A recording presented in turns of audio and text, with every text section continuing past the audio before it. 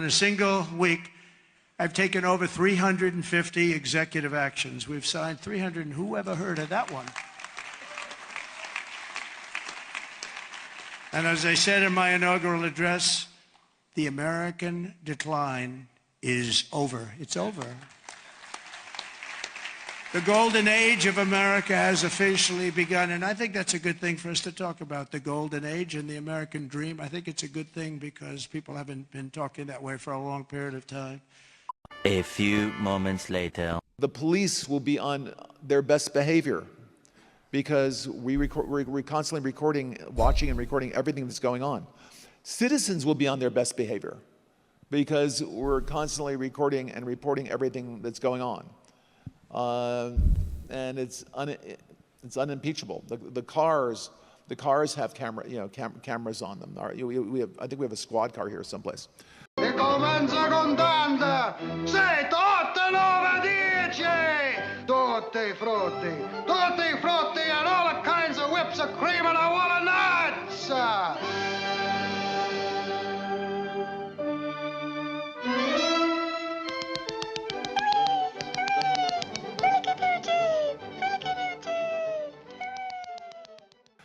But those kind of applications using AI, if we can use AI, and we're using AI to monitor the video.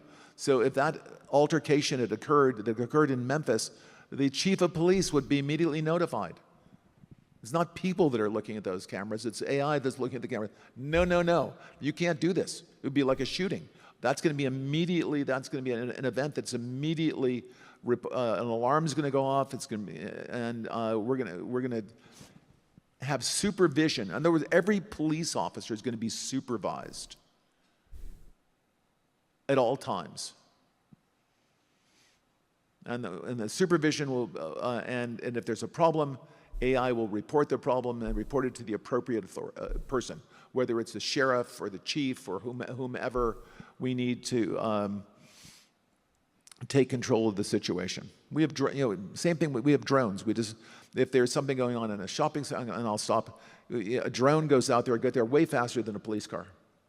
There's no reason for, by the way, high-speed chases. You shouldn't have high-speed chases between cars. You just have a drone follow the car. I mean, it's very, very simple. And the new generation of autonomous drones. This is fine. I'm okay with the events that are unfolding currently. That's okay. Things are gonna be okay.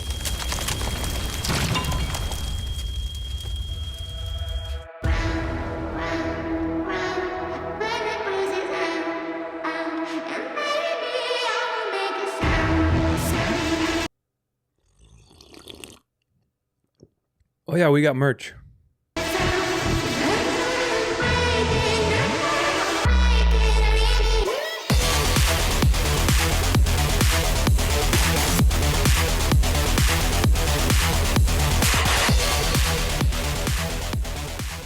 Welcome to the show, everybody. This is the Dance of Life podcast, and I'm your host, Tudor Alexander.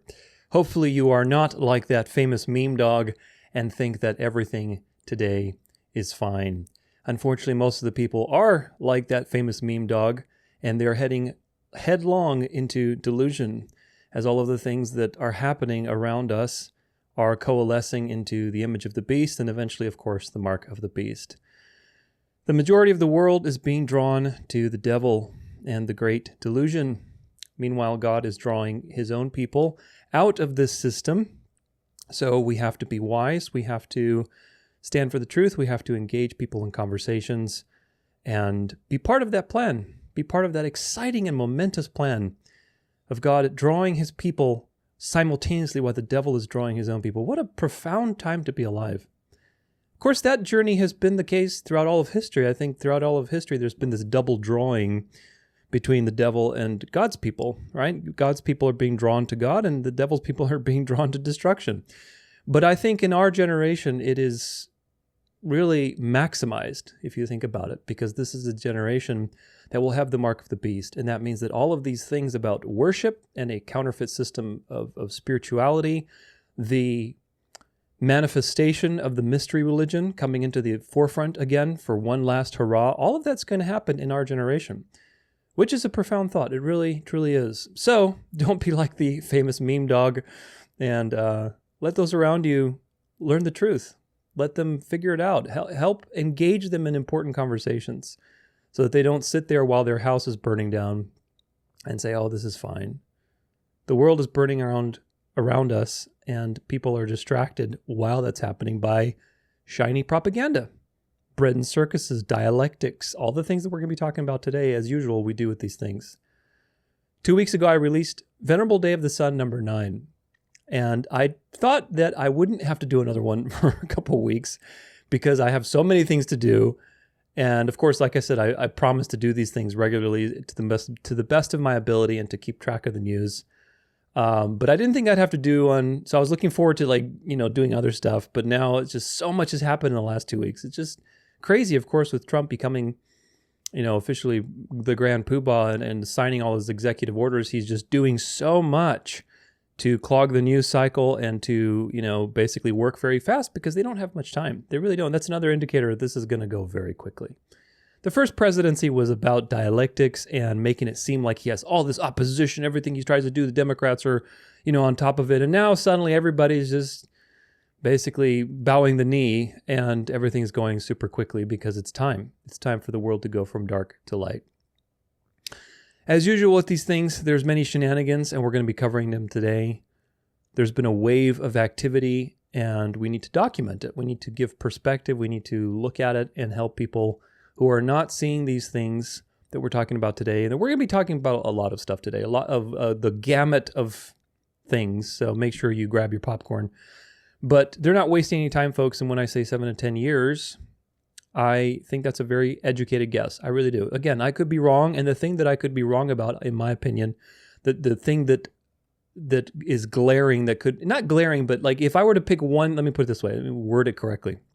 If I were to pick one thing where, okay, what's the weakest part or what's the greatest chance of you being wrong? The part that I feel I could be wrong at, I don't think I'm wrong, but if I were to criticize my own position, it would be how fast they can put together the image of the beast and enforce worship, right? As far as everything else in the timeline, I'm very 100% on that.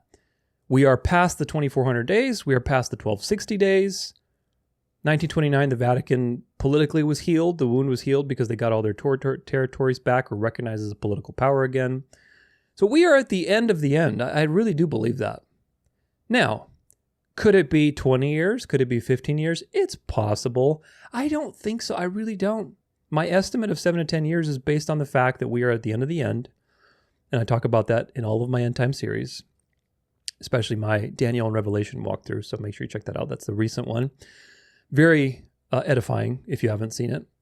So we're at the end of the end. And also, I really believe that things are moving very quickly and they'll be able to achieve this goal of bringing to life the image of the beast, which is the worldwide government, and enforcing the mark within the next 7 to 10 years. Could it be 15? It could.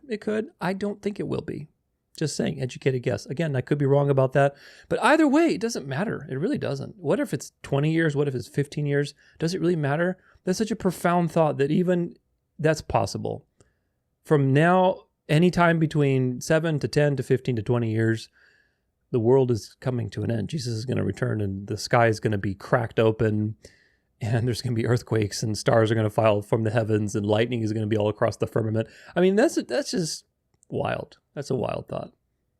If you're new here to these videos, make sure you watch my 4 main eschatological series. The End Time series, the Great Delusion series, the Synagogue of Satan series, and Daniel and Revelation walkthrough. All 4 of those together is about 120 hours of eschatological content. And you can see for yourself with massive amounts of evidence in each of those series, different perspectives on the end times, different things. I would say the end time series is kind of the foundation. That's 36 episodes, 70 hours long, lots of content, great foundation. The Great Delusion series is about how dispensationalism is morphing into the NAR with the charismatic movement. What is the end of these things? How is the beast going to use the Jews, the Muslims, everything else to bring the world to itself? So a lot of important things there. History of dispensationalism. Synagogue of Satan series looks at basically the wave of counterfeit worship and the mystery religion from the Garden of Eden all the way to the very end, and how it's not about the Jews, quote unquote, but it's really about counterfeit worship. People who say they are one thing, i.e. worshipers of God, and actually are doing another. They're worshiping the devil. That is the main problem of the church age, and really throughout all of history. And of course, Daniel and Revelation walk through. We go verse by verse, Daniel and Revelation, from the very beginning, Daniel 1 to Revelation 22, all the way through. 13 hours long, 13.5 maybe, something like that. A lot of great information there, verse by verse, walkthrough, and really good perspectives. So again, it's about 120 hours of material, references, documentation, graphs, charts, everything is posted in there. You can download it. You can have the videos for yourself if you're a member on the website. So get edified on these things so that you know how to handle discussions, because you're going to need to have them. You will need to have them, folks. If you have been given knowledge and God has given you knowledge, do not sit on your hands, please. Don't sit on your hands. Don't just relish this stuff for yourself in your own private enjoyment. Of course, get edified, enjoy these things, but realize that God doesn't give knowledge to everybody. He really doesn't. Even within the elect, there are elect that have really bad theology. You do not need to have perfect theology to be saved. You need God to save you and to grant you the ability to believe and have a change of heart. And there's no way for us from the outside to really determine that most of the time. So that's why you're not supposed to judge people's hearts. But nevertheless, theology and salvation are two different things. It's important to have good theology and always be studying, but it's not a prerequisite for being saved. And so there's a mystery there that God has given different people different amounts of awareness. And I think that goes back to his sovereign purpose of electing, in that he has chosen for information to go through the world and to bring his elect to himself. And he's chosen people to be part of that. Doesn't make you more special than somebody else. It just means you are invited and encouraged and appointed to be part of this plan. I never in my life thought I would be doing a YouTube channel. I really honestly can tell you, I've never in my life thought I would be doing a YouTube channel, let alone on Christian content. Okay? So here I am, and I take it upon myself to share what I have learned, what God has revealed to me through my own personal studies, through evidence, through other people, other great teachers that I've watched, and I've eat the meat, spit out the bones. And my goal is to distill that information down and give it to you. And then your goal in turn should be to take that information and give it to somebody else. That's really the way this works. And that's how we can find our purpose in this clown show of a world. Every day it's going to be worse and worse of a clown show. And you'll see more confirmation of that today, unfortunately. But speaking of charts, you can now buy your own, very own End Times Prophetic Timeline blown up on a canvas, on a framed poster, on a regular poster if you want, or even on little teeny tiny postcards that you can hand to people with QR codes for all of those major series that I just cited. On the Dance of Life podcast merch store, as you can tell, I've got my propaganda. If you're listening to this on a podcast, then I've got my shirts that I've printed out, and I'm hanging them in my backdrop so people can see. Actually, this is annoying me. Oh.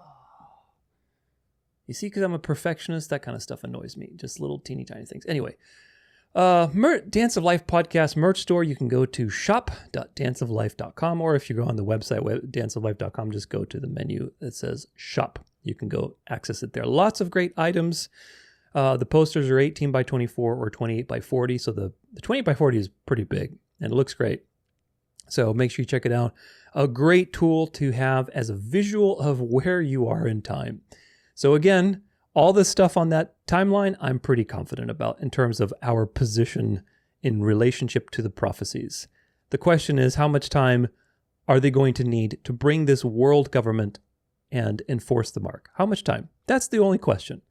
Again, that's the part I could be wrong about. I could be wrong that it might take 7 to 10 years. I don't think I'm wrong. I really not. And that's not like a statement of arrogance. I'm just saying, based on the evidence, I really don't think I'm wrong. I think, if anything, it might be on the shorter end, but I could be wrong about that. 7 to 10 years, that's why I say 7 to 10.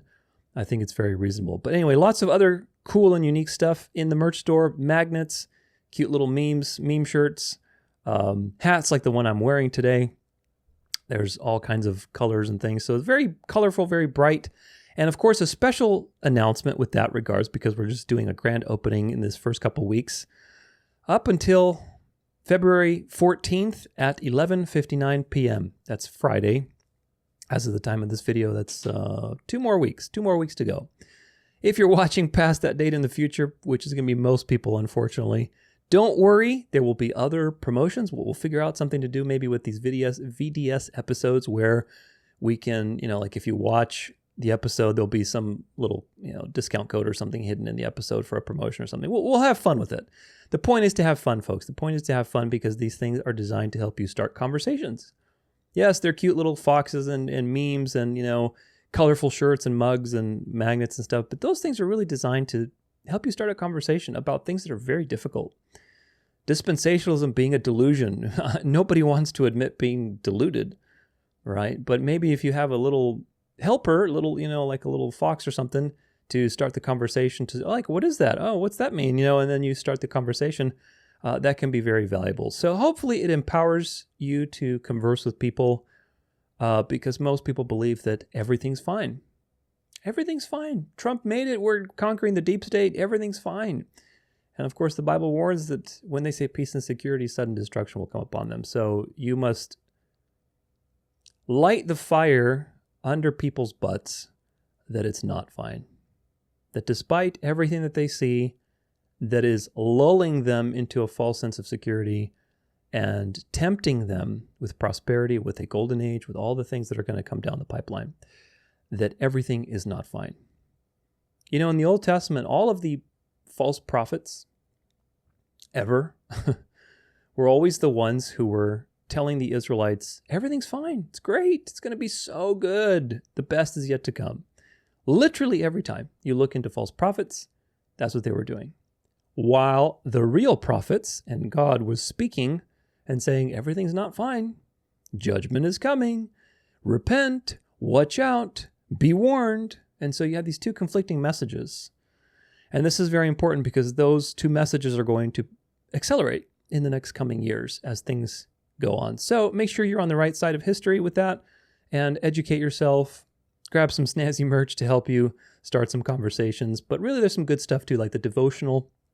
I recently released all of my theology articles and written Bible studies are in there with nice pictures and everything. It's a color book. It's 640 pages. Great price for how many pages you're getting.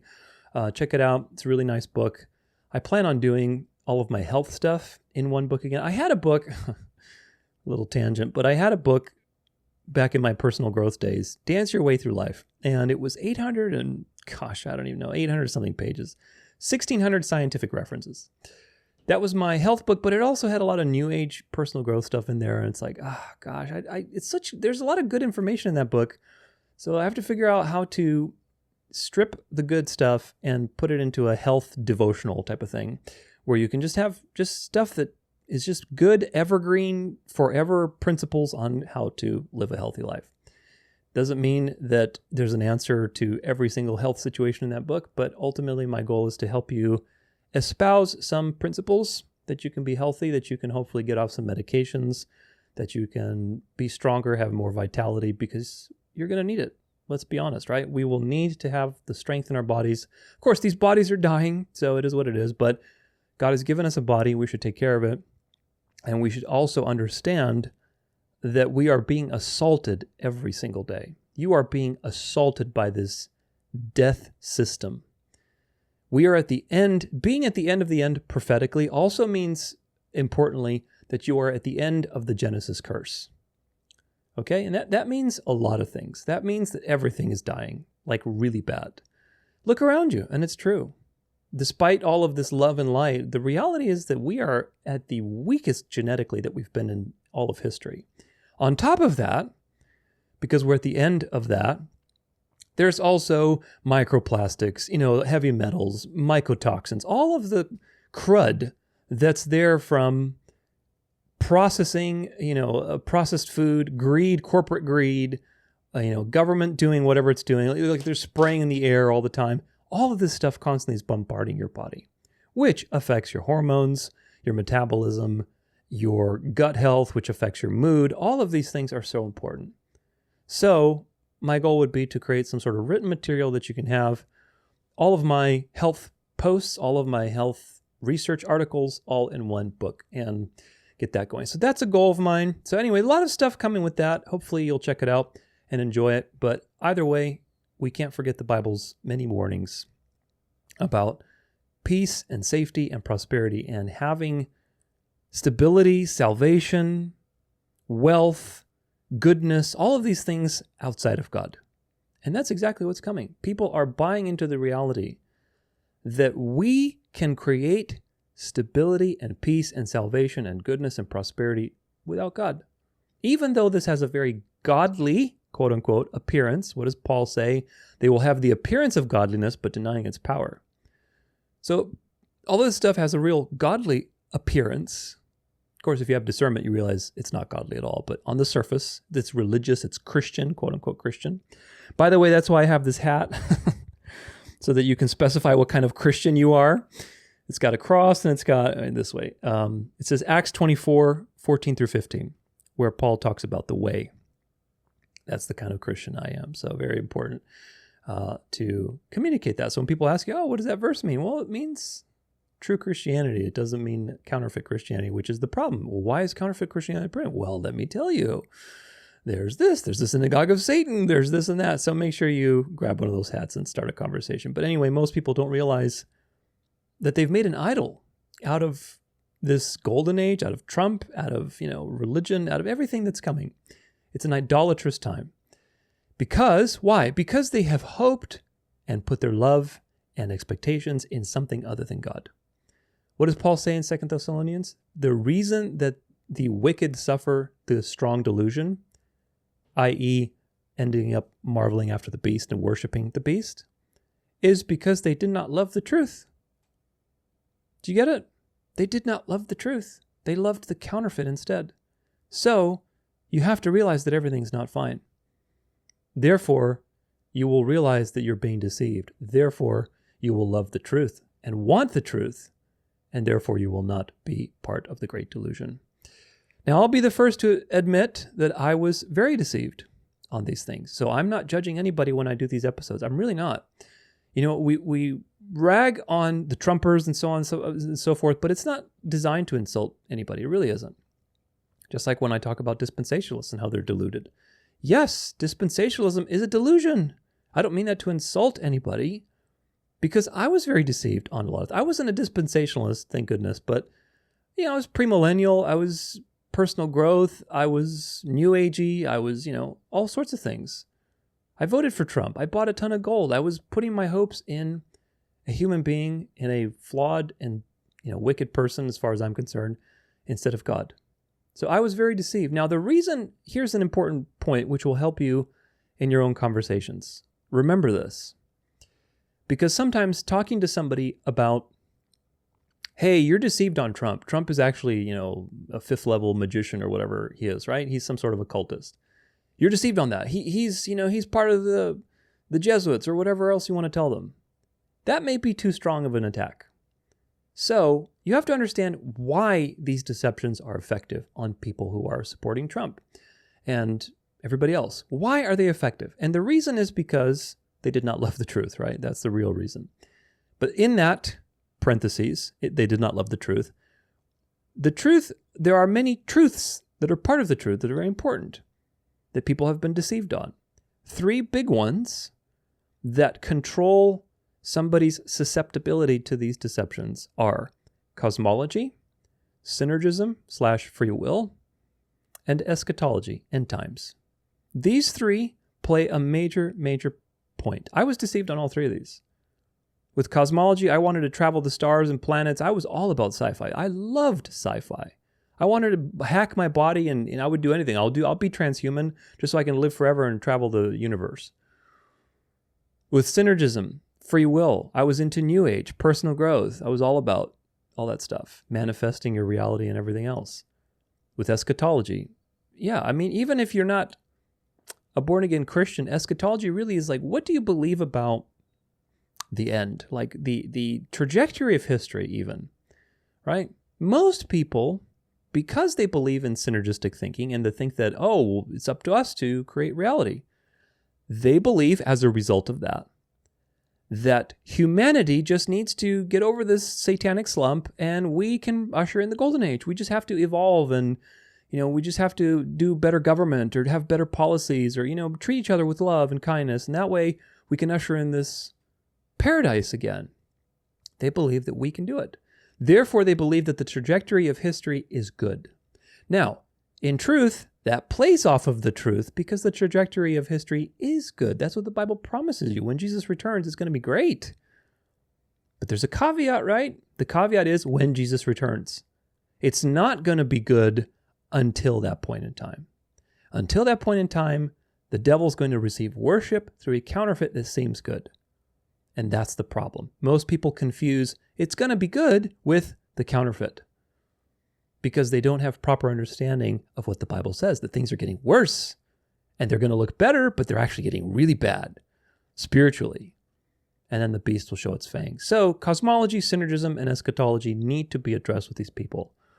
Many people fall into these deceptions, and as a result, they're very easily picked for the Great Delusion. So it's important to have your basics. And I have series on all of these things. Actually, salvation, I have a lot of content on synergism and things like that, but I am at the process of putting together my final series, probably, which will be on salvation. And that'll be very much talking about monergism versus synergism, predestination, election, all of the things that are very controversial, unfortunately. But nevertheless, the trauma of the dialectic of the bad cop, good cop dance that's happening all the time makes people believe that Trump coming to power seems justified. It's a good thing, and it's justified that Trump is coming into power, because we had that big bad Biden that was, all over in the communist globalists that wanted us to eat crickets and so on and so forth. You'll see an interesting story today with them admitting defeat. It's just such Jesuit theater, man. It really is. But you have to accept what the Bible says, that life and reality have been getting worse since the Garden of Eden, and they're going to reach their maximum worseness right before Jesus returns. And we are in the fifth and final empire of Daniel. It's another important thing to get in mind. Now, the Catholics will say there's 4 empires because they're hiding themselves in history and making themselves look like the glorious mountain. But of course, we know that that's the eternal state. If you don't know what I'm talking about, watch my Daniel walkthrough. But we are in the 5th and final empire of the earth, folks. It's the iron and clay empire, which is barely hanging on. The Genesis curse, the iron and clay empire, everything's going to hell in a handbasket. And alongside that, spiritual reality of damnation. The packaging is going to be revival, economic prosperity, mass baptisms, conversions, charismatic quackery, all this stuff. Now, it's going to be brief, which is the good news. It's not going to be, decades and decades. It's going to be brief because when the mark is enforced and people are starting to be thrown in prison or killed or persecuted or kicked out of society, the time is near. Jesus said that some have to be left alive. That's another reason why I say this is 7 to 10 years. Because once the mark is enforced, it's not going to be decades of enforcing the mark. It's just not.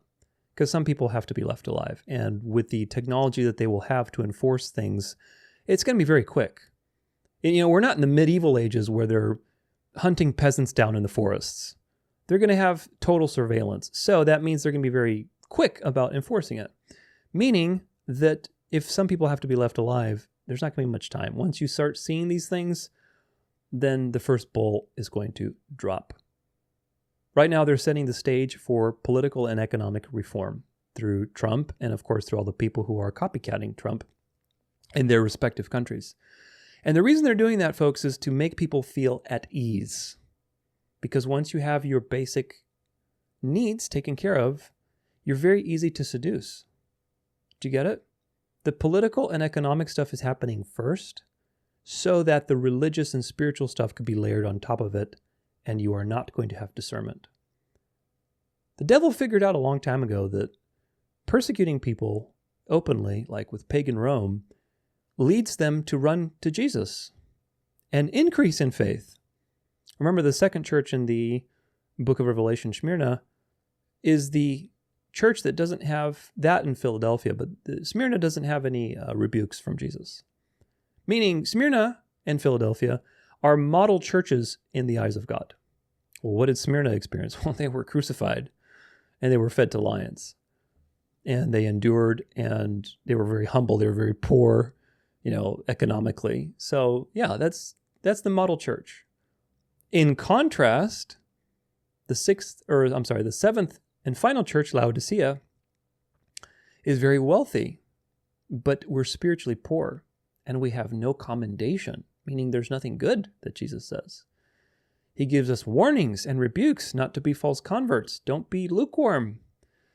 Otherwise, he'll spit you out of his mouth. So, very important to realize the church that you're in. They're setting the stage for this to happen so that the spiritual delusion can be coming on top of it. When you're like that meme dog and you say, everything's fine, even though you're... There's an Adult Swim cartoon, which is a little graphic. I was like, I probably won't put this because it's a little too graphic. But anyway, he's like burning, his hand is burning off. It's really funny, but it's so true. It's so true. The world's burning down and people are like, oh, it's fine. It's fine. Don't be like that. You be consumed. You're going to be consumed by the spiritual delusion that's coming. Such delusion. When you see these charismatics yelling at the top of their lungs and hallelujah, and they start frothing at the mouth and shaking and speaking in tongues, and it's like, that's going to take over the world. It's going to take over the world. False prophets and prophecies and all kinds of delusion. So hopefully these videos will do their part to wake people up and to edify you to do your part to be part of that plan. Make sure you hit that subscribe button. Share these videos, like, comment, do whatever you need to do, whatever you feel compelled to do. Don't be afraid of engaging people, and don't feel that you need to be perfect. I know it can be intimidating starting conversations. It's still intimidating for me to walk up to a homeless person and talk to them about the gospel. When I have an opportunity, I do it, but it's still difficult, right? So I understand that it can be difficult, but ultimately use the resources that you have. Get edified so that you know. Use some resources in the merch store if you need them, and practice. That's the only way you're going to get better, is practicing. You have to keep doing something, fail, get better, and do it better next time. God has given you knowledge, so do something with it. God does not give knowledge to people to sit on their hands. That is my belief. Today is the 10th Venerable Day of the Sun. The 10th, not the anniversary, but the 10th episode, so that's a milestone, I guess. My first one was in July of 2024. So far, in 6 months, we have 10 episodes, which is a lot, I think, especially since the episodes are pretty long. Make sure you watch these episodes and you understand the trajectory of the events that have been covered so that you can explain things to your friends and even share them, obviously, with your friends too that would be curious to watch. They're packed with info, and every time I do them, there's just so much to cover and speak about and give perspective on because we are nearing the end, folks. We really are. Number 5, what I was going to say is a lot of these VDS episodes have very important tangents that we go on. Today we'll talk about the Holocaust, for example. We'll talk about some other things too. But in number 5, VDS number 5, I talk about how America is the false prophet of Revelation 13. Because we respond to an argument there by Charlie Kirk, how America is a Christian country. And of course, Charlie Kirk is very confident. He's very charismatic. He knows history. He knows his facts, and he can spit them out very quickly. But if you don't have discernment in how to respond to these things, it'll take you for a spin. It really will. So those are very educating situations with these Venerable Day of the Sun. They're not just news coverages. I like to do a little bit of everything if I can. If something leads me in if I'm led in the direction where, okay, we'll cover something historical here, an important point, then it becomes a lesson on that. Like I said, today we'll be talking about the Holocaust. So we'll see. Hopefully YouTube will keep my video on. But anyway, I have other projects I want to keep doing and get back to. So hopefully after this one, I can get to work on those because there's some really cool things I want to release. But then there's the Salvation series and there's that. So a lot to do, a lot to cover. Let's get started with this circus show. Presentation notes and references will be available in the library for download. So make sure you check those out so you have the written presentation notes and the video on your own hard drive. And here we go. Part 1, Bread and Circuses.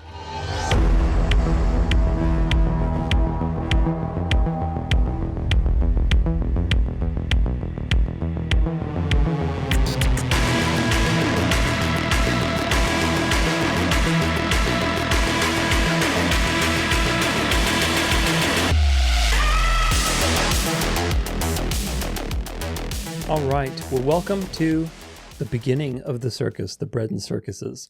In this part, I want to highlight some stories that are just designed to obviously distract, entertain, move your eyes over here, move your eyes over there, that type of thing. People are in love with bread and circuses. And of course, if you know Juvenal's famous quote, the whole point of bread and circuses is to keep you from revolting. In other words, the point of these types of situations, which really all of these things fall into today, is designed to keep you so distracted and deluded and entertained that you don't think critically about who controls the laser pointer. So don't be like the meme dog, be like the meme cat. That is the smart cat that sees the laser pointer. And we have a shirt for that too, by the way.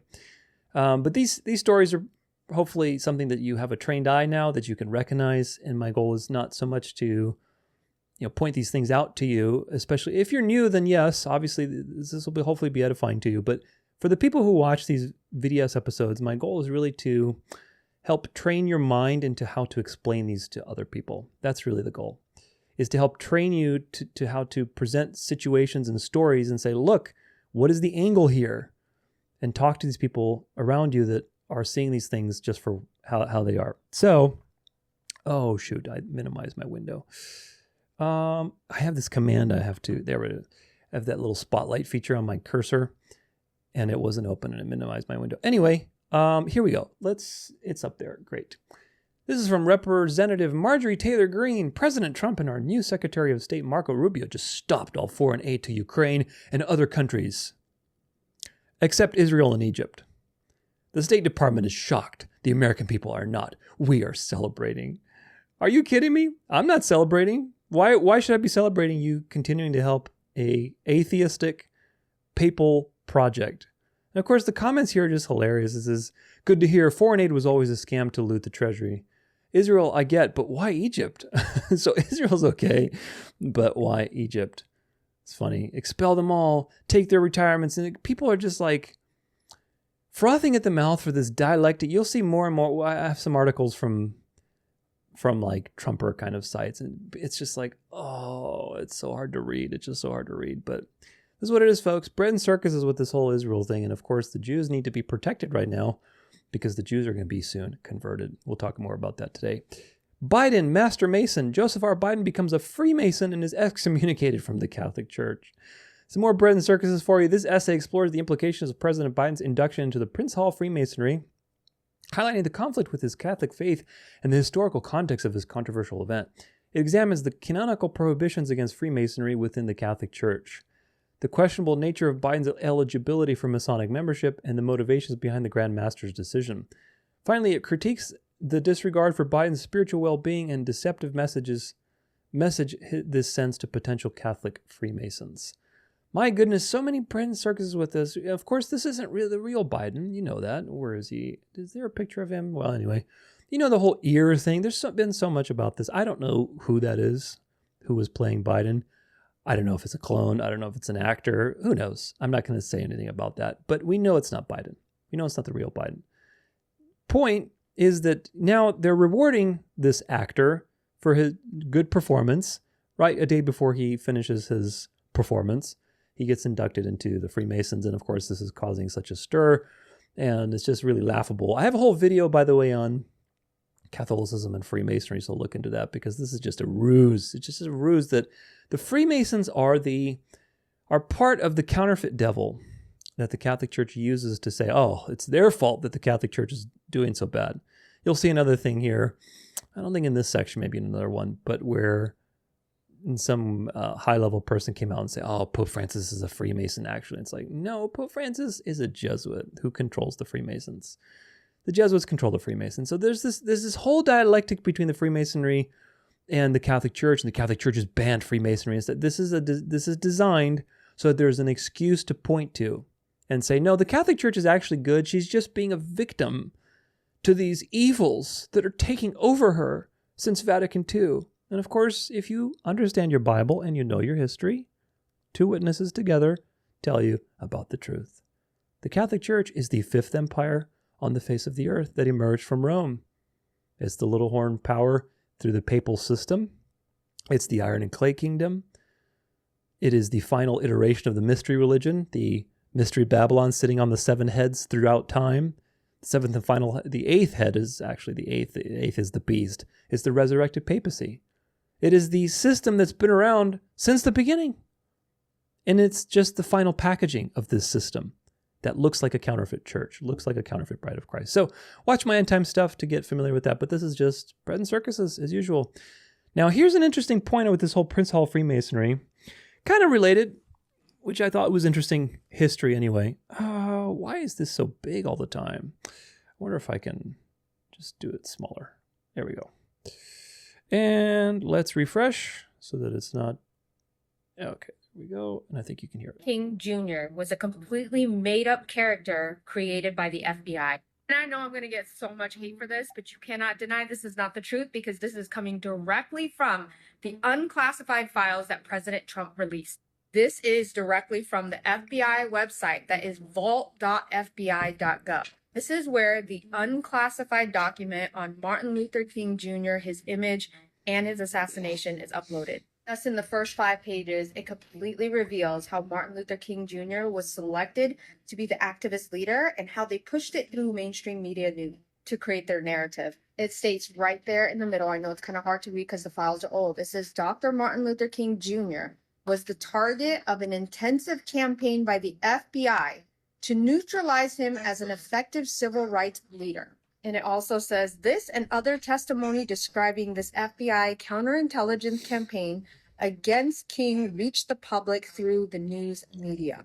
Hold on. So create a narrative, hire an actor, and then use mainstream media to program it to become the truth. This is just more confirmation that this has been their playbook the entire time. Here's Curtis Scott King received a posthumous Masonic proclamation honoring her husband, Dr. Martin Luther King, at a Morehouse celebration in 1990. Yeah, they're all in the club, folks. And the reason I show you this, not so much that we're talking about Martin Luther King today, but there is a relationship there in the sense that if they did this with Martin Luther King Jr. for decades, people believed in this man. I knew Martin Luther King was a communist. I knew he had a very sordid life that most people weren't talking about. I didn't know about his wife being like a Freemason, but interesting stuff. Either way, the point is that all of the people who are, what is the point from this story? The point is that all of the people who they prop up are actors. Okay? Why? Because they control everything. They control the media. They control the world stage. You don't get to be on the world stage shaping culture and people's opinions and not be drinking from the devil's cup. And if you aren't drinking from the devil's cup and you're on the world stage, you get taken out pretty quickly. All the people who've been taken out refused to be part of the system, or they were part of it and they, said, I don't want to be part of this anymore. And they woke up. So you don't get to be on the world stage. Now, if they did this with Martin Luther King Jr., and you see Project Mockingbird and all the CIA and FBI people involved in the news and media, we'll talk more about this today, but this is just something to kind of put a little pin there to remember that nothing that you see is genuine. It's all scripted and designed to move the agenda forward. Here's some more bread and circuses with the man of sin. Pope says he would baptize aliens. Who are we to close the doors to them? Pontiff made this out of this world pledge during homily on acceptance. You got to give it to him. He's really stirring things up. Pope Francis has said that he would be willing to baptize aliens if they came to the Vatican, asking, who are we to close doors to anyone? Well, the fallen angels are probably already hanging out at the Vatican, so who knows, maybe they've gotten baptized as Catholics already. In a homily yesterday dedicated to that, why is this enter your email? How about I'll try later? Leave me alone. Yeah, I was like, I highlighted this. What's going on? But he added, when the Lord shows us the way... Oh no, let me read this part. Francis said that Christianity had struggled with its earliest stages with the temptation to reject the living presence of God in various ways. Now, this is a ridiculous story, but I want to show you how the snake always takes just the most wicked things, the most ridiculous things, and then twists them with like, oh, look, well, thus it is written. Just like the devil tempted Jesus in the desert. You have to be aware of this. When the Jesuit Pope is a master linguist, he knows exactly how to twist the word of God. And so basically, what's the issue? I missed all this stuff. Okay, rewind. In a homily yesterday dedicated to the concepts of acceptance and inclusion, Francis recalled a Bible story about the conversion of the first pagans to Christianity, according to reports on Vatican Radio. What does this have to do with little green men from Mars. Of course, there's no such thing. Really, they're demons and fallen angels. He said Catholicism was a church of open doors. That's right. We're open to fallen angels, demons, Nephilim, you name it. That it was up to Christians to accept the Holy Spirit, however unthinkable and unimaginable it appeared. Do you understand what this is? This is a foundation for the charismatic movement, for everything else. Oh, it's okay, just go with it. Just go with the flow. Don't think. No, the Bible tells you to be sober-minded, because the devil prowls around like a roaring lion, seeking people to devour. It tells you to test the spirits. It tells you the devil appears as an angel of light. Therefore, if he appears as an angel of light, you have to have discernment. It tells you about Antichrist, against Christ, in place of Christ, dialectical things. You have to have discernment. You have to use the sort of truth to divide rightly. Otherwise, you'll be deceived. So there's the message from the truth, which tells you to have sober-minded execution. And then there's the message from the Antichrist, which says, no, don't question, don't think, just do, just feel it.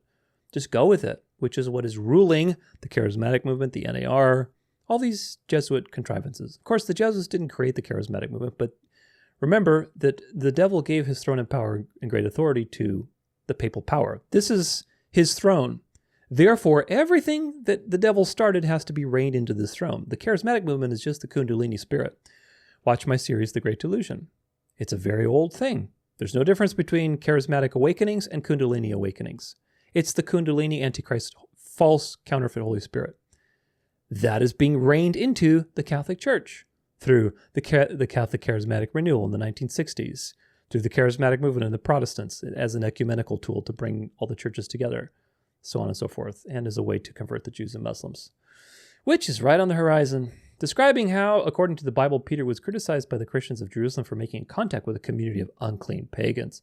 Francis said that at the time that was too unthinkable.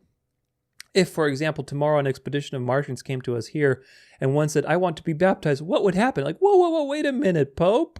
We're making some big leaps and bounds there. We're assuming a heliocentric model. We're assuming that little green men from Mars exist. That we're assuming that they would even be able to physically travel here and communicate with you. That we're assuming that if they did discover you, they wouldn't destroy you.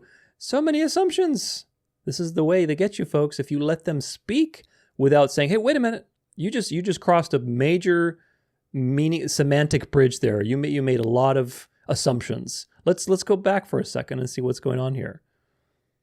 Clarifying that he really was talking about aliens, the Pope said, Martians, right? Green with long noses and big ears like in children's drawings. Yeah, those aren't Martians, those are demons. Francis said that Christianity had struggled with its earliest stages with the temptation to reject the living presence of God in various forms. You see how it's like weaving deception and truth together? Yeah, it's true. That in the beginning, people were trying to figure out, what are we doing with the pagans? There's this feeling of, well, remember the first Christians were Jews. And so it was a huge controversial thing that the Gentiles are getting saved too. Yes, that was the whole point. That was a cultural shock at the time. This is true. That is the truth. Now he's weaving it with deception and delusion and saying, oh, well, these two things are the same thing. They're not. They're not even close to the same thing. But he added, when the Lord shows us the way, who are we to say, no, Lord, it is not prudent. No, let's do it this way. Who are we to close the doors? Don't, no, it's a move of the Spirit. Don't question it. People going like, blah, blah, blah, blah. No, don't question it. It's a move of God. Don't question it. Who are you to question God? This is the kind of delusion that's coming upon the world, folks. It's coming. Charismatic delusion. While Francis appears to have taken the argument to its logical extreme, this is not the first time that the Vatican has raised the prospect of baptizing extraterrestrial beings. Speaking at the British Science Festival in 2010, one of the then Pope Benedict them in the Roman numerals, 16th astronomers said he would baptize an alien if they asked. While he accepted the chances of ever getting such an opportunity were slim, Guy Consolmagno, who should have an SJ here because he's a Jesuit, said any entity, no matter how many tentacles it has a soul. Now, do you understand? Again, this is a ridiculous article. It's really quite stupid. But there's an important point to be made here about discernment, about how the snake speaks, about the strategies the snake uses, how assumptions are made, and so that these spells are woven in conversations, so that you are immune and you use the sword of truth and you just slice them away. When the Jesuit Consolmagno said, any entity, no matter how many tentacles it has a soul. What does that mean? What has he interjected into your mind? He's interjected the pagan mystery religion idea that everything has a soul, everything lives forever, everything is self-existent. You will be like God. That's not true. We are living souls. We exist as living souls, which is a mystery because God's Spirit animates us and we are physical beings, but there's no separate immortal soul that is us, that preserves itself and perseveres after you die, floating around, whether it's in hell, in heaven, in purgatory, in the fifth dimension, in the astral plane, wherever else. No such thing. But of course, because Catholicism is the final iteration of the mystery religion, this is what it teaches you. And also, going rewind a little bit to the Pope talking about, oh, well, if Martians came, we would baptize it. Whoa, wait a minute. Well, Martians don't exist. We live in an enclosed cosmology. The only extraterrestrial beings that have ever made contact with Earth are fallen angels. And that's because they rebelled against God and listened to the devil to be their own gods. So what are you talking about? But you see, you let him make that assumption, and then suddenly now we're in that territory, and you're operating according to what he's talking about. So you have to be very, very discerning that when you hear people make assumptions, you have to stop them right away. You can't let somebody make an assumption and continue on that road, because if they're wrong, then you are now with them in the error. Do you get it? So this is an important example of how to avoid that. This one's from Daily Mail, and it's a little formatted. Well, it won't let me scroll to the side. Former reality TV star Sean Duffy confirmed as Transportation Secretary. What do we talk about? Actors and putting actors in positions of power. Donald Trump's selection to lead the Transportation Department, former Fox News personality and MTV Real World star Sean Duffy, has been confirmed by the Senate. The father of 9 is married to Fox host Rachel Campos Duffy, who you met while filming the reality series Road Rules All-Stars in 1998. Roadway safety hits close to home for me because my wife survived a deadly head-on crash which has profoundly reshaped her life, Duffy revealed during his confirmation hearing. What does that have to do with roadway safety? You have no experience in this department. Do you get it? It's all emotion. It's all emotion and rhetoric. Now, I feel really bad that his wife had to experience that. That's terrible.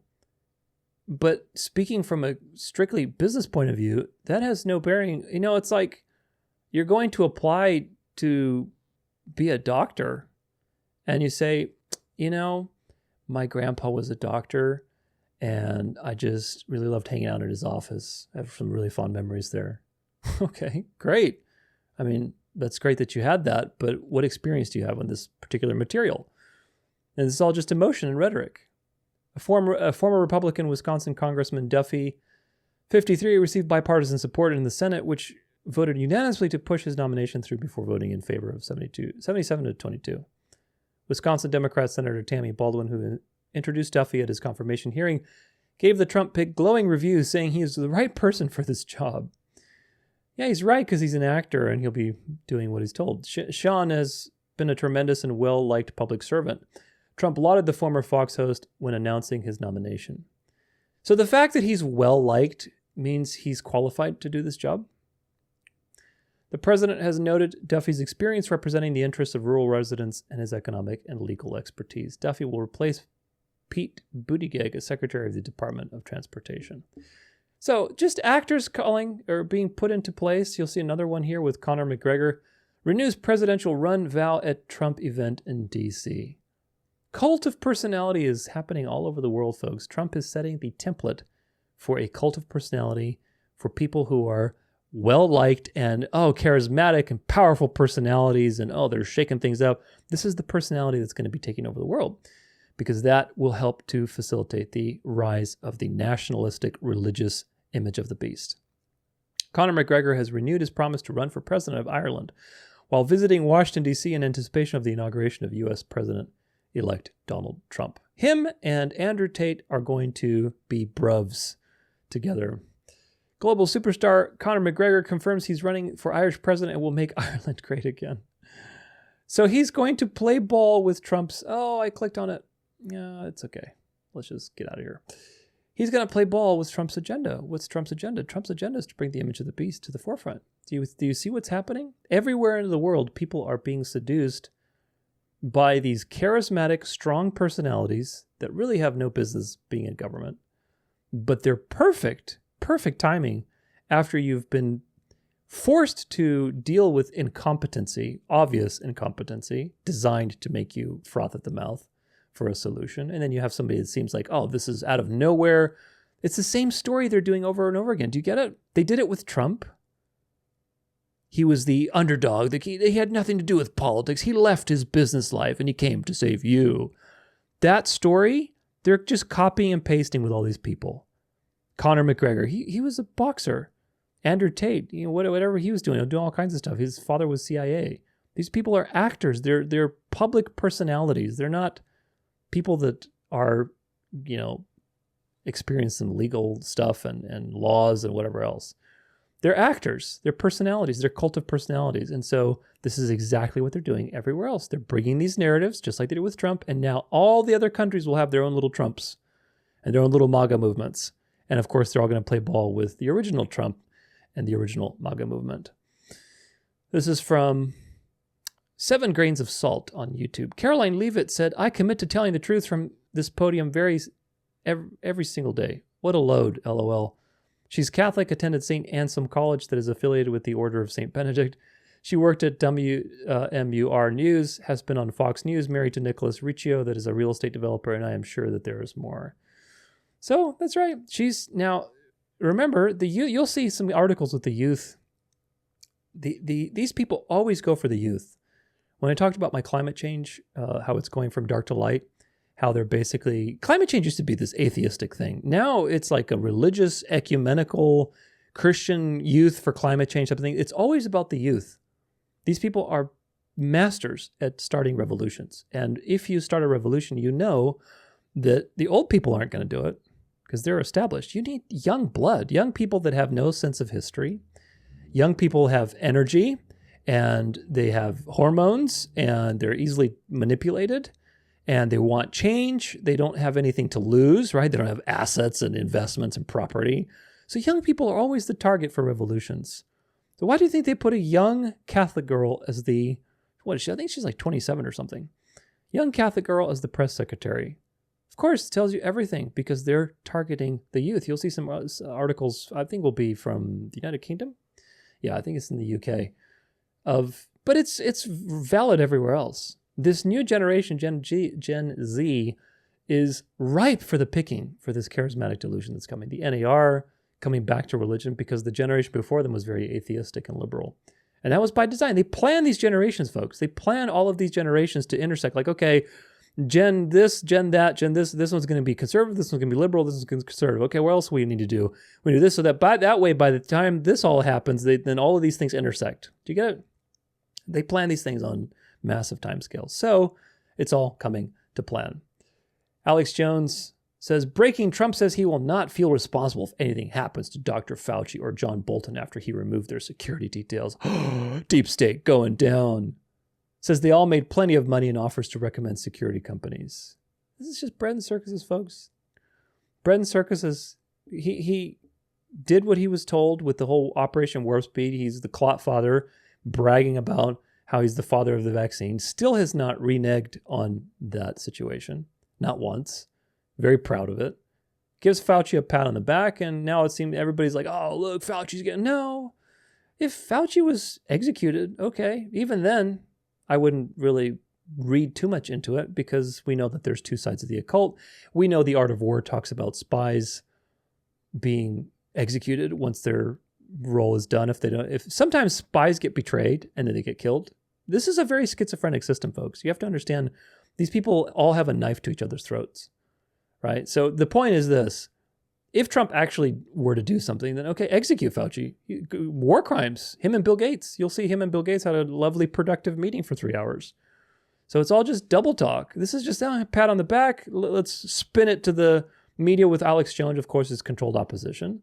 Spin it to the media and tell people, look, the deep state, look what's happening. Fauci's getting his security revoked. Oh, so what? He's going to have top of the line security, he has plenty of money. This is just a pat on the back to make the Goyim feel like something's happening. Nonsense. This is from Greg Reese. This is an interesting little video.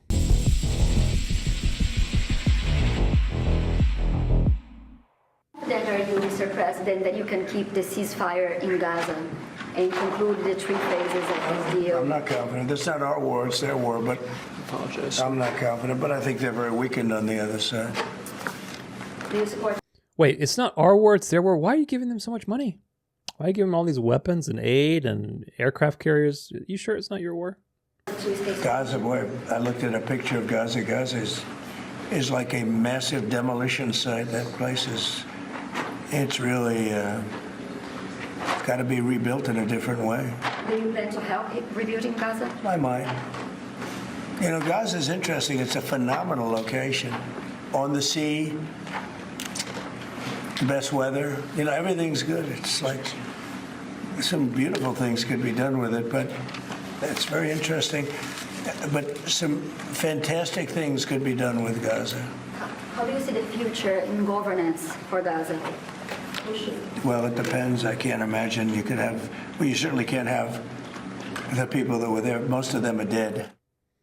While much of the world decries genocide, Trump recently brought up the great real estate possibilities in Palestine. This is reminiscent of his son-in-law, Jared Kushner's recent comments, whose family is also in the real estate business. There are real fears on the part of Arabs, and I'm sure you talk to a lot of them, who think once Gazans leave Gaza, Netanyahu's never going to let them back in. Maybe, but I'm not sure there's much left of Gaza at this point. So, you know, if you think about even the construct, like, you know, Gaza was not really a historical precedent, right? It was the result of a war, right? You had tribes that were in different places, but then Gaza became a thing. Egypt, you know, used to run it. And then, you know, over time, you had different governments that came in different ways. Both sides are spending a fortune on military. I think neither side really wants to have, you know, a terrorist organization enclaved right between them. And Gaza's waterfront property, it could be very valuable. It's a little bit of an unfortunate situation there, but I think from Israel's perspective, I would do my best to move the people out and then clean it up. But I don't think that Israel has stated that they don't want the people to move back there afterwards. Trump recently suggested that the Palestinian people be moved into other nations. I'm talking to General El-Sisi tomorrow, sometime I believe, and I'd like Egypt to take people, and I'd like Jordan to take people.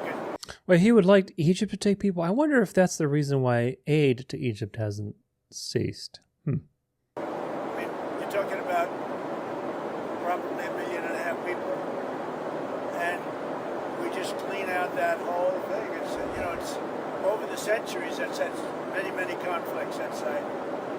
And I don't know, it's something has to happen, but it's literally a demolition site right now. Almost everything's demolished, and people are dying there. So I'd rather get involved with some of the Arab nations and build housing in a different location where they can maybe live in peace. Temporarily, or would they? It could be either. It could be temporarily, could be long term. The claim to Israel by the Zionists is that the land was promised to them by God thousands of years ago.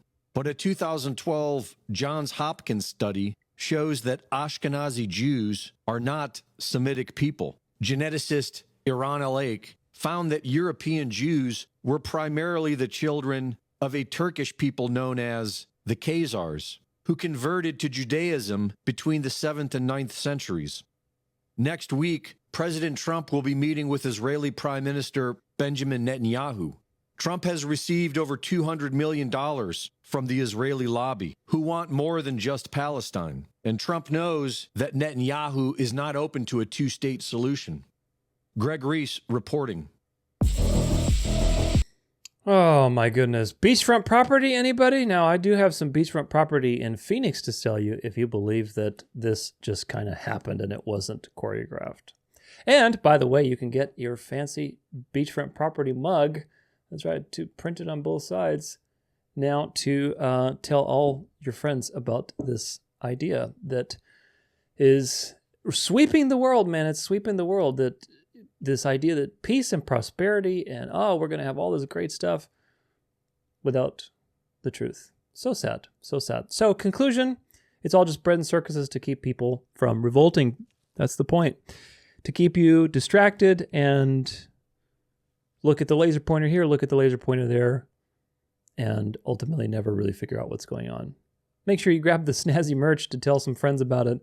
I'll tag it in this video. But look, in the 1960s, the CIA, which was founded by a Bonaparte and full of Knights of Malta members, by the way, created Operation Mockingbird. What was the goal of Operation Mockingbird? The goal of Operation Mockingbird was that by the time it would be finished, every American citizen would believe lies. Everything that an American citizen would believe is a lie. That was the goal. Every major news host on TV is a trained actor. They're trained actors, they're puppets, they're in secret societies, they're CIA agents. Whatever it happens to be, it doesn't really matter. They're just part of the club. You are not in a position when you're speaking on a major news network to say whatever you want or create your own stories. You say what you are told because you are a puppet. And in exchange for that, you get a cushy life and everything else, of course. Look at the marriages between these people. They're all intermarried with one another. It's truly, truly profound. They're all government agents. They're all intermarried. So it's all one big club.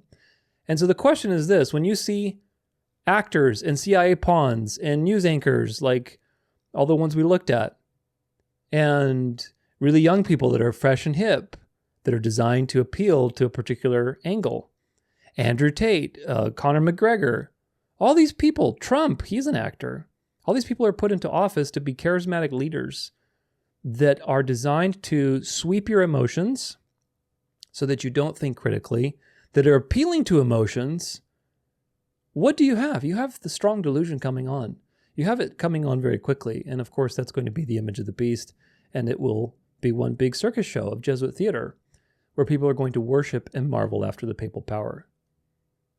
The drama and the hypocrisy is disgusting with these people, and it's only going to increase over time. The whole thing with Gaza is just so disgusting. It is so disgusting. You know what they're going to do? Probably. We'll have to watch it.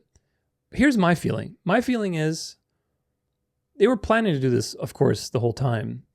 And they're going to turn it into some resort real estate mega thing. It's going to be a great place to visit for all the evangelicals. And that'll be a nice way to cross-pollinate all these cultures, especially once you declare peace in the Middle East. You're going to have lots of traveling to Gaza. It's going to be this beautiful destination. And that's going to set the stage for a charismatic renewal revival in the Middle East. So that's how I see that playing out. We'll have to watch it. At this point, there's limited information. But either way, again, if you think that this just happened and they're just trying to figure out what to do with it now that it's destroyed, then I have some beachfront property to sell you in Phoenix. The resort is going to be a perfect stage for when peace comes to have a massive revival in the Middle East, if it happens. Biden becoming a Freemason is also another joke. It's just, again, it's just a story designed to distract you, but really it's also revealing to you that everybody's in the club. Biden's an actor. The actors are not just on the right side. They're on every side, folks. They're on the left and on the right. All of these people are an actor. You have to remember the Jesuits have controlled theaters for hundreds of years. Theater was one of the main weapons of the Jesuits. Because the Catholic Church, again, this is like, if you understand your basics in history, it's so simple to see this stuff. It really is. That's why I'm all about the basics in everything I do. If you understand what happened in the Reformation, that the Catholic Church went from a totalitarian religio-political state that had control over everything. You question the church, you would die. Because of the Ottoman Empire, because of the printing press, because of the Pilgrims leaving to America and starting colonies there, all these things dispersed the iron grip of the papal power. And the Jesuits were formed, and they had to figure out, okay, well, we can't just grip things anymore. We have to engage in subterfuge.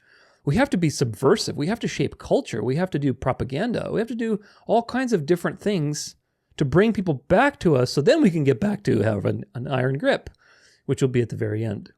That's the direction we're headed back to. We're going back to a resurrection of medieval Catholicism, which is going to be a very interesting situation with all this technology. But nonetheless, until that point in time, they have to use subterfuge and shaping culture and Jesuit theater. So if you understand the switch of tactics that the Catholic Church had to engage in, and you understand that for the last 500 years, the Jesuits have been masters of theaters and productions and revolutions and creating smoke and mirrors and Plato's cave and all the things and laser pointers that we've talked about. then you understand all of this stuff is just consistent that we're sharing just here in the first section with bread and circuses. So all these people are actors, and it's one big club. And the question of all of it is, if we've taken all of that into consideration, Martin Luther King, all the CIA puppets, all the people being put into power, Conor McGregor, Andrew Tate, just actors, all of them actors. Do you really think, now ask yourself a critical question. We haven't even gotten to the Trump section in this presentation. Do you really think Trump is not an actor? Do you think Trump is not part of the club? You think he just kind of made it and somehow has taken down the satanic system? Come on now. Don't be deceived. It's all one big club. It's all one big circus. And thank God Almighty that you're not part of it. Thank God that you're not part of it. That you're just watching. You're watching an intermission right now. You're watching an intermission, and the intermission is right before the main event. The main event is the return of Jesus, where he destroys this system once and for all and begins the eternal state. But you're watching intermission. You're watching some really bad performers, some really bad jugglers. It's like, oh gosh, when is this going to be over, right? You're in the intermission. So thank God that you're watching the intermission and you're not on the stage getting caught up in, oh, I got to do this, got to do that, got to do this, and you're being sucked into the delusion. So don't be deceived and help others wake up before it's too late. Help them expand their critical thinking and help them not partake of the bread and circuses. Onward to part 2, Dialectics.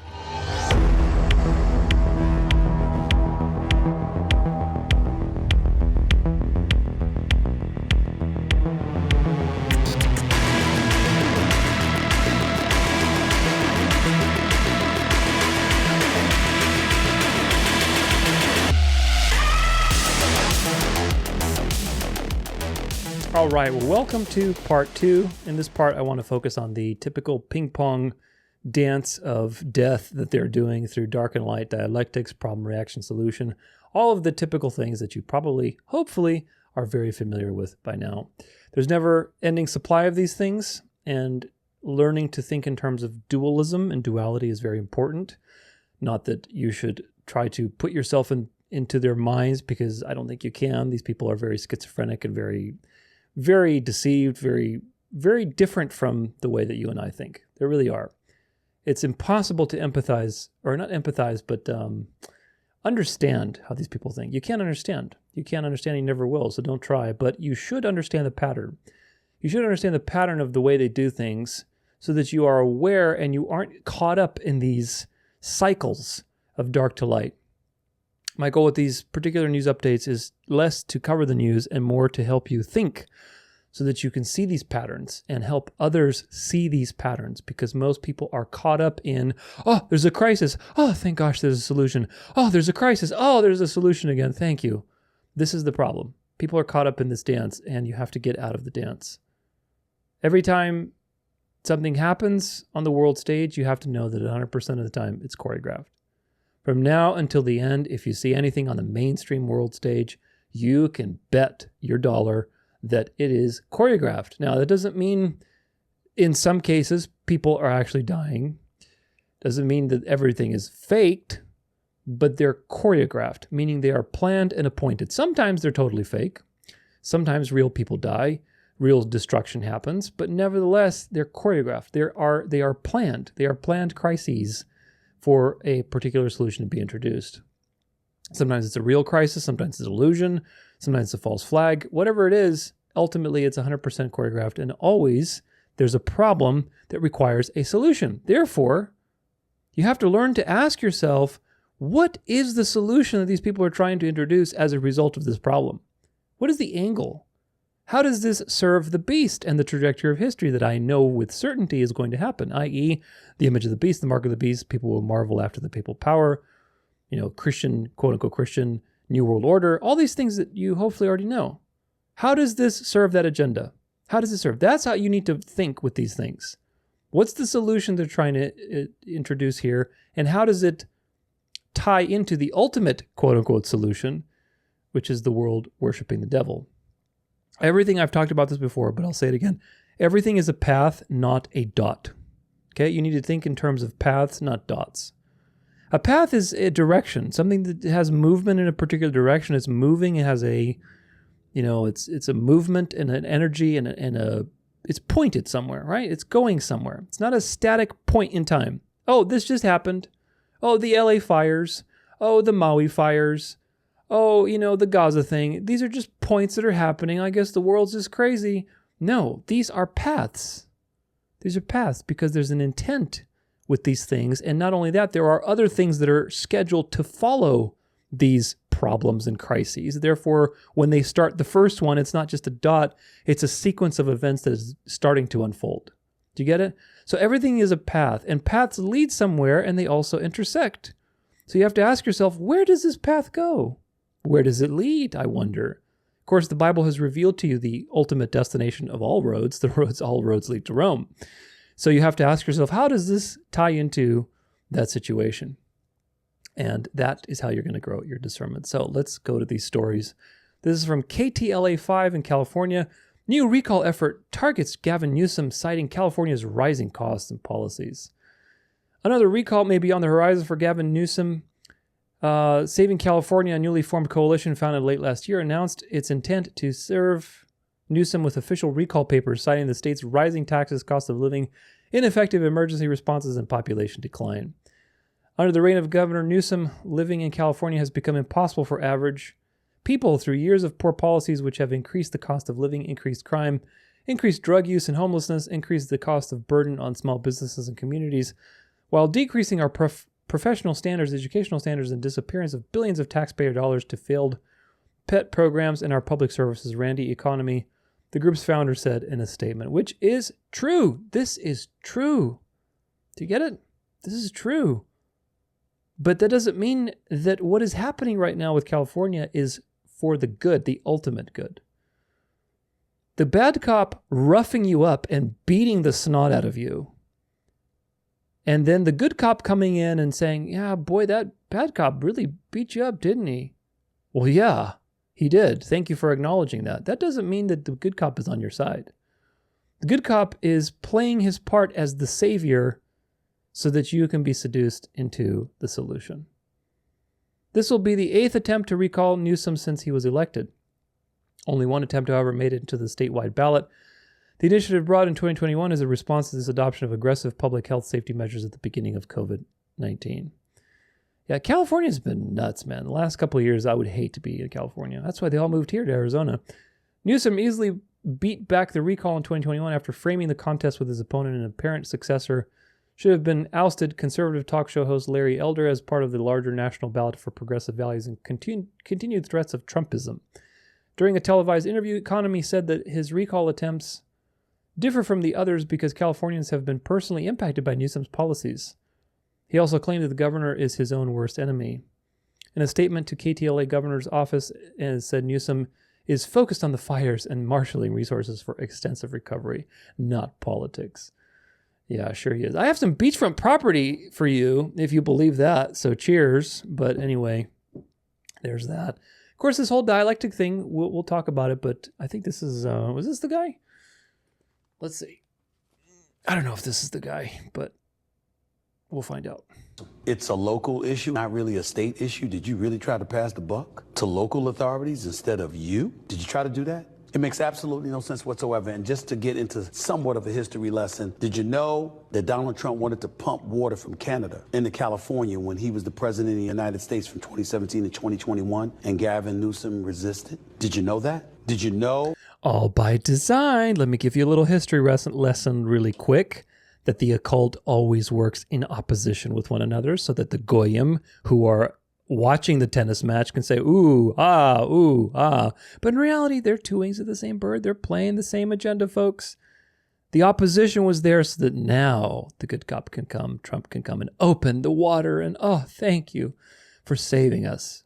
That Donald Trump had been speaking about the potential of such a disaster taking place and was utterly ignored. Fast forward, nearly 6 years later, water and fire hydrants non-existent. We saw firefighters standing outside looking at homes burning. And when they were asked why they weren't doing anything, they said, we put the hose, connected it to the fire hydrants, we turned it on, and no water came out. No water was available. This in a state that's collected nearly $221 billion in taxpayer revenue, the highest of any state in the union. You got 9 states in the United States of America, including New York, who've shelled out in excess of $1 billion for the migrant crisis. Yet California led the country with expenses of nearly $31 billion to take care of illegal immigrants and their children. According to the FAIR study, we're talking about $159 million allocated by the federal government to the state of California through FEMA, funding to provide humanitarian services to non-citizen migrants. You're talking about California being a sanctuary state. You're talking about California recently providing $4 billion per year in funding to extend taxpayer-funded health care to an additional 700,000 undocumented immigrants, scaling those costs up to 1.9 million estimated total in California, results in rough total cost of $11 billion a year. The state having cut, delayed, or shifted $47 billion to balance the budget in the year 2024 alone. California is talking about cutting services or raising taxes even more so than the 14.4% that they put on you right now. And you're trying to tell me you don't have any water?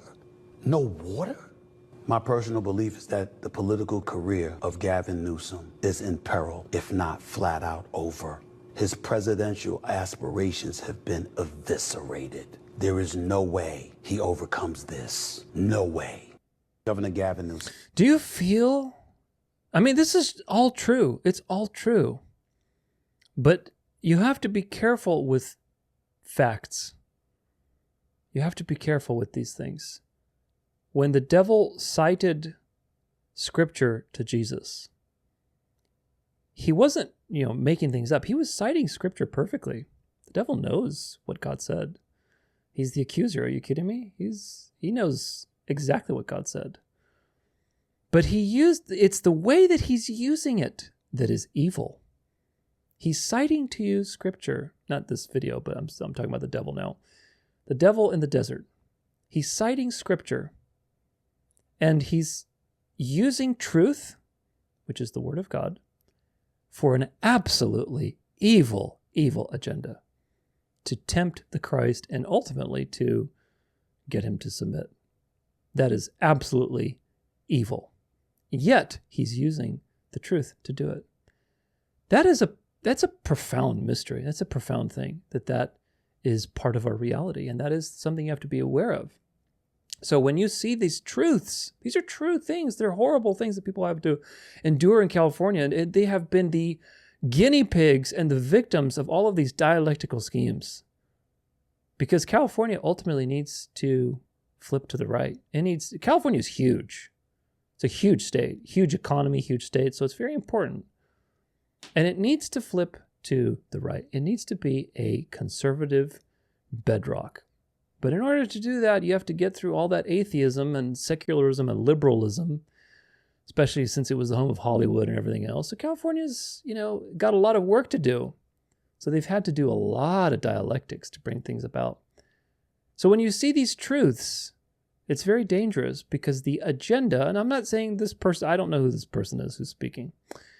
I'm not saying anything, but he could be a secret society member, he could be in the club, he could not be. I'm not saying anything about him. But the point is that the agenda being played out on California is designed to push and push. Do you feel those facts pushing on you? Now, if you weren't aware of the laser pointer dialectic here, if you weren't aware of that, you would say, gosh, yes, it's time for a change. It's time to go back to, good old-fashioned values. We need to do this X and Y. We need to bring back religion. We need to make somebody who cares about the people and the family and conservatism and so on. They're ripe for the picking for the counterfeit salvation. I'm going to share something with you that's very important, which is that you have to understand the devil does nothing new, right? The devil's always counterfeiting things. He's not an original thinker. He just counterfeits stuff. God is the original thinker. He's the author. The devil is a counterfeit. He counterfeits all the things that God does. Now, within God's court, before the devil got kicked out as a result of the cross, Revelation 12, before that point in time, the devil was the accuser. Now, I have a whole series on the devil, Know Thine Enemy, what the Bible really says about Satan. Check it out. I think it's important to edify yourself because a lot of people are deceived on the devil and what he is, who he is, that kind of thing, his history, his story. There are some very mysterious things about the devil that the Bible doesn't answer for us, like what's his name? I think his name is Satan, the accuser. That's his role. But nevertheless, the devil had a role in God's court. He's the accuser. He's the adversary. God created the devil as the villain of the story. Now, of course, God has a purpose for everything. He didn't just create a villain just for willy-nilly, especially a villain like the devil who is absolute evil. So evil you can't even possibly understand how evil the devil is. God didn't just create the devil just, oh, I feel like having a villain to the story. No, he created the devil for a very specific purpose, ultimately to reveal his own glory, to reveal God's glory. So everything the devil does is by God's permission and also to serve God's glory in the end. Now, if you don't understand how that works, and it seems like, well, how is that possible? Watch my Satan series so that you have a very clear understanding of the relationship between the devil and God and how evil is subsumed under God's predestined glorification, plan for self-glorification. That's a very important point to understand. And of course, that is a very difficult conversation, but we do have it. And I think that we can make some ground on it. Nevertheless, the point is, what is the original? The original is God, who is sovereign, who is the Savior. And the devil is the adversary who plays his part to do evil. And in the process, God reveals his justice, his salvation, and everything else. There's a relationship and there's a need for the devil in a short period of time. He's not going to be around forever. Now, if the devil wants to be God and the devil wants to be the Savior, what do you think the devil's going to do? The devil is going to counterfeit himself. He's going to create his own adversary. Do you get it? He's going to copycat what God did so that he can now have an adversary that he can destroy, and that adversary can reveal his glory. Do you understand how this works? The communistic atheistic system is designed to reveal the glory of the salvation of the religio-political Catholic system coming in to save you. Just like in reality, all the evil that the devil does, God will use for the good. The counterfeit of that is the dialectic.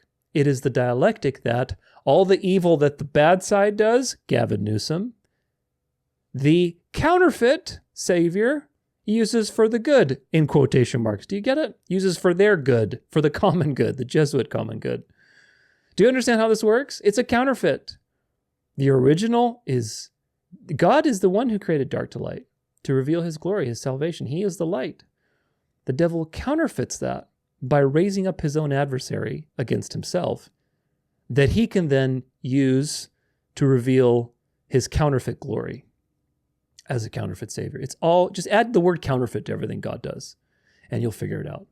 So this is the problem. Again, these are real things. These are true facts, but they were choreographed for a particular agenda. Don't forget that LA has its 28 Olympics. And by then, the smart city needs to be ready. This whole image of the beast stuff needs to come together. The culture needs to be shaped. California has to be conservative. There's got to be revival in California. All of these things have to be happening until then. Hollywood has to be given its Christian makeover, so on and so forth. Here is now, speaking of which, the savior of this situation. 100-mile-an-hour winds transformed the Palisades fire and other areas too into absolute infernos of death and destruction. First Lady and I are in California to express a great love for the people of California. The people are so amazing, and your fire department was so beautiful. I just want to thank you for your focus on bringing sanity to California, water and fire policy. There's no place that needs a revolution in common sense quite like California. I'm signing an executive order to open up the pumps and valves in the north. We want to get that water pouring down here as quickly as possible and let hundreds of millions of gallons of water flow down into Southern California. We should not have to rely on buckets to put out a fire. You were talking about the need to better manage our forests and our wildlands to prevent this from happening again. And you were so right about that. I wanted to thank you for your loyal support to our military, our police officers, and especially our firefighters. Mr. President, I just wanted to say Paradise is coming back because of the help that you gave us. And we really want to thank you for that. I'm going to give you everything you want. I'm going to give you more than any president would have ever given. I'm going to give you everything that you want.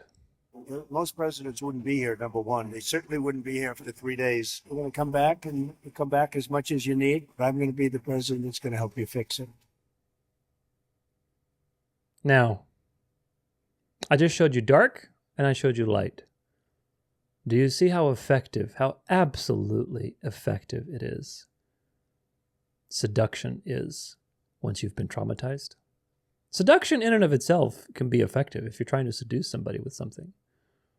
But if you've traumatized them, you've like really traumatized them, you've taken everything from them. You've taken their livelihood, you've taken their families, you've taken their homes, you've taken everything from them. And then you seduce them?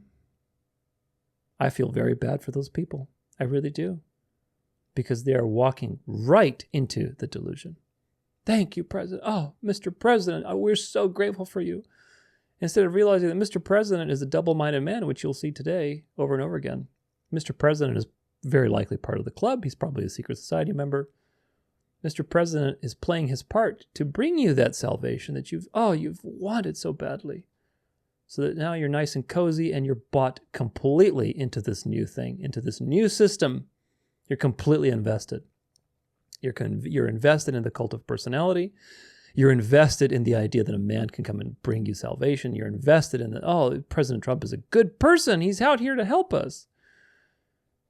If the good cop comes in after you get the snot beaten out of you by the bad cop and gives you some warm soup, a nice warm towel, sits down next to you, talks in a gentle voice, he's doing you good. He sure is. But remember, just like the devil used the word of God as truth, he used the truth. But it's how you're using it that's the problem. It's not what you're doing, it's how you're doing it. Do you get it? The good cop coming in and giving you some warm soup, little pat on the back, sitting not too close so you don't feel too intimidated, speaking in a soft voice, hunching his shoulders so that he seems less intimidating. Those are all seductions. But the point is to get you to confess and to commit to the solution. That's why it's evil. And that's what the Bible warns you about, folks. The devil appears as an angel of light.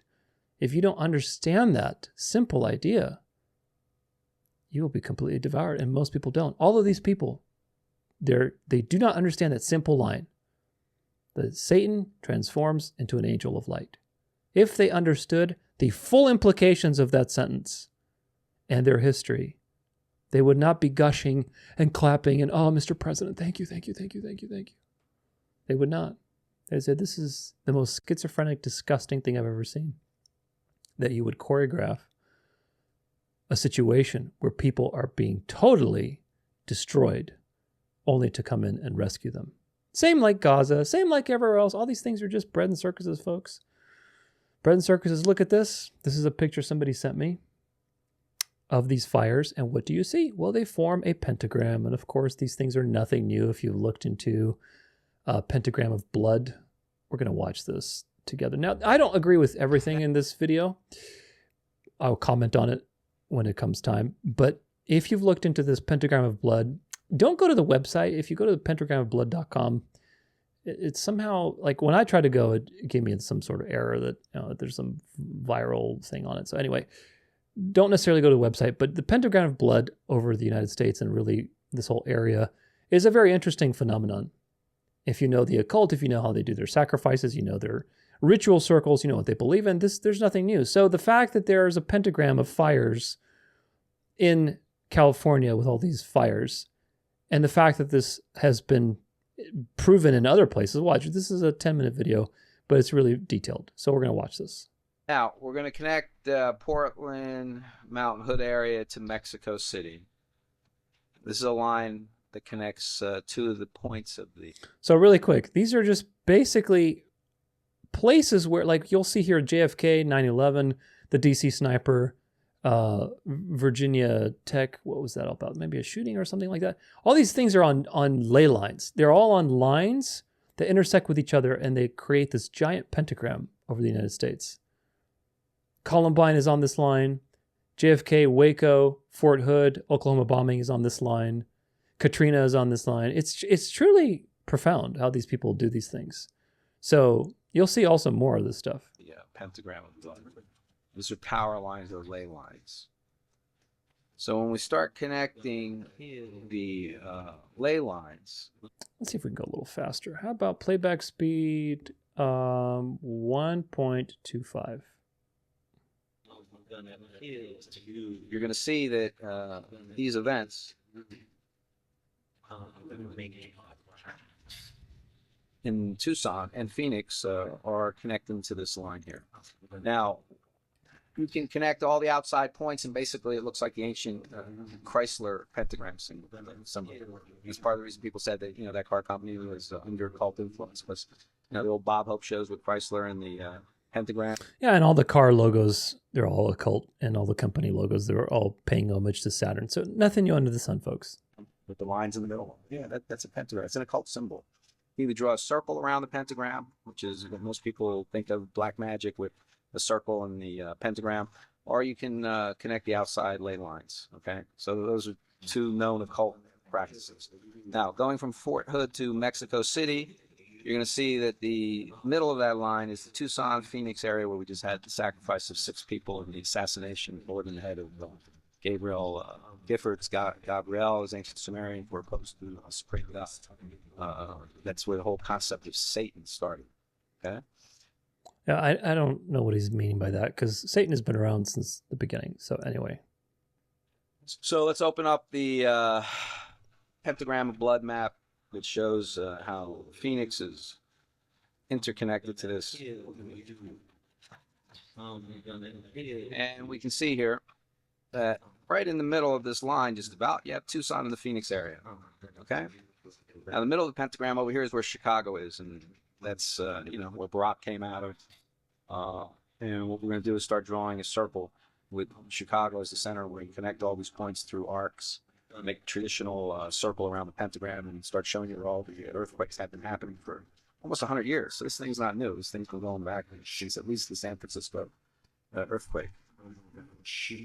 Okay, this is the map of the pentagram of the blood that shows Chicago as the center, and we're just drawing a circle around the pentagram of blood. So this here arc is centered around Chicago. It's a perfect circle. Chicago's the middle, and you'll see when you start connecting the points of these big quakes in Mount Hood, in this area down here near Mexico City, right on that power arc is the San Francisco area where the historic 1906 quake destroyed San Francisco. So that's the first quake other than Haiti and Mexico City area quake that I'm going to point to. Now, we got a lot of earthquakes that have happened on this line.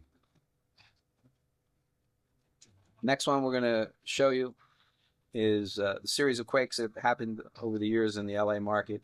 In the 60s, a major quake was there. In the 80s, a major quake was there. In the 90s, there's always major quakes happening in the LA market. But again, you can see how LA and San Francisco are on that arc that goes around this pentagram of blood where all these other historic evil events happen. Then we're going to open up another map with another quake. Mexico City. Thousands died down here when this quake hit Mexico City area. So you're talking about one of the most populated areas in the world. Again, major deaths in the 60s happened down here. Major tragedies and quakes hitting the LA market, San Francisco. Again, it's all on this circle with Chicago as the center. So the circle with the pentagram inside is an occult practice. Now we're going to add a couple more areas. Another map. Now, recently, last year, we had the Haiti earthquake. So again, the circle is intact, Chicago's in the middle, and boom, Haiti, Mexico City, Los Angeles, San Francisco. All the earthquakes are happening centered around Chicago, where Barack Obama came out of, where Harpo Media is out of. Cult people do backwards names. So Harpo is Oprah's company that she uses for her power. It's the reverse of Oprah, her name. Barack's out of that area. Luke 10:18, Satan's described as lightning, which in Hebrew is Barak. So Luke 10:18, that's another thing. It's not correct. Luke 10:18 is not about Satan. It's not. It is using a cultural idiom. Again, watch my Satan series so you understand. There's a lot of mythology around Satan, but it's using a cultural idiom that the Gentiles would understand, because there were Greeks that believed in Zeus, to say basically the real God is the one that's throwing down lightning, and Satan is like lightning to God. He just throws him left and right as however he wants. It's not about Satan falling from heaven at some point in time. It's not a dissertation on that. Anyway. All this stuff's lining up, folks. You're in very, very... Now, keep in mind also that this is, I don't know when this video was made, but it was 14 years ago. Gosh, that's a long time ago. Yeah, so keep in mind that this is pointing to the obvious evil, like Barack Obama and Oprah and stuff. These people are, yes, very obviously evil, but that doesn't mean they're the only ones that are participating in this occult nonsense. Very interesting times. Now, we're going to open up another map with another city. And this is where I say Mount Hood, this volcano is going to be erupting, and that's going to unleash more death than you can imagine when this thing hits. So right on that arc up in this area in the Salem, Portland, Olympia, Mount Hood area, this is one of the points of this pentagram, like Haiti, like Mexico City, and there's going to be a lot of deaths up there, just like there was in Haiti and Mexico City. Again, you can see how the circle is controlling all these earthquakes. Now we're going to show you some more earthquakes that hit here. Okay, in Central America, not that long ago, you had the San Salvador earthquakes near Guatemala. So again, the arc around the pentagram of blood is where all the sacrifices through earthquakes. I mean, thousands and thousands of humans being killed. Now, in ancient times, they just put you on top of these pyramids in Mexico City and ripped your heart out. Now, whatever intelligence manipulated that, they're just whacking humans with earthquakes, and the blood is spilling in the soil, and this circle's getting a bloodbath here, and you don't even understand it, okay? You got a relative that was killed on this line, now you start to feel sick that some entity took your relative over the years. Yeah, well, that's what's going on, okay? Humans are literally, their blood's being spilled for this circle. So this is a very evil thing that's happening on this planet right now that almost everyone is blind to. Now we're going to open up another map, and this shows basically other areas that are going to be having tragedies. Kingston, well, there's always been stuff happening in Kingston, but it looks like that's going to also be on the earthquake part. This area here, near Belize, and that has been where earthquakes have happened historically. La Paz in Baja, Mexico. This area up here, Vancouver, up in Canada. Then you have St. John's, the Templar Point. Najat, evil and Egyptian, up in Canada. So start looking at the circle. Start looking at the ley lines that connect the dots. I believe between Haiti and St. John's out here, there's been stuff buried in the ocean. They put all kinds of waste out there. Might even be nuclear waste dumping out there. This area between Mexico City and Haiti, this is where a lot of the hurricanes hit, this little point of Central America. And of course you have the Tucson and Phoenix middle of this ley line. This is another ley line. So you got stuff probably going to be going on around there. And then you got this ley line here. And look for stuff happening up in this area too. So that's the pentagram of blood. You got 5 outside lines like this, the Chrysler star. You got the circle around the pentagram, pure occult symbolism. You got all the earthquakes happening around on the circle. You have the shooting here now. You have all the other ancient, not ancient, but the older events that have happened. You have all the hurricane activity hitting major points on the line. Andrew, Katrina. This is Hurricane Alley right here. Now, it'd be interesting to see, if we go back really quick, it'd be interesting, because this is an old video, it'd be interesting to plot these other crises and see how they fit on this pentagram. Because I think it's pretty interesting that all of these things align on lines. And of course, you know how these people do their various things with occult symbolism and numerology and, pentagrams and sacrifices. I think it's a very interesting thing. Unfortunately, it's interesting. It shouldn't be even a thing, but here it is. But nevertheless, you see the same pattern with the Arizona fire. Gosh, hopefully that's not going to happen here, but you never know.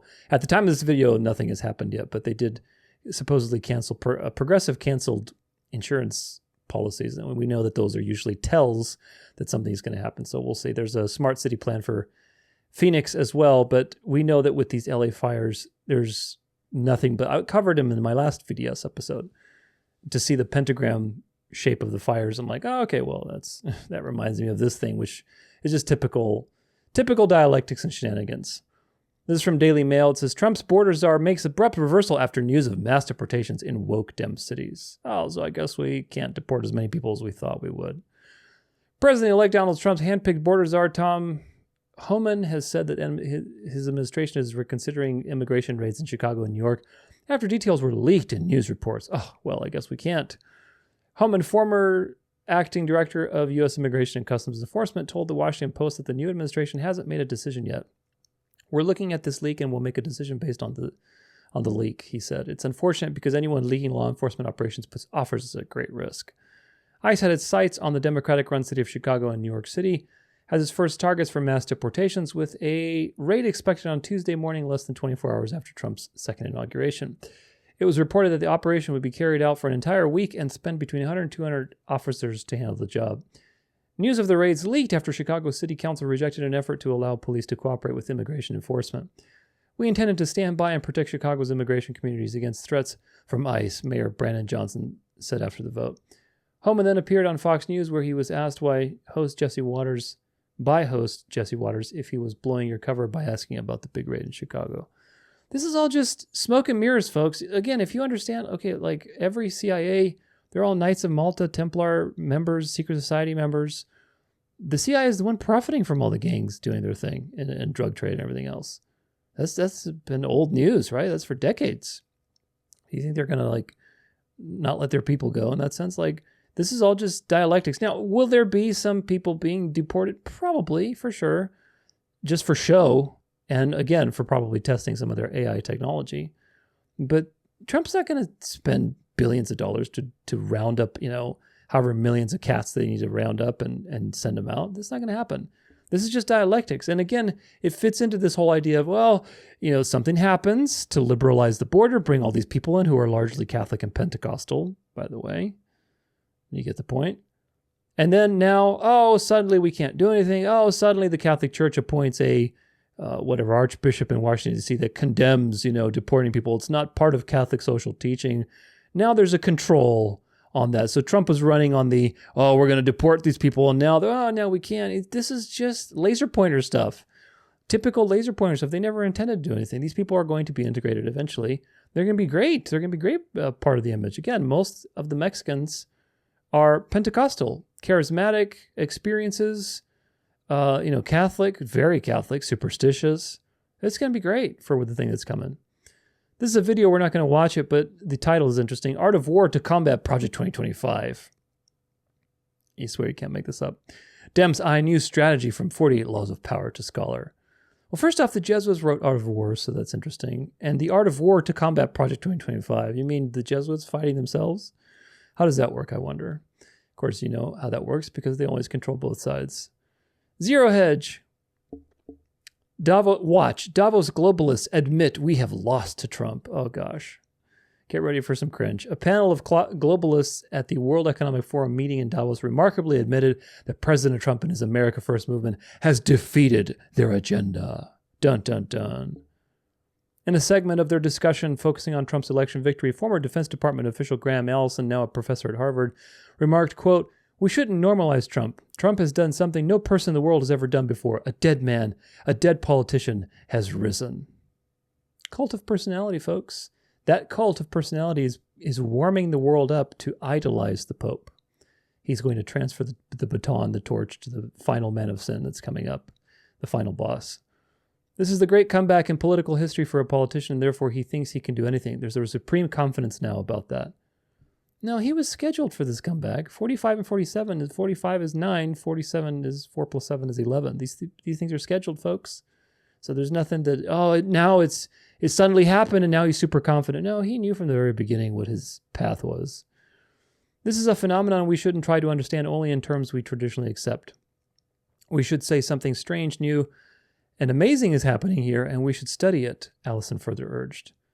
Yale University professor Walter Reed emphasized, "I think we need to also factor in not only who has won, Trump, but also who has lost, which is to say, us." By us, I mean the general intellectual, professional, managerial people who believe history was over and we were merely administering and managing things according to clear and known rules, he explained. Something new, not necessarily better, but new is moving into the center. I wonder what that new thing is. It's actually the old thing. Ian Bremmer, president of political consulting with Eurasia Group, remarked, anti-establishment forces in the United States are growing and their momentum is undeniable. No, establishment forces that are posing as anti-establishment are growing. Trump himself addressed the globalists at Davos today by video link and put them on blast that America is back.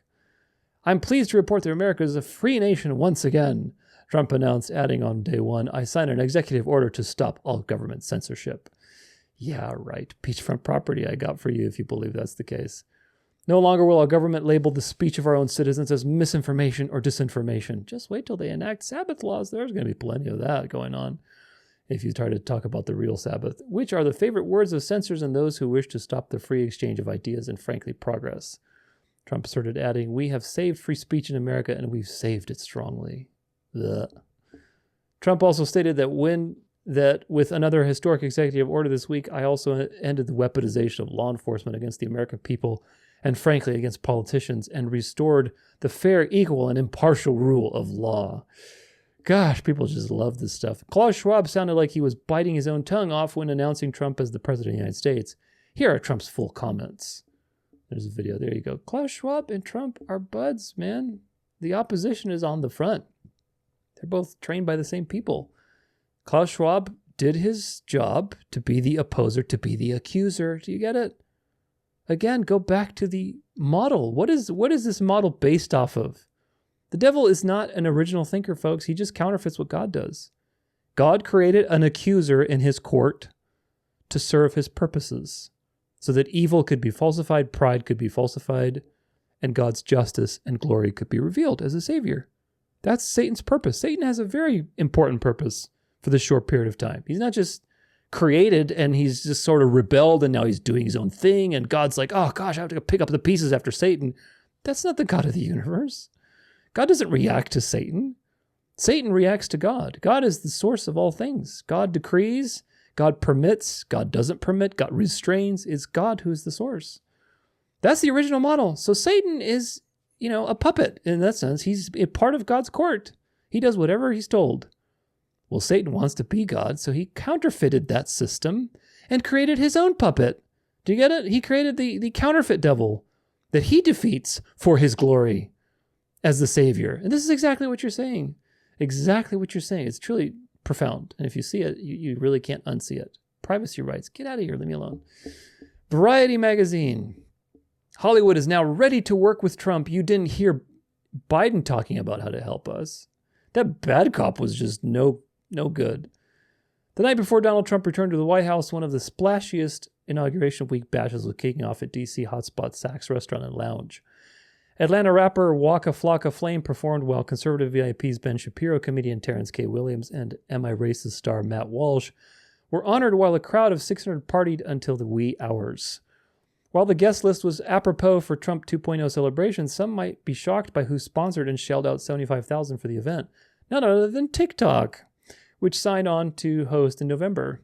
This marked a stark shift from 2017, when Trump was persona non grata among mainstream media companies. Could we call it a dark to light shift? I think we can.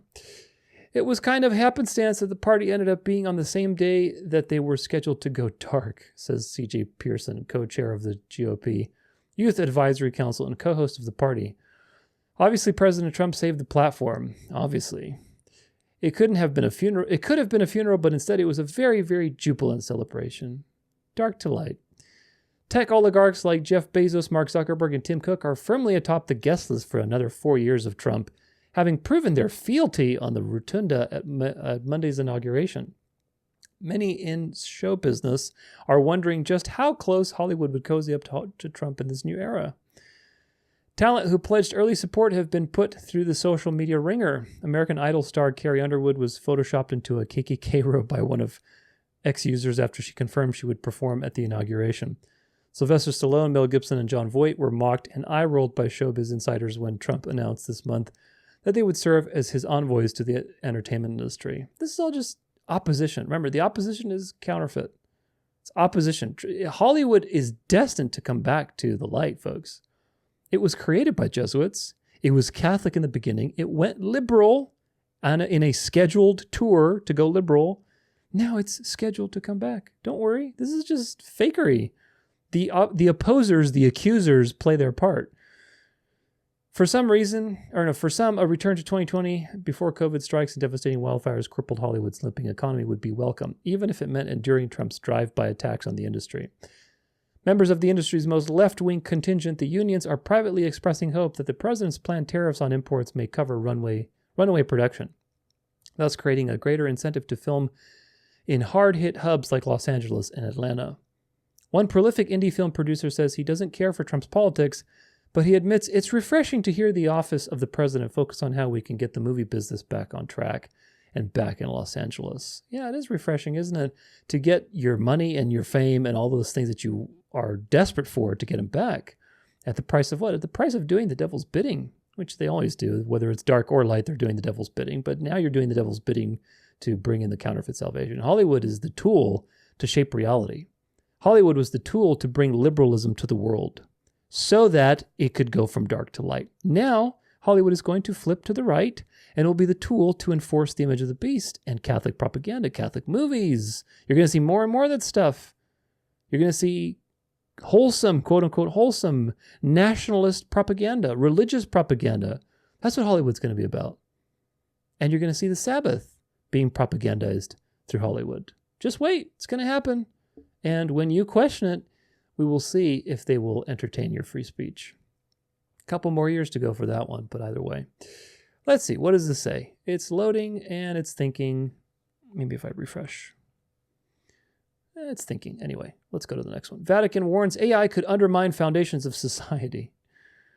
Oh, but there's a previous story with it I want to share with you with this whole Chinese, because it's on the web archive, that's why.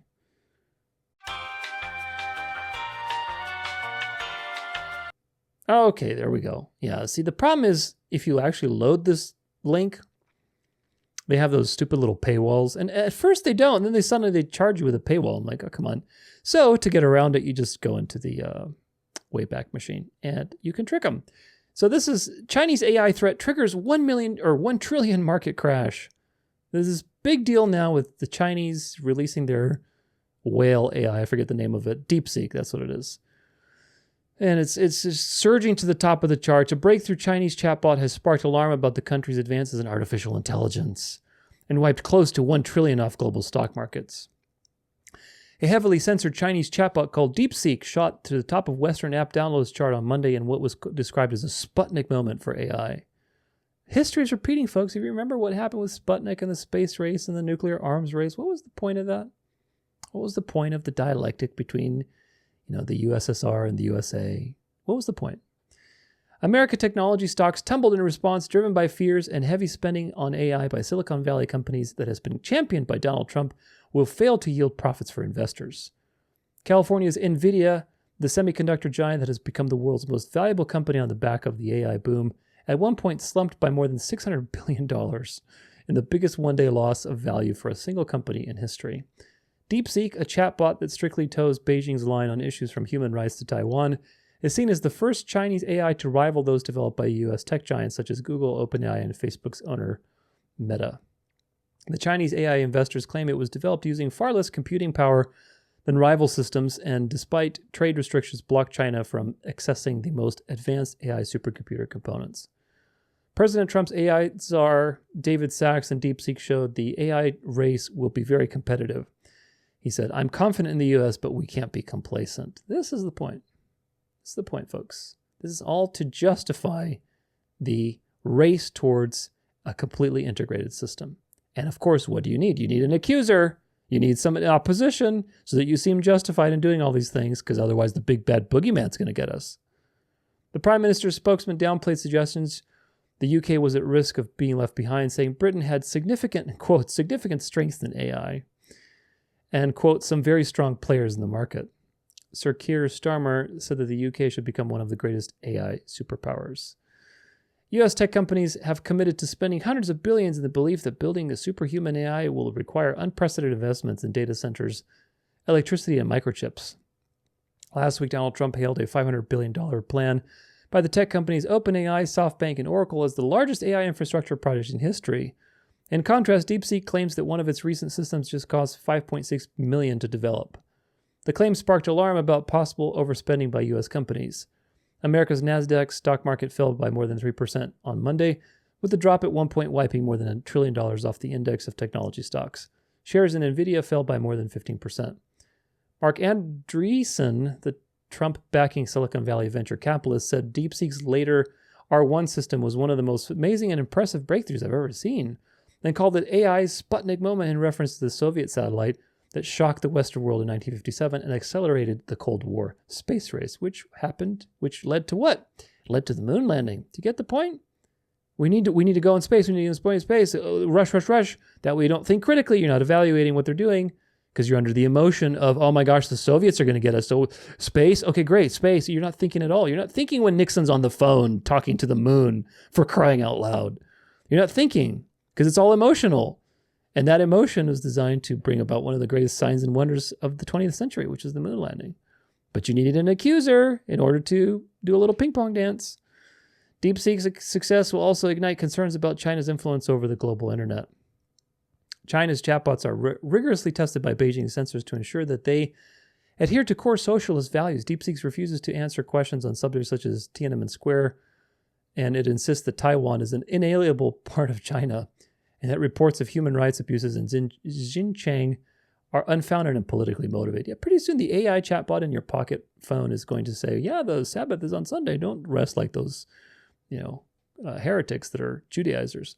Western governments have cracked down on Chinese-owned apps such as TikTok in recent years amid cybersecurity fears and concerns that they could be used to promote Chinese Communist Party views.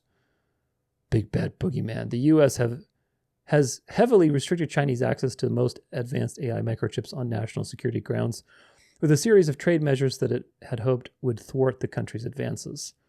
In response to a tweet suggesting that DeepSeek had skirted U.S. export restrictions to access thousands of high-end microchips, Elon Musk said, obviously.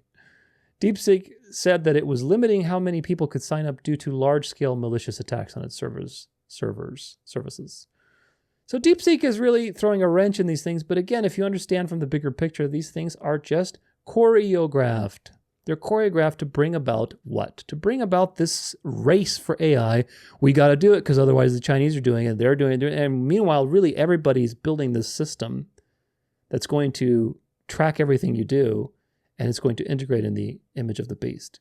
And also, very nicely, now the other article I wanted to read on this, it gives the platform to the man of sin to come in and be the voice of reason. Vatican warns AI could undermine foundations of society. Oh, thank you.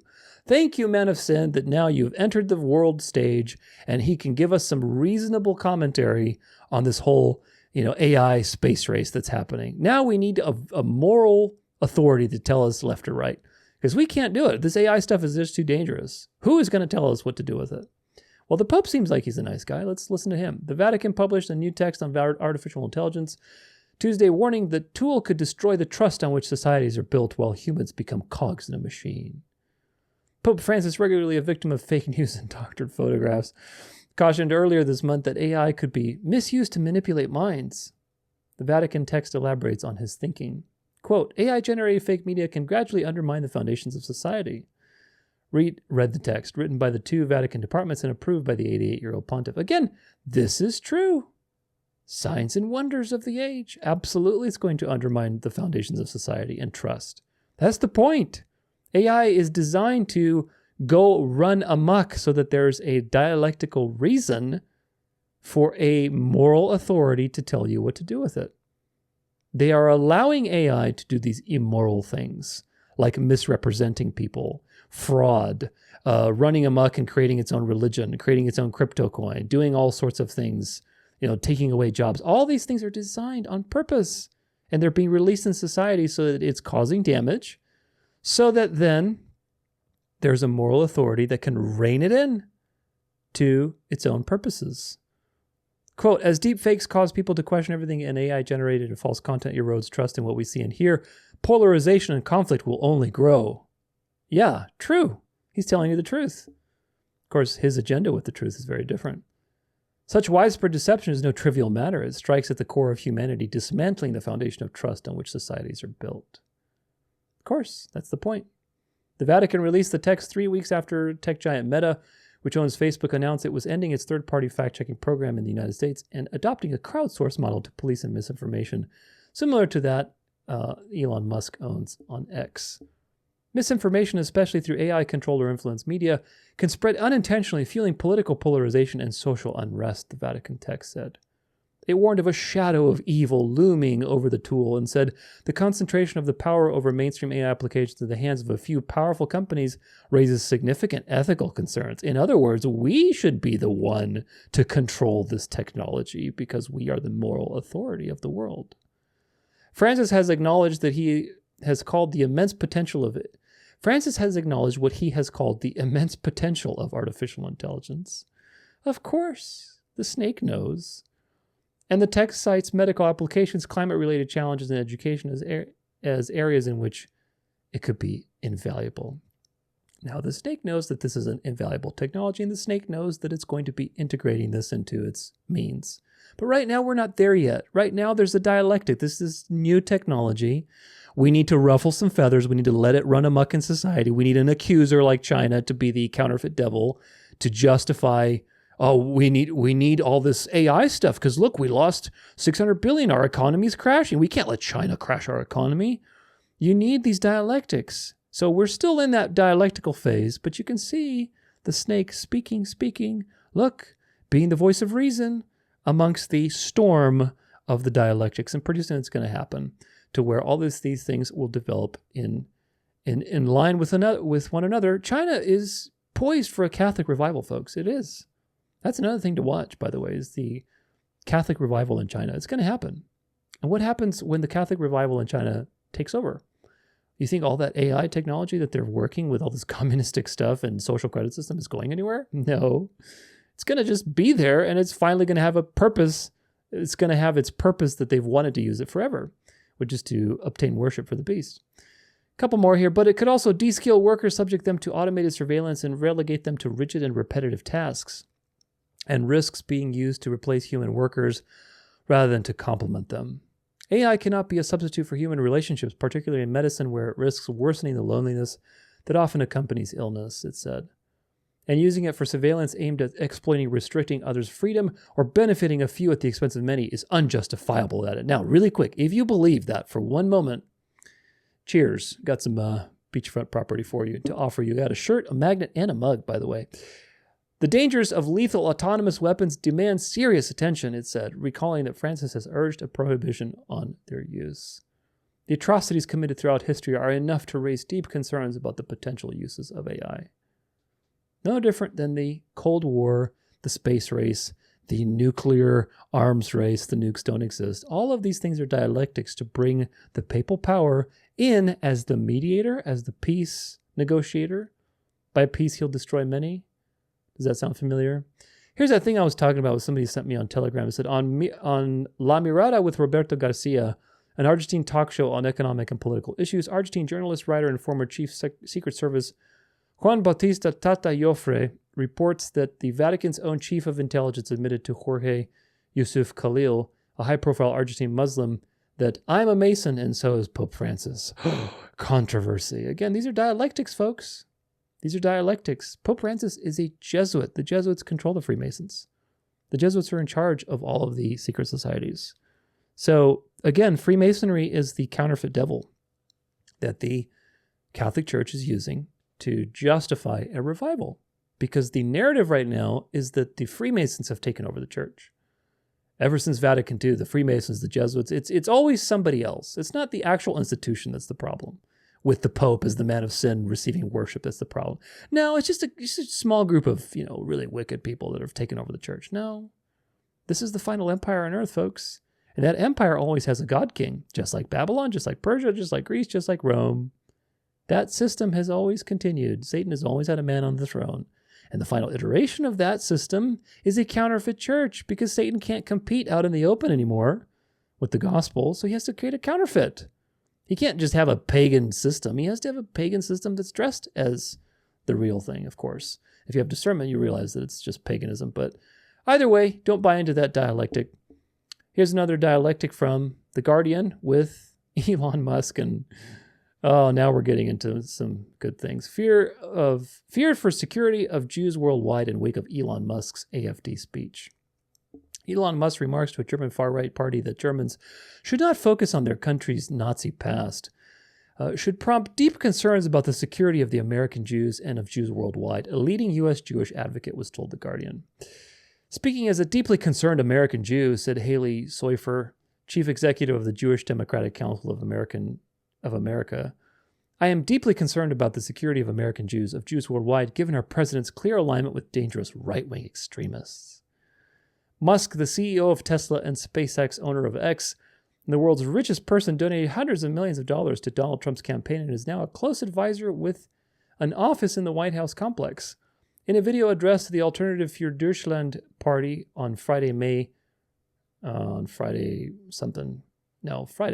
Musk said it was good to be proud of German culture, German values, and not to lose that in some sort of multiculturalism that dilutes everything. Said children should not be guilty of the sins of their parents, let alone their great-grandparents, and said there was too much focus on past guilt and we need to move beyond that. That's really interesting if you understand everything that's going on here. He also gave 2 fascist-style salutes last week during a speech at Trump's inauguration. Now, of course, this has also caused a lot of back and forth and dialectics between people like, no, all the Trumpers are saying, look at all these Democrats that did the same thing, which, whatever, I mean, context determines the meaning of something, and obviously he was really towing that line. We know exactly what he's doing. He's appealing to these, to these far-right people who know the truth about history, who know that Germany has been totally extorted by Israel, and they got the short end of the stick after World War II, obviously. And he's playing to that because those are the people that are going to be taking power next. Newly discovered Holocaust photos of Nazi deportation showed Jewish victims as they, what does this title say? As they're about to be deported, I think, is the stupid thing. As they were last seen alive. Now, this is a narrative. This is not true. Nazi deportation showed Jewish victims of going to concentration camps, okay? As they were last seen alive. Now, this is an important point. What you're going to see here are photos. But you have already, from the very beginning, not even like this is the title of this article, you have been given a narrative about what to expect when you look at these photos. These are the last photos as they were last seen alive. How do you know that? How do you know what happened to these people in these photos? Based on what they're telling you here? I don't think so. Of course, they give you some propaganda here. The Holocaust was the first mass atrocity to be heavily photographed. I wonder why. The mass production and distribution of cameras in the 1930s and 1940s enabled Nazi officials and ordinary people to widely document Germany's persecution of the Jews and other religious and ethnic minorities. I co-direct an international research project to collect every available image documenting Nazi mass deportation of Jews, Roma, and Sinti, as well as euthanasia victims in Nazi Germany between 1938 and 1945. The most recently discovered series of images will be unveiled on January 27th, 2025, Holocaust Remembrance Day. In most cases, these are the very last pictures taken of Holocaust victims before they were deported and perished. The fact gives the project its name, Last Seen. This is a fairy tale. A few of the images we've tracked down were taken by Jewish people, not Nazi officials, offering a rare glimpse of Nazi mass deportations from a victim's perspective. Yeah, the Jews were deported, for sure. A lot of them were deported to Palestine, but a lot of them were also put in concentration camps. But what happened to the concentration camps? That's what we're going to find out today. Descendants of survivors helped our research identify the deportees in these images and tell their stories. We give previously faceless victims a voice. Here's the picture. Look at this. Now, this is just a picture. If you're listening to this, you can go watch the video, or you can look up this article. It's on Study Finds. But this is a picture. These people are just doing people stuff. Are these piles of bodies now? Are they, documenting when they actually got gas, supposedly? Are they documenting? No, these are just people doing stuff in Germany in the 1940s. They're telling you, oh, this is the last photo before these people were brutally murdered. Fairy tales. More pictures. Here they are. Here they're doing their stuff in the parks, waiting to be probably put on trains to be put in concentration camps. Yeah, They went to concentration camps. It was war. It was war. We'll talk more about it, but they went to concentration camps. So did the Japanese in America. And the Japanese had it way worse, I can tell you that. Here they are, boarding the trains.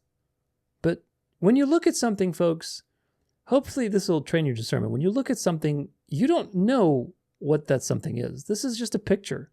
These people are boarding a train. I could tell you a story and say, oh, everybody's boarding a train to go see their family. Oh my gosh, that's so nice. That would completely shape your emotions about what you're saying here. Do you understand? That's why the Plato's Cave and the laser pointer thing are so important. You are in a controlled environment where the meaning of events is being given to you. That's why you need discernment. You need discernment, and you need to know history. You need to know what the Bible says, so that you do not accept the meaning that the devil gives you. Because the meaning the devil gives you is designed to destroy you, whereas the meaning that history and the scriptures testify is designed to liberate you, to free you. Here's another article from NPR. Trump orders crackdown on anti-Semitism and could deport foreign student protesters. An executive order signed Wednesday by President Trump outlines a broad federal crackdown on the explosion of anti-Semitism in the U.S., especially on college campuses, and says he will cancel visas of foreign students who are Hamas sympathizers and deport pro-jihadist protesters. We put you on notice. Come 2025, we will find you and we will deport you, read a White House fact sheet about the order posted online Thursday. The order cites an unprecedented wave of vile anti-Semitic discrimination, vandalism, and violence, and states that the U.S. policy shall be to use all available appropriate legal tools to prosecute, remove, and otherwise hold to account the perpetrators of unlawful anti-Semitic harassment and violence. It also directs all U.S. department and agency heads to come up with new means that they should employ to combat anti-Semitism within 60 days. That's right, the Jews are being protected by Trump right now because the Jews need to be converted. The only way they're going to be converted is that they will be given their materialistic salvation that they've always lusted after. To have peace in the Middle East, to have prosperity, to have, all these things that they wanted. And then the betrayal will come. Trump is going to betray them spiritually and lead them right into the Catholic Church. And again, the people at the top, the Jews at the top, they could care less. They're all secret order members. Netanyahu could care less if he has to be a Catholic or a Jew or whatever else. It doesn't matter. These people don't have an allegiance to God. They have an allegiance to the devil. So whatever they need to do on the outside, sure, I'll play that part. Doesn't matter. Now, amongst all of this that's happening, you have, again, people telling you some facts. This is Nick Fuentes. Stats. We covered them the other day. 17 of the top 25 hedge funds are run by Jews. 17 of the top 27 donors in the 2020 presidential election were Jews. 7 out of 8 Ivy League universities have Jewish presidents. 3 out of 3 of the major recording companies, the major record labels, run by Jews. 5 out of 6 of the major media companies in the past 5 years run by Jews. CEO, chairman of the Federal Reserve, Jewish, every year from 1987 until 2018. You don't have to look very far. Jewish DHS secretary, secretary of state, chief of staff, DNI director, deputy and undersecretary of state. Every one of the Biden children married to somebody Jewish. The vice president married to somebody Jewish. Republican Jewish Coalition, Zionist Organization of America, AIPAC, the most powerful lobbying group in the country on both sides. Consensus, unanimous votes for foreign aid to Israel. Unanimous votes for military aid to Israel. ADL and SPLC, selected trusted flaggers for YouTube and Facebook. They are the experts to craft the content moderation guidelines for the big tech companies. When they bring in the experts to censor social media, what do they bring in? The SPLC, founded by a Jew, board full of Jews. ADL, founded to prevent the defamation of the Jewish people. These are the facts.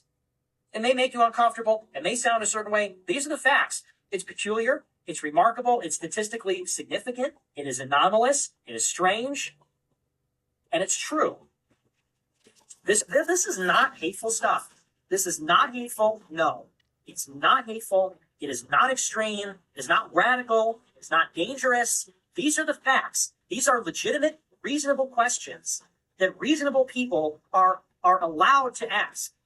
Our right to ask these questions, our right to a freedom of conscience is protected by the law in this country. That's the basis of the founding of this country. And we should be permitted to ask these questions without fear of reprisal by Jewish gangsters in these powerful institutions.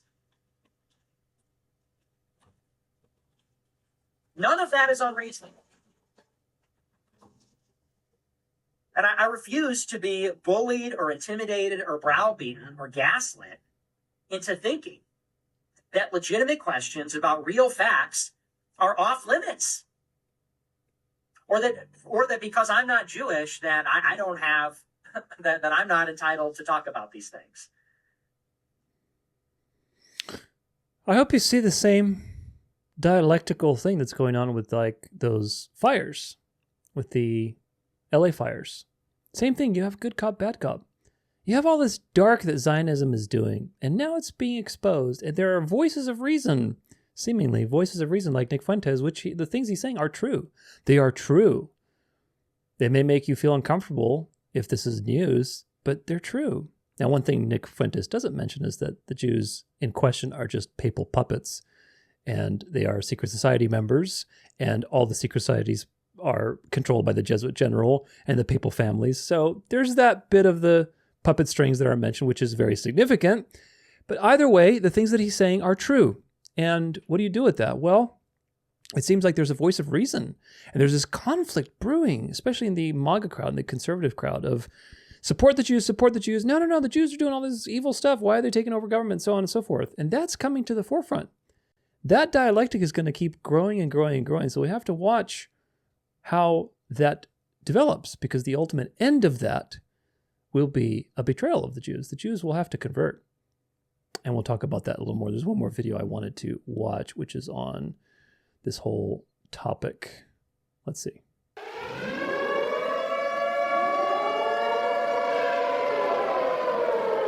In the late 18th century, Mayor Amschel Bauer was... Oh, this is on chipmunk speed. 2 times. How about 1.25? Was the private banker for the black nobility through the House of Hesse, and changed the family name just before expanding the family business. Rothschild means red shield, which was their company logo, a 6-pointed star, which has become known as the Star of David. This was not a Jewish symbol. It was introduced by the Rothschilds, who later funded the Zionists. And in 1948, Rothschild influence compelled the State of Israel to adopt the hexagram as their national symbol. In the late 1800s, Cecil Rhodes set up a secret society to preserve the expansion of the British Empire. Known as the Milner Group, their main focus from 1920 to 1938 was to maintain the balance of power in Europe by building up Germany and pitting them against France and Russia. They discussed creating a situation that would compel Germany to start a Second World War. During this time, the reparations from the Treaty of Versailles led to hyperinflation in Germany. And in 1930, as the international banking system was collapsing, the Young Plan was enacted, which required Germany to pay about 2 billion Reichsmarks annually, payable through 1988. This scheme was funded by J.P. Morgan, led by the founder of RCA, and directed by members of the Milner Group. It broke the German economy. In 1933, Hitler secured funding from the Bank of England, which was run by the Rothschild banking dynasty. This deal was brokered by John Foster Dulles and Allen Dulles, who later headed the CIA. With initial funding from the Rothschild Bank of England, Germany invaded Poland and received additional funding from the Bush family's Brown Brothers Harriman.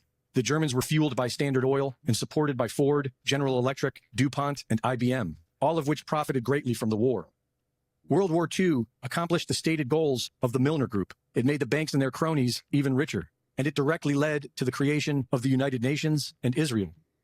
Theodor Herzl, the founder of the Zionist movement, was not a religious Jew. Officially, he was an atheist, but more likely, he was an occultist agent of the Rothschilds. He was no fan of the Jews. In his own words, he sympathized with anti-Jewish sentiment. His original plan was to have them all convert to Catholicism, and when that failed, he decided they should be expelled from Europe. In 1933, the Havara Agreement, or Transfer Agreement, was made between Nazi Germany and the Zionists, wherein German Jews would be sent to Palestine. Non-Zionist Jews did not want to leave, and so the Nazis encouraged them through persecution. In 1917, the British government announced its support for the establishment of a national home for the Jewish people in Palestine, known as the Balfour Declaration, and seized control of the land. After the Second World War, with Holocaust propaganda used as the catalyst, this land was gifted to the Zionists from the British, and the State of Israel was officially created. Between 1947 and 1949, the Zionists murdered the locals, destroyed hundreds of villages, and expelled more than 700,000 Palestinians. a savage invasion celebrated every May 15th, known as Nakba Day. Before Zionism created the state of Israel, Jews did not have a common language or nationality, and they were not considered to be a race. The historical record tells us that the Khazars were known for starting wars through deception, and about 700 years ago, they all converted to Judaism. These are the Ashkenazi Jews, who later became Zionists and persecuted the Sephardic Jews of Palestine. They do not follow the teachings of the Torah. They follow the Talmud, ancient teachings that can be described as anti-Christian or satanic. The motto of Israeli Mossad, by way of deception, thou shalt do war, really sums up the nature of Zionism, which includes evangelical Christians and certain sects of Islam. With 80% of the world being religious, religion is the easiest way to ignite a war, which is what the central banks always want. I don't know about the whole Talmud thing, because the Talmud, this stuff with the Ashkenazi, there's some truth there. There might be some crossover.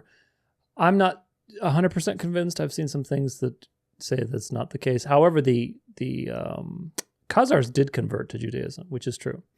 They did convert to Judaism between the 7th and 9th centuries. The Talmud was written before that. So that's an important point. And the Talmud is not just followed by Ashkenazi Jews. The Talmud is used by all the Jews. That's the problem. All the religious Jews. Now, of course, Judaism has, Reform Judaism has more liberal Judaism. Judaism is all over the place. So it's a very complicated thing.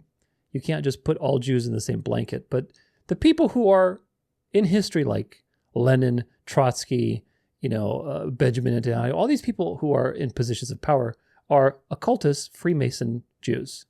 They're secret society Jews. So that's an important point to remember, that you're not lumping in the average Jew with their, secret society overlords, because the average Jew is actually just the result. They're deceived by the rabbinic system. They're deceived by the world, the flesh, the devil, like everybody else. And they're deceived by their charismatic leaders who are secret society members. So either way, they're deceived. And that's something that we should help them out of deception. Just like anybody else who's in a religious system, Islam or Catholicism or anything else.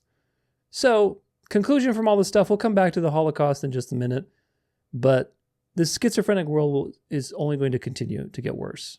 It's a schizophrenic, dark to light, ping pong dance of death. And you just have to endure, because it's going to get worse until Jesus returns. All of these people play opposing roles with one another, but in the background, they're all part of the plan.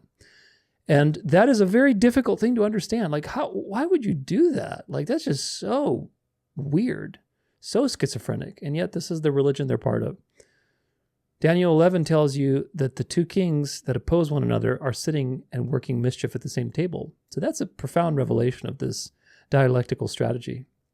It's a crazy thing to imagine so much deception and evil and wickedness being basically coordinated.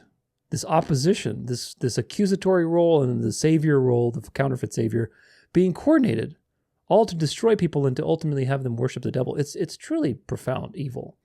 That's why I said you can't understand them. They're the devil's children. They have desires to murder, to steal, to destroy. They're greedy. It's an infighting system. They're always fighting with one another. But the devil has to rein it all in because he has to receive worship. Remember, all these people have a knife to their throats, so it's been a real journey for the devil to integrate all these secret societies together that are warring with one another into one system where he can receive worship through one man, which is truly profound. And we covered that in the Synagogue of Satan series, so make sure you check it out. So either way, though, you'll never understand it. Don't try to put yourself in their shoes. But you should understand the pattern so that you can snap out of the dialectic and help others snap out of the dialectic too. The fires in California achieved many purposes. They prepared California for the 2028 Olympics by creating a smart city, conservative revival, exporting all of that to the rest of the world through propaganda, through, cross-pollination, everything else. They created frustration in people to push them over the edge and swing California to the right. They created a reason to reshape Hollywood back to its Catholic roots. They created a reason for Trump to come in and look as a savior. And of course, there's the typical occult and Freemasonic associations with all the things that we see everywhere else. The United Nations people admitting defeat is such an obviously staged thing. So obvious. When the counterfeit New World Order dies and admits defeat and gives glory to this new world, the real New World Order that's coming, then you know that these things are just two peas in the same pod. They're two wings of the same devil bird, folks, because are you kidding me? Like, just consider that for a moment. Like, for how many years were you blasted with the propaganda that Klaus Schwab, the WEF, they're going to control everything. Oh my gosh, everything's over. Now Biden is part of them and America's the deep state and blah, blah, blah. And now suddenly, we admit defeat. You did it, America. You voted in your president. And I guess there's nothing we can do. We admit defeat. Come on. It's just such nonsense. Meanwhile, all of the artificial intelligence dialectics are only going to increase. NVIDIA losing $600 billion in one day is pretty crazy, but it's shock. It's designed to shock culture into accepting the solution that Trump presented very much around this time, which is his deal to, be the number one country in the world for AI. So it seems justified now. Do you get it? Do you see how they're working together? It's perfect timing. You'll see in a later section that Trump is now relaxing his stance on China. So what does that tell you? It tells you that this is all just stage and smoke and mirrors. Jesuit theater. Just like the nuclear arms race and the space race and everything else, it was all designed to bring about the peace agenda. The space race, with the Russians putting Sputnik in the air, was designed to say, now we have to really push this space program. Of course, there is no such thing as space, so that they could deceive people with the moon landing, which then prompted the Club of Rome to publish limits to growth on overpopulation and why we need a new world order and everything else. All these things were planned. They used the dialectical dance between the USSR and the USA with space to create the delusions that followed. Limits to growth sold, dozens of millions of copies, lots of copies, influenced thinking for the last however many decades. The moon landing, obviously, that was one of the greatest false signs and wonders of the 20th century. And it started the climate change movement, which leads to climate Sabbath and yada, yada, yada. You know how that is. And now, after that, with the nuclear arms race that also followed, what happened there? Well, what happened there is the Pope was the one who was the voice of reason. Look, the world, don't destroy yourself. Here, we have to listen to the voice of reason who can settle this for us, this argument of who's going to be the world power and who's going to take each other out and so on. This is the same thing, folks. Nuclear weapons don't exist. That's another rabbit hole that I did not document today, but you can look into. Nuclear weapons do not exist. The nuclear thing is a farce. It's a big bad boogeyman designed for what? It's designed to bring about the solution of world peace. There's no such thing as nuclear weapons. Does the Bible say we're going to have a nuclear holocaust? No, it doesn't. The Bible says Jesus is going to come. The heavens are going to be open. There's going to be lightning everywhere. There's going to be fire and brimstone and judgment on the beast. And there's like a fire that's going to open up. But that's it. There's no nuclear holocaust. The idea that we're going to bomb ourselves and destroy ourselves is nonsense because it's not in the Bible. But they've fooled people into thinking that that's a possibility so that people like John Paul can come in and say, no, we need to have, these peace and we need to have a treaty and New World Order and yada, yada, yada. This is just dialectics. The AI stuff is just another version of the space race, of the nuclear arms race. Now it's the AI race. And what happens with the AI? Well, you need a boogeyman like China, and you need the person who's going to be the forerunner, which of course in this case is the United States, because the United States is the false prophet, the one that all of the signs and wonders are coming out of. AI is a sign and wonder. So this is a coordinated little dance between China and the United States to bring about this, crisis of AI so that then the Pope can come in and tell you what to do with it morally so that it can be a benefit to humanity. Again, if you really think that the Pope cares that AI doesn't cares about surveillance and AI surveillance and all this stuff, you think he cares that AI doesn't do that? Then I have some beachfront property for you in Phoenix to sell you. So this is the point, folks. The opposition is designed to ultimately make the beast look like the solution, to make it look like the moral authority, to rein everything in, to move along the agenda, and to integrate everything. AI is coming, and it's going to be here to stay. AI is going to be critical for enforcing the mark of the beast. So they're just using these dialectics to make it justify to develop it faster, which otherwise, if they didn't have these things, then it would maybe seem like, oh, you're kind of really pushing this AI thing. That's a little strange, isn't it? But now if there's a crisis, we need to do this. We need to do it. Of course, last but not least, we have the Holocaust, or as I call it, the Holohoax. 80-year anniversary, of course, and now it's very different because people are waking up to Zionism and the Jewish power structure. People like Nick Fuentes have more of a voice, and people are starting to wake up to these things. But unfortunately, again, they're not waking up past the fact that the Jews are in so many positions of power. Well, yeah, but these Jews are not just regular run-of-the-mill Jew that's walking around the street. These Jews are secret society members. And who controls secret societies? Well, it's the Jesuits. The Jews in these positions are put there as shields so that you hate the Jews and not their Jesuit masters. The Jews are the ultimate scapegoat for the beast. And of course, the Jews have been manipulated by the beast and used by the beast, and they will be used as the final barrier to take down so that the beast can persecute the Sabbath-keeping Christians, which are going to be the elect of God at the end of the age. When the mark is enforced and those who refuse the mark, now you're revealing yourself to the devil. Do you get it? The devil doesn't know who God has chosen to save. He's trying to destroy as many people as possible. But at the end, when the mark is enforced, and you refuse the mark, well, you're going to reveal yourself. And so then the devil can sink his teeth in with all of his AI and robots and everything else. So this is happening. It's going to happen. And the reason the devil will be able to do that is because the Jews are going to be converted. So the Jews have a very special place for the devil's plan.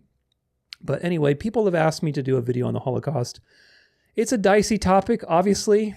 I don't want to just do a video on the Holocaust and why it didn't happen. That would be way a red flag for YouTube. But nevertheless, there's a lot of videos out there already also is another reason. And I've discussed important topics related to it in my series. So today I'm going to summarize everything on this issue in one place so that you can use it as a reference. I also encourage you to do your own research on this issue. But number one is this. These are the things that I've discussed in other videos, like my Zionism playlist, my Why the Jews Are Not God's Chosen People, my various videos like that.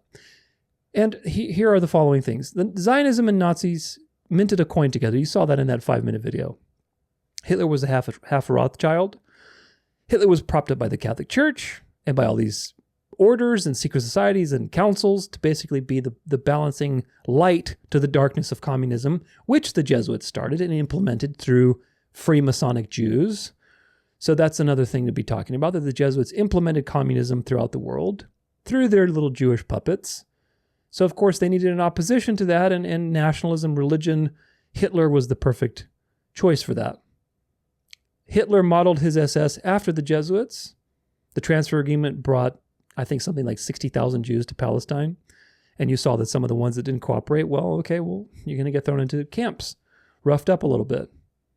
The occult is involved with the formation of Israel. The Rothschilds, of course, they're occultists, they're Jesuits. The UN vote to create the state of Israel was 33-13. What does that mean? Well, those are the two sides of Freemasonry. What is it? Scottish Rite and York Rite? 33 degrees, 13 degrees. So when you see these numerological things, like Hamas is releasing 33 hostages, the UN votes unanimously 33-13 to create the state of Israel, these are numerological tells. They're basically telling you that, hey, both sides are involved in the creation of this state. Of course, you have the accuser and the, quote-unquote savior, the savior that's bringing about the situation. There's always two sides. There's a counterfeit accuser and a counterfeit savior. The birth of Zionism was also before Herzl and before Moses Hess. It was with Napoleon. And that's the connection that a lot of these people like Nick Fuentes don't realize. Maybe they do and they're hiding it, but I don't know. Maybe they don't.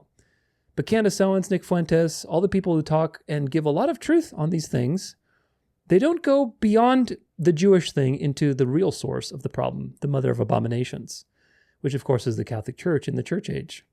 Napoleon, who was propped up by the Jesuits, just like Hitler was propped up. Are you seeing a pattern? Napoleon, Hitler, Trump now, he's all for the Jews.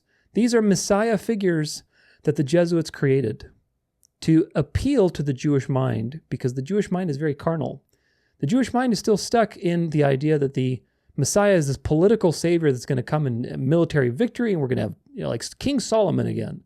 They want that empire, which they haven't had for, of course, 3,000 years. Of course, the Jews of today can't really reliably say that they're related to the Jews of the Bible. But either way, the point is that they lust for that material salvation. That is a principle of Judaism, is that salvation is this physical, political thing. And that's a real problem, because they're going to be very deceived by people like Napoleon, who promised to rebuild the Third Temple in the 1800s, way before Moses Hess, way before Theodor Herzl. He liberated the Jews, and there's this little graphic I looked at, old sketch that basically showed Napoleon, pointing his hand up towards this golden pyramid with rays coming out of the one-eyed pyramid. And the Jews are, they're seeing the light. Napoleon is showing them the light. What does that mean? That means Napoleon was the one that was initially going to be propped up to be their savior, to bring about this Third Temple so that the Jesuit eschatological framework, which is the inversion of Bible prophecy into this physical, carnal interpretation of a Third Temple and a personal Antichrist walking into that temple, so that that could be fulfilled. They wanted to fulfill that 200 years ago, folks. They wanted to fulfill that 200 years ago. And Napoleon was stopped by the British Freemasons. So again, at that point in time, the heads of the Hydra were fighting with each other, and Satan had to rein them all in. 100 years later, after the Rothschilds took over England and everything else, they were reined in, and you had the Balfour Agreement 150 years later. But either way, the point is that they wanted to do the Zionist thing a long time ago. Theodor Herzl is not the originator of Zionism. No, the Jesuits are the originators of Zionism. Because the Jesuits, in response to the Reformation, had to hide the beast in history somehow. You had to hide. And the only way to do that is to invert what the prophecies mean. Instead of day to year, they say it's literal days. Instead of a spiritual temple that an institution of men have been in and proclaimed himself to be God, i.e. the Pope, they have to make a physical temple off in the future that a singular person walks into and proclaims himself to be God.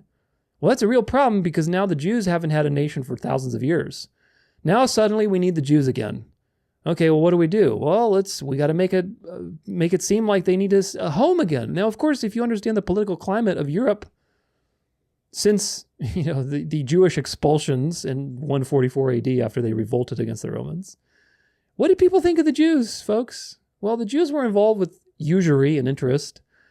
People didn't like the Jews, and people didn't ever think ever that the Jews would ever be their own nation ever again. There would be no precedent for that. The Jews were a ragtag group of people that nobody liked for various reasons. You can look into your own, other than usury. There are many other reasons, but I'm not going to speak about them here.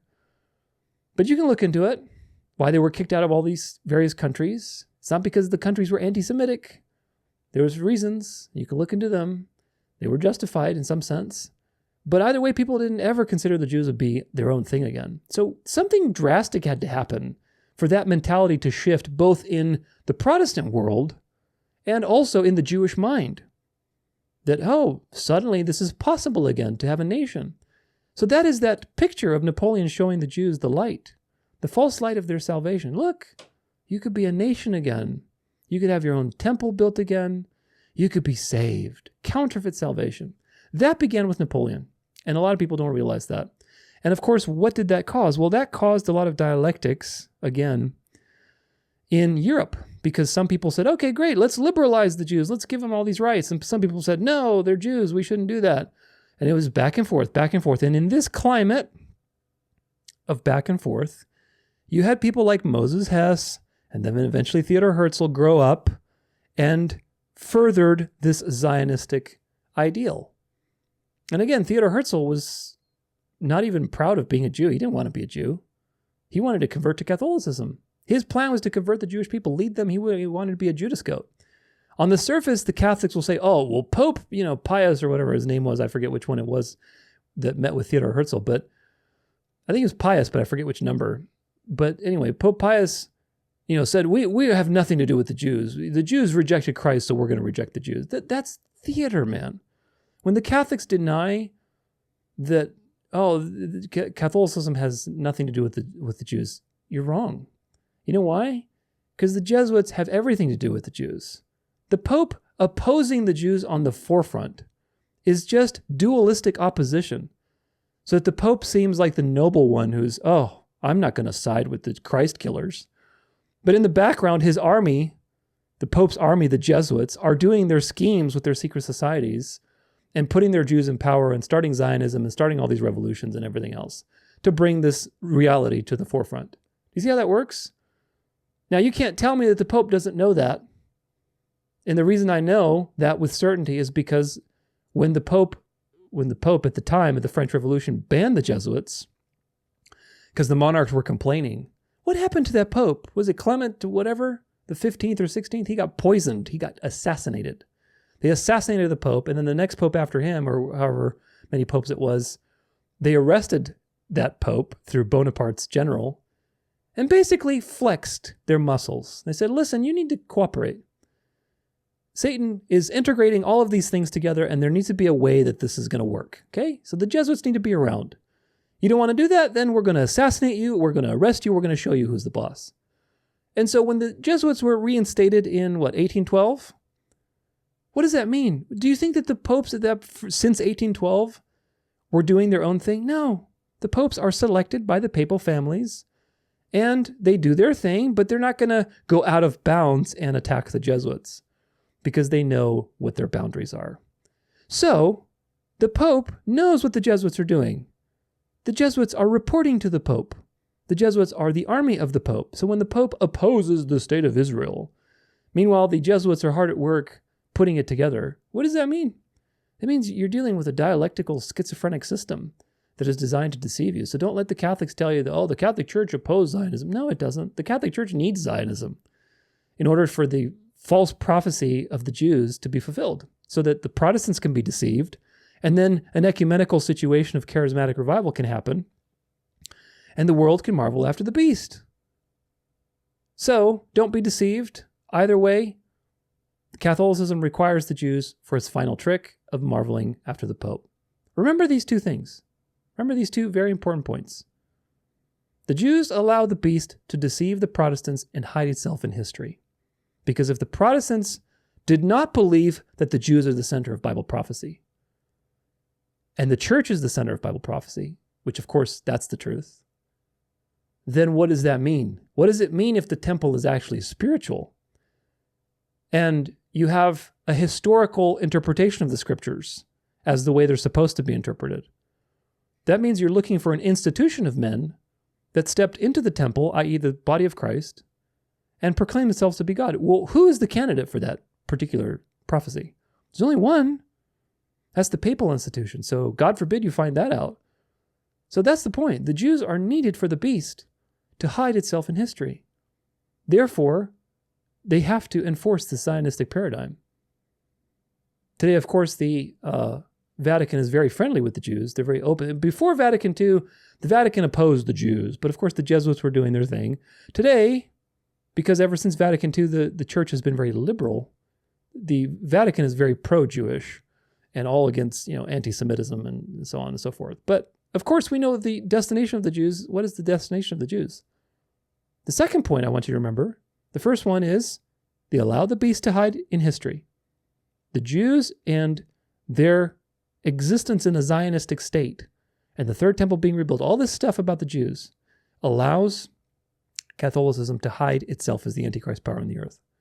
Number two that you need to remember is that the Jews serve to legalize the persecution against the Sabbath keepers at the very end. As long as the Jews are doing their Jewish stuff, you and I can go on living, doing our thing without being bothered, because the Jews are keeping the Sabbath on the seventh day. They keep it wrongly with their Talmudic traditions of, evening to evening, all that stuff. But nevertheless, they keep it on the seventh day, and you need tolerance for that. And God forbid, that's a real problem. Now Satan can't receive worship from the entire world because there's an entire group of people that is doing their thing on the seventh day. That's a problem. So the Jews need to be converted, and that's their destination. Because once they convert, they're out of the way, and the rabbis come to see the light of Sunday and the Eucharist maybe, then you as a Sabbath keeper are going to be very much in the target of all of the heads of the Hydra, looking at you, saying, "You Judaizer, even the Jews converted. You can't see the light of Christ on Sunday? What's wrong with you?" That's why the Jews are very important. So, from the 1800s onward, until recently, Zionism, through its many various forms, Napoleon, Darby, dispensationalism, Christian Zionism towards the 1900s, and so on. Zionism was used to spread dispensationalism and accomplish goal number one, which is to hide the beast's identity. While the beast was being hidden by these false prophecies to the Western world and to the Protestant world, it was able to do all its dirty work in the background, all of the dirty work that it's done. Now, Zionism has served its purpose. It's deceived people. And it's time for the Jews to be converted. It's time for this third temple to be built. So Zionism is starting to collapse. You're starting to see more and more rhetoric against the Jews. You're starting to see more dialectics, more people, raising complaints about the Jewish power structure. It's collapsing, folks. People are being herded away from dispensationalism into the New Apostolic Reformation, the Charismatic movement, all these, hardcore Seven Mountain Mandate movements. And of course, those don't believe in a rapture. The church is here, therefore we must convert the Jews. That's the only option. Because if you believed in a rapture, then the Jews will be converted because of tribulation, 7 years of tribulation. Of course, the rapture is nonsense. So it doesn't exist, and people are starting to expose that on mainstream, which is really interesting. And that means that if you, wake up from that, then the other counterfeit is there waiting with arms wide open. No. Don't go to the truth. Come here. Come to this NAR stuff. It's really fun over here. We speak in tongues and froth at the mouth all the time. And we take dominion for Christ. Well, what do we do with the Jews? Well, the Jews have to be converted. Look at the Messianics. They're getting it. So this is the direction, folks. And of course, it'll be interesting to see what happens with the dispensationalists that don't come along with that agenda. But either way, Zionism has served its purpose, and it's time for Zionism to come to an end. I talk about that in my final video on the Zionism playlist. But the Jews are being more and more exposed, and that means it's time for these narratives to be wrapped up. It's time for the narrative to be wrapped up. It's time for the jihadis and the Zionists to be eliminated. It's time for the middle of the road people to experience peace and prosperity, and then therefore revival. This is what it's about. The dialectic between jihadis and Zionists was there useful for a while to justify the state of Israel and to drain Protestants of money, to pump up this system, and of course to build hatred, meanwhile, for the people that knew all these things are happening, so that there would be a justification for converting the Jews, and then eventually a justification for hating you as a Sabbath keeper. All of that hatred that people have for the Jews, guess what? That's going to be imported into Judaizer. When you keep the day on the Sabbath, you're going to be, you see, Satan is so clever, man. Satan is the most subtle and clever being that God created. He's very clever. He knew from the very beginning with the cross what he was going to do. The cross came, it destroyed his power of death, so he chose in the church age to give his power to a final empire, which is going to be a counterfeit church, going to manifest as a counterfeit church. And he's going to enforce his own day of rest. Just like God has a day of rest that identifies him with his people, Satan created his own counterfeit of that by using the day of resurrection, which is the first day, as the day of rest and enforcing that mark. Now, he knew that. And he knew also that the Jews would serve as a great justification for persecuting believers in the end times. Just like they did in the 4th century when people were told not to Judaize. All the sneakiness and all the dirty things that the Jews have done in history, Satan has deceived them with greed, with false religion, with their Talmud, with their racism in their Talmud, all kinds of hateful things that they have in their Talmud. He has deceived and baited them into Kabbalah, all kinds of dirty and evil things. Why? So that when the Jews are converted, all of the dirty and evil and things that people hate about the Jews can get transferred to you, my Sabbath-keeping friend, when you refuse to bow down to this system. All of that hatred that people know about the Jews and their dirty tricks throughout history, and power structures and secret societies and blah, blah, blah. All of that is going to be transferred to you when you refuse to bow to the system, because you will be associated to the Jews. Look, the Jews converted. What's your problem, you Judaizer? Don't be a Judaizer. What does that mean to be a Judaizer? Well, it means you're, essentially keeping the Sabbath on the 7th day, but really it means you're a Jew. What does that mean? Well, you're, this, and this.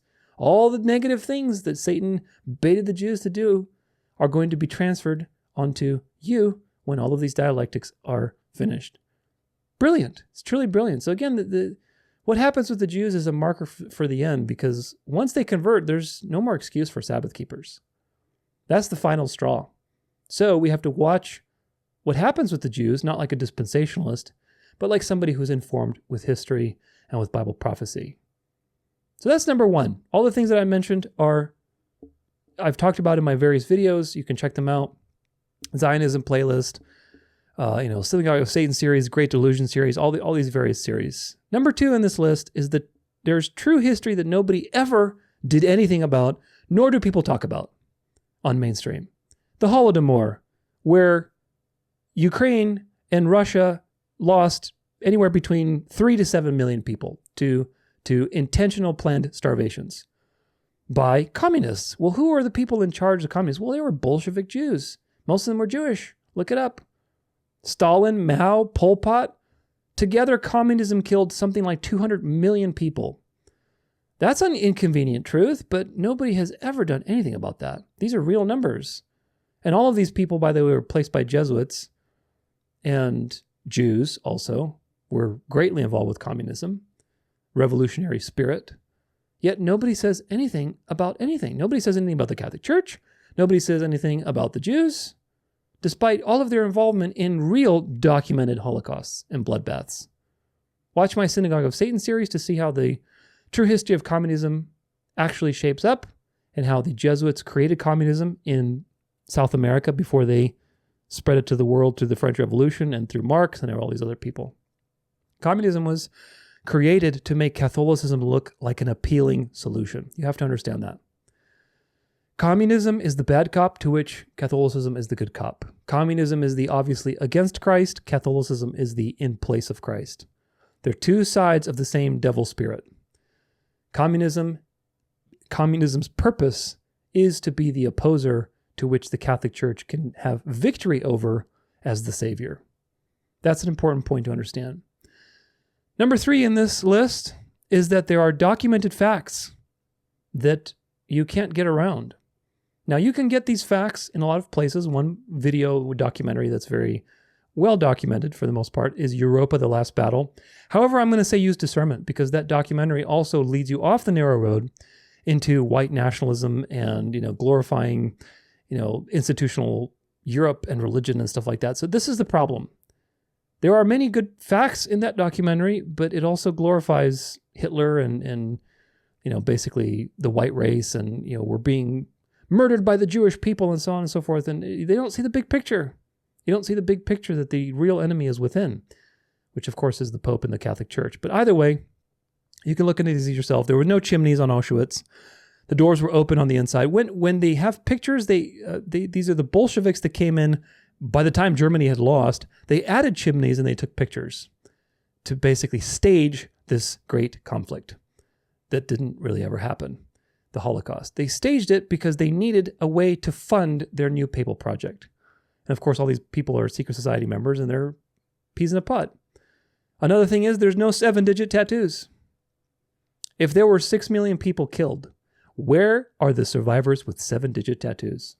Where are they? There's none. You cannot find them. They had great living conditions in the German camps compared to like the Japanese in the United States, which again, nobody talks about that. How the United States put Japanese in concentration camps and treated them very, very poorly. The fact is that typhoid killed most of the people in these camps towards the end because supply chains broke down, living conditions broke down, and typhoid infected and killed a lot of people.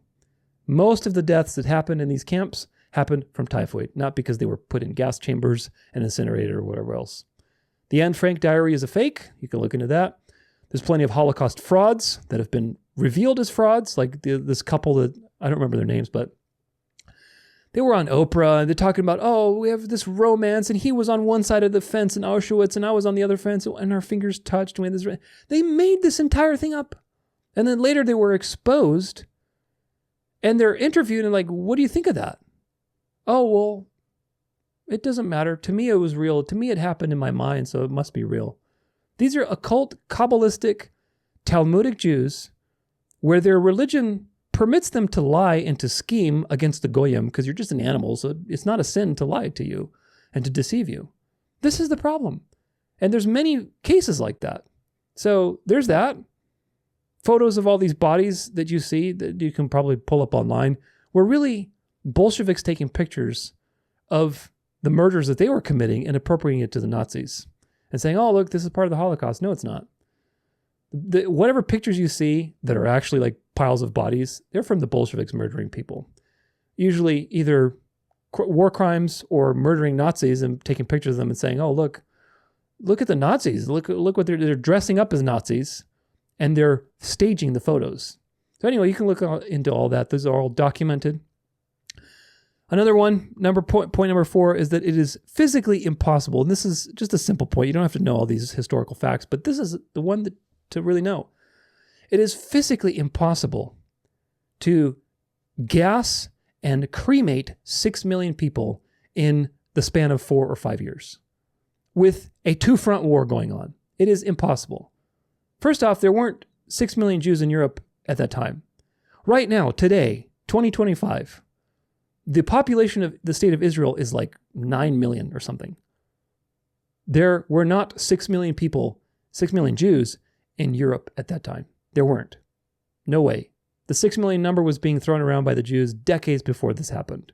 6 million Jews here, 6 million Jews there, look into it.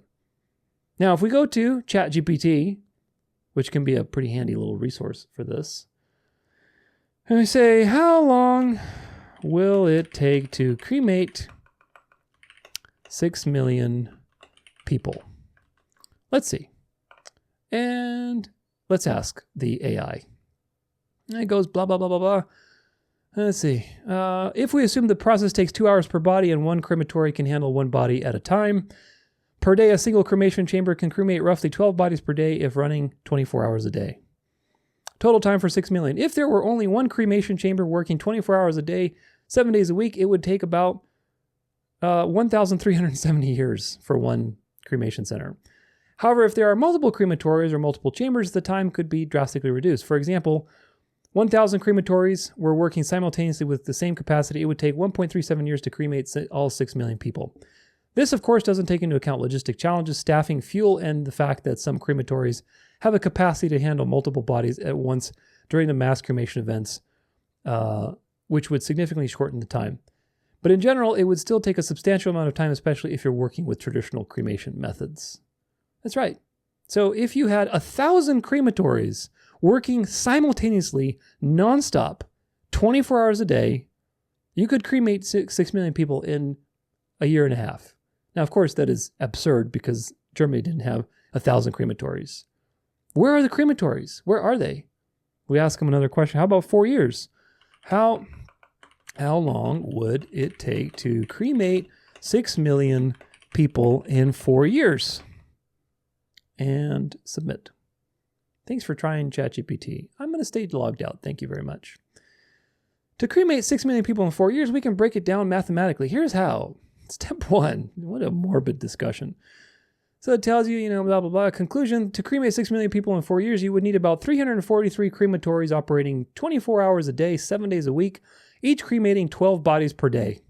Where are these crematories? Where are 343 crematories in Germany during a two-front war, working 24/7? That's working 24/7, which in reality, if you had such an institution, it would probably work maybe 12 hours a day, maybe 16.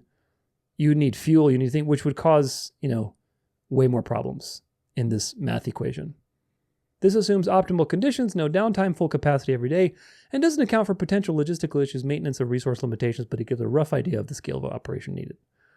In other words, it is mathematically impossible for this to take place. Mathematically impossible. There weren't that many people, many Jews in Europe. There weren't. And even if there were, where's the evidence?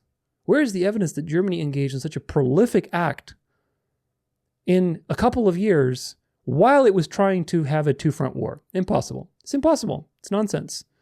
Because there are no crematoriums and all these things have been staged. Auschwitz was a concentration camp. They took pictures of Auschwitz after the Bolsheviks came in, the ones who were... Remember, history is written by the winners, folks. The Bolsheviks are the ones who took the pictures, and they added the chimneys, and the doors were open from the inside. You don't have that. You don't have the gas chambers in Auschwitz. It's nonsense. They're telling you a narrative, just like with those pictures we saw in the very beginning. This is the last picture before they were slaughtered. What do you mean? How do you know that? It's a picture. Obviously, it's a picture. Of course, these days with AI, do you even know what's real anymore? But give them the benefit of the doubt. It's a picture. These are old pictures. People are doing stuff. It seems like some of them are moving to the train. Some of them are hanging out, waiting for something. But you don't know what they're doing. You weren't there. You're being told a narrative of what's happening. Now, there's also motive and propaganda, which is very important. That's the fifth and final point. The state of Israel extorted billions, actually hundreds of billions of dollars as a result of this thing.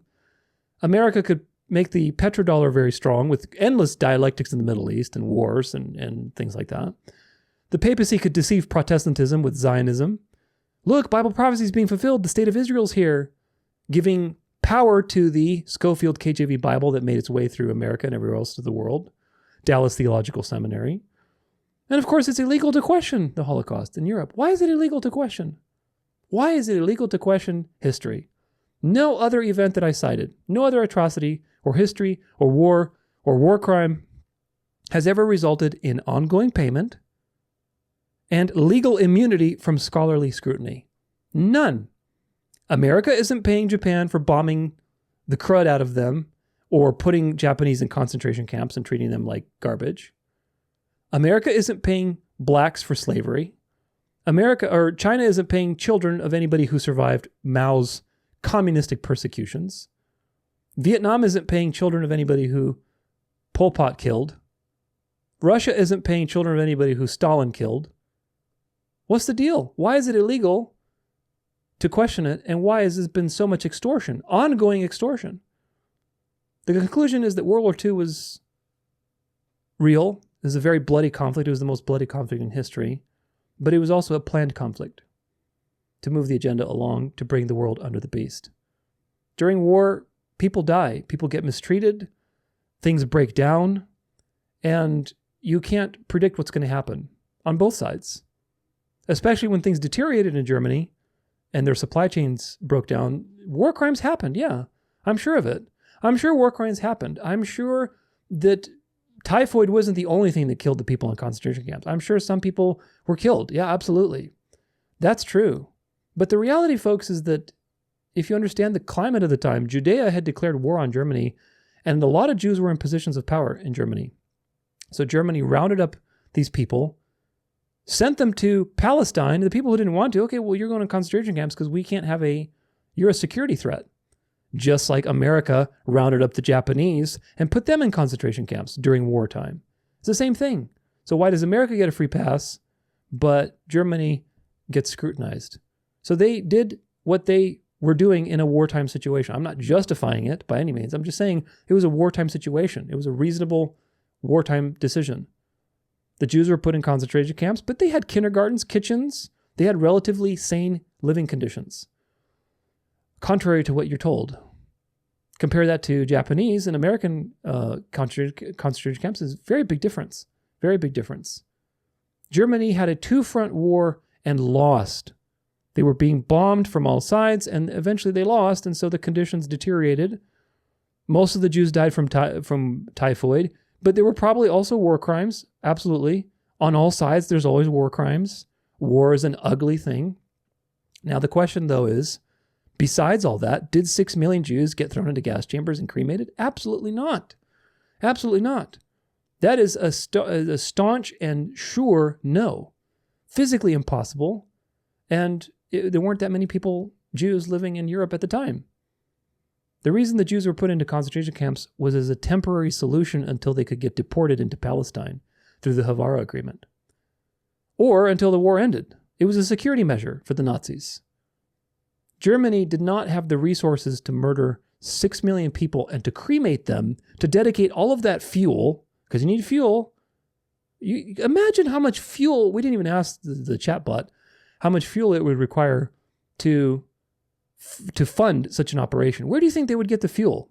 And especially if that fuel is limited in resource, because they're in a two-front war, and it's taking fuels from planes and from cars and everything else. Where do you think they would get that fuel? Magically it just appeared? It's nonsense. But nevertheless, the Germany didn't have the resources to complete such an act, even if there were 6 million Jews, and even if they were to throw them into concentration camps. It wouldn't be possible because they had a two-front war going on. Now, please don't get me wrong. I am not supporting Nazi Germany. I am not a white nationalist. I am not supporting Nazi Germany whatsoever, or Hitler. The Nazis were occultists, neck deep in the devil's soup. Hitler was a half Rothschild. He was an occultist, very disturbed person. He was a papal puppet as far as I'm concerned. However, the Holocaust is an invented scam to move the beast's agenda forward and to justify many things. The narrow road on this issue is understanding that both of these aspects are true. That Nazi Germany was an occult light side propped up to balance the dark, papal puppet, and also that the Holocaust is not what you've been told. Europa, The Last Battle is a great documentary. I think it's 11 hours, but it's also full of propaganda itself. This is a problem. So use discernment if you watch that. This is just the dark to light that Satan is going to use by condemning the Jews, afterward letting them to do horrible things throughout time through the Zionist agenda, so that then there's a justification for hating you as a Sabbath keeper by aligning with the Jews. Do you see what the devil so brilliantly did? It's so brilliantly evil. He knew that the ultimate test would be, okay, the Sabbath, as a result of his choice and enforcing worship. And so he let the Jews do all of these evil things. He tempted them with all these evil things. Of course, God has allowed all these things to happen. But in so doing, the devil is able to paint the Sabbath as an evil thing by associating it to the Jews. So that when you are refusing the counterfeit Sabbath and stand for God's word, you are going to be accused as dirty, as evil, as heretical, and as a Christ killer. Do you see the point? Very brilliantly evil. And this is the whole point. This is why the Jews are very necessary for the beast's plans. So learn your history. Don't get baited into the idea that the Jews are the enemy or the Jews are in control. They're not in control, folks. They're in positions of power, but that doesn't mean they're the ones pulling the strings. That's an important distinction. The Jews are not the enemy. The papal power is the enemy, and that enemy is going to convert the Jews and use them, along with everybody else, to receive worship.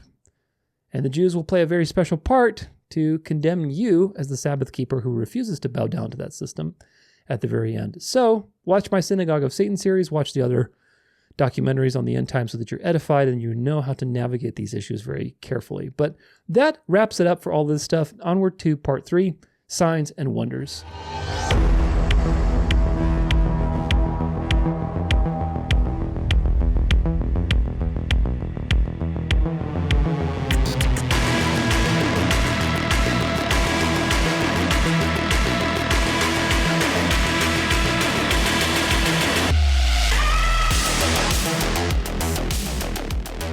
Welcome to part 3.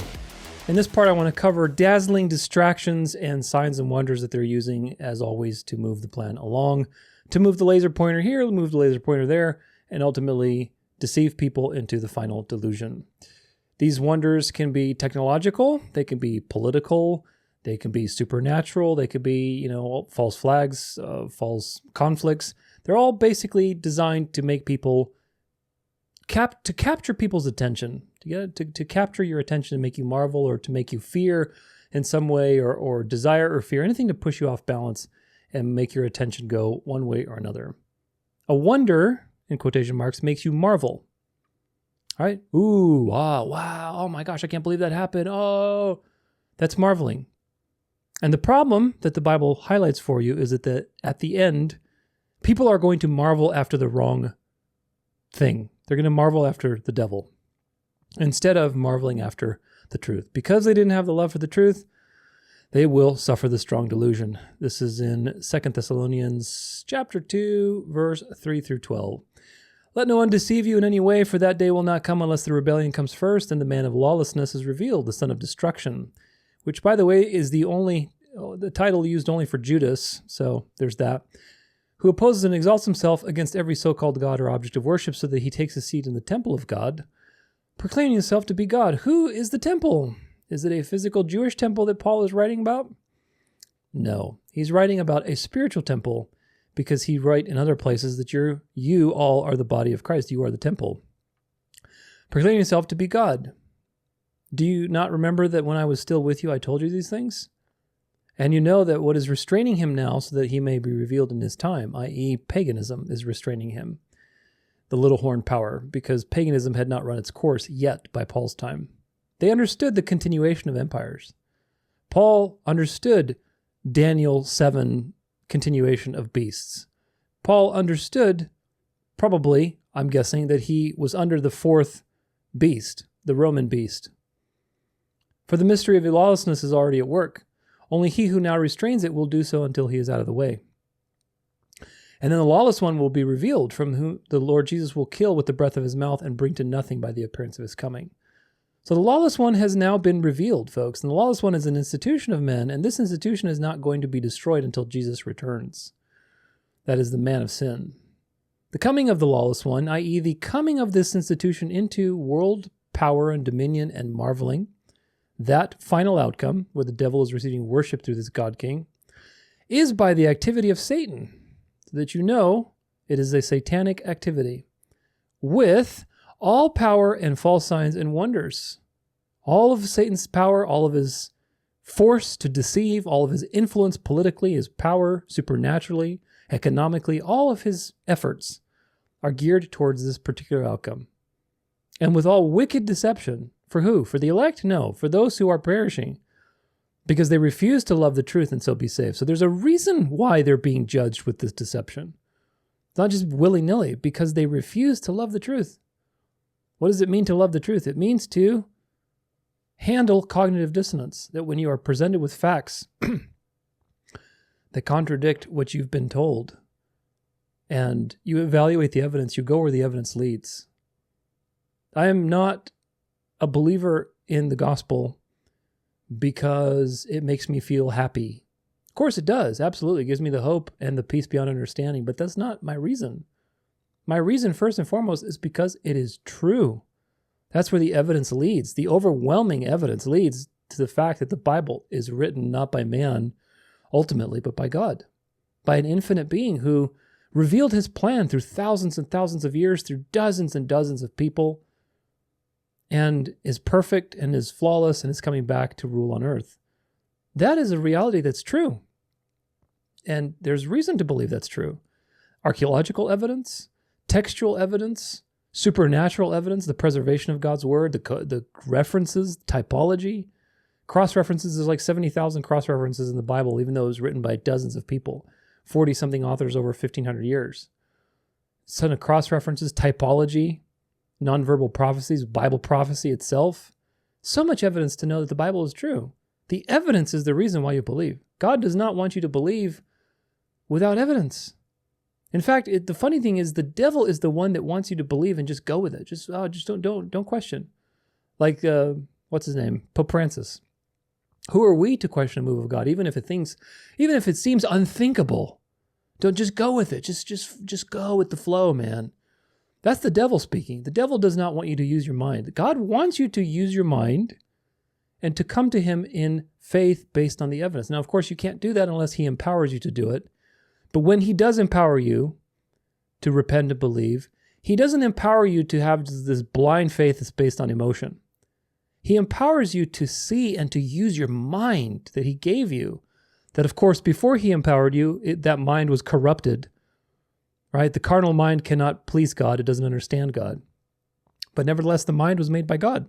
It's a beautiful thing when it works the way it's supposed to. And so God empowers your mind to be able to be used so that you can deduce and see why something is true and why something is not true. He wants you to have a conscious experience of him, not this like intuitive new agey stuff that the devil does. So they didn't love the truth. Even when they're presented with the truth, they don't love it. They love the delusion instead.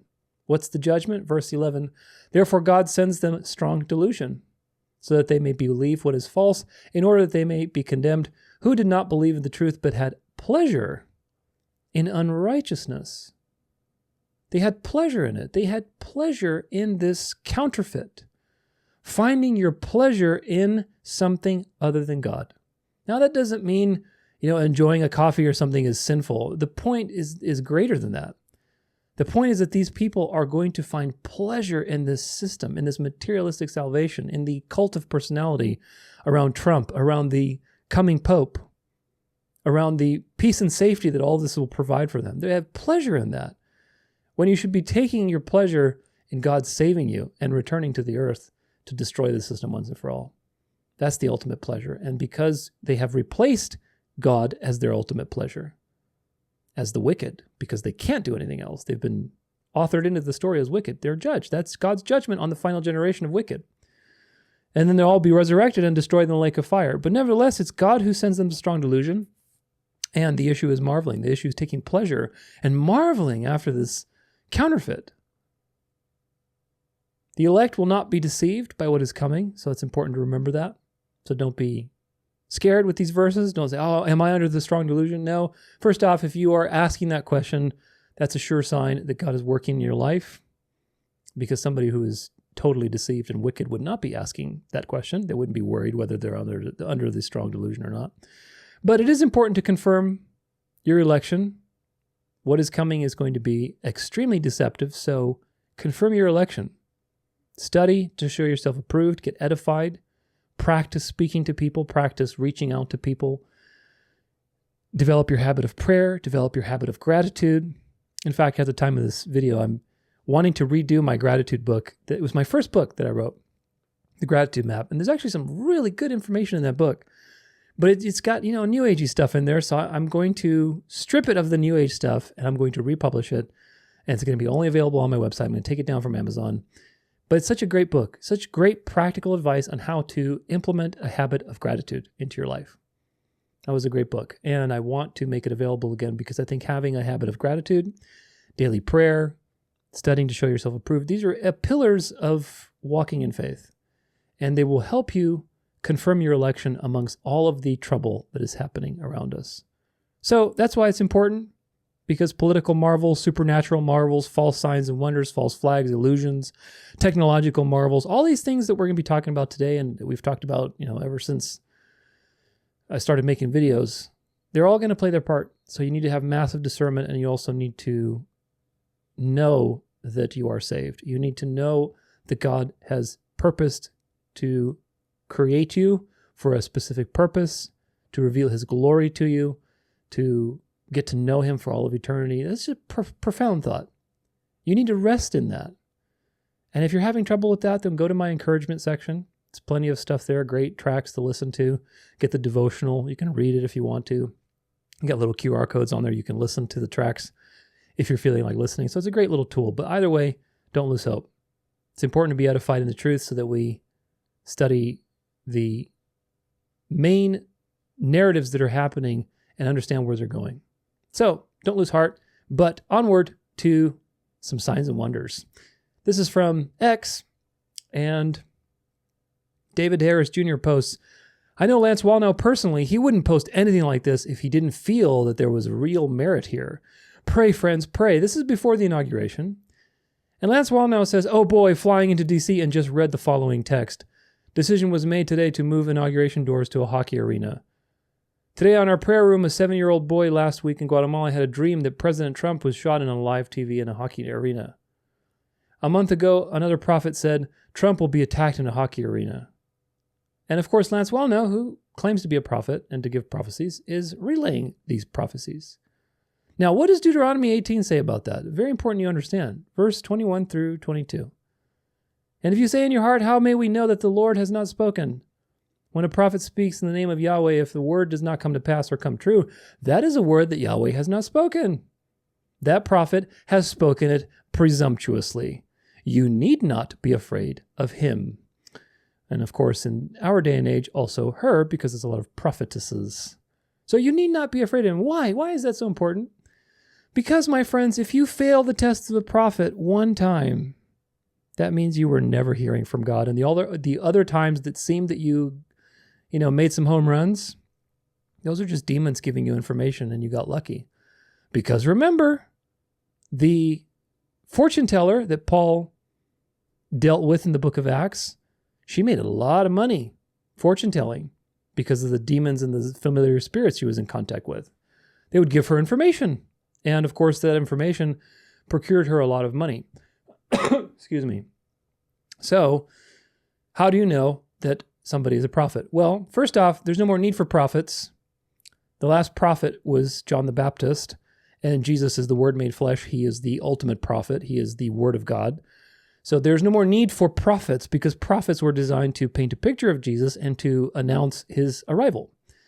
Because we have the arrival, there's no more need for prophets. Anybody who's claiming to be a prophet is not a prophet. That's number one. Number two is anybody who's claiming to be a prophet has to pass the test. And so far, my friends, I have not seen anybody pass that test. Not Ellen White, not Joseph Smith, not Mohammed, not any of the NAR prophets and prophetesses. You have to learn the different. What about when they got one thing right? Well, that's called fortune telling, folks. Prophets can, quote unquote, false prophets can get things right because they're working with demons. And fortune tellers get some things right because they're working with demons. Demons have access to knowledge. They're in the spirit world. They're not God. But nevertheless, they can give you some knowledge, and that's the point. So, the point is that if God selects somebody to speak through, it's not just that God has selected this person. Do you understand? Again, you have to have a God-centered understanding of the scriptures. If you do, everything makes sense, man. It's very simple because God is absolute. God is absolute. He is absolutely righteous, perfect, holy, completely moral, all of these things, right? So if God has chosen a mouthpiece to speak through, imagine that he's not going to allow that mouthpiece to misspeak. As long as you are my mouthpiece, you're representing me, therefore my name as God is on the line. Do you get it? God is not going to let his name, which is eternally glorious, look like there was something like he lost control. Oh, that time wasn't me. It was just speaking out of his own turn. No, that doesn't happen. None of the prophets in the Bible ever experienced that. Because God had taken them over, he had subsumed them, he put them under his wing. You're with me now, you're my mouthpiece, I have chosen you. Before the world was created, I formed you, and you're going to do my bidding. Therefore, you have no choice. You have no choice. Jeremiah didn't have a choice. He couldn't just go and misspeak and start telling false lies and prophecies. God is not going to let him do that, which is also another important reminder that you can't lose your salvation. Why? Because it's God's name on the line. God's name is on the line. When he has chosen to save somebody, it is his name that's on the line. If he loses that person, what does that say about God? Well, God loves us, so he just gives us free will. No, you don't have free will. You don't have the ability to choose free of influence. You cannot choose free of the influence of God. That's the lie from the Garden of Eden. Because if you can believe that, then you believe you're free of the influence of the devil too. And that's how the devil gets you. You're not free of the influence. In order to choose free of the influence of the devil, of your flesh, and of the world, you need to be under God's influence. So either way, you're under somebody's influence. You are a vessel. And this is a very controversial thing, unfortunately, in today's world that is obsessed with free will and synergism. But synergism is the ultimate delusion. It's the door to every other delusion, folks. And when you get out of it, you have much more peace. So anyway, they failed the test of a prophet. That little kid failed the test of a prophet. The other prophet, so-called, failed the test of a prophet. And Lance Wall now fails the test of a prophet because none of these people ever have given you a prophecy. They've given you fortune-telling and generalization like astrology horoscopes. They might get some things right, and sometimes they're listening on earbuds and people tell them data. So yeah, there's just nothing but fortune-telling with these people. They're false prophets. Therefore, do not fear them. Okay, this is from General Flynn's Substack.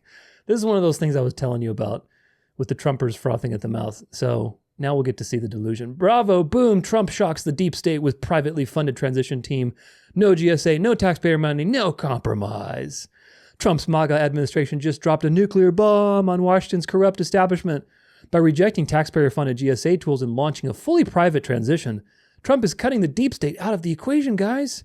This isn't just a handoff, it's a full-scale revolution. Who are the people that are pros at starting revolutions, I wonder? No taxpayers, no oversight, no leaks. In a jaw-dropping move, Trump has signed the transition agreement with the outgoing Biden administration, but with one massive twist. There's no GSA involvement, no government phones, no government buildings, nothing. This isn't about tradition. It's about annihilating the deep state's control. Washington's gatekeepers are panicking. Gosh, I can't even keep a straight face reading this. Trump's strategy leaves them powerless, blind, scrambling in the dark. Nessun dorma. Why is this in Latin, I wonder? I wonder if that's from a Q post, and why would a Q post be in Latin? None shall sleep. Probably a Q reference. But again, it's in Latin, so tells you who pays the bills. The deep state relies on access. They spy. They sabotage. They control. But Trump has cut off their lifeline. His team has gone dark. No leaks, no traps, no surveillance. For the corrupt elite, this is their worst nightmare. They're awake, sweating bullets, terrified of what's next. Well, wait a minute. Quick pause. The corrupt elite are taking control now. Trump has put only billionaires and he's only funding, people who are the corrupt elite. He's surrounding the swamp, surrounding himself with the swamp. He is part of the swamp. But anyway, some more inspirational messages here. Trump's message, the swamp is done. No, it's not. Trump's move isn't just bold, it's revolutionary. No GSA oversight. The tools against him in 2016, gone. No taxpayer dependence. This revolution is fully independent. Doesn't mean it's a good revolution. No interference. The deep state can't touch what they can't see. This is a calculated takedown of a corrupt system.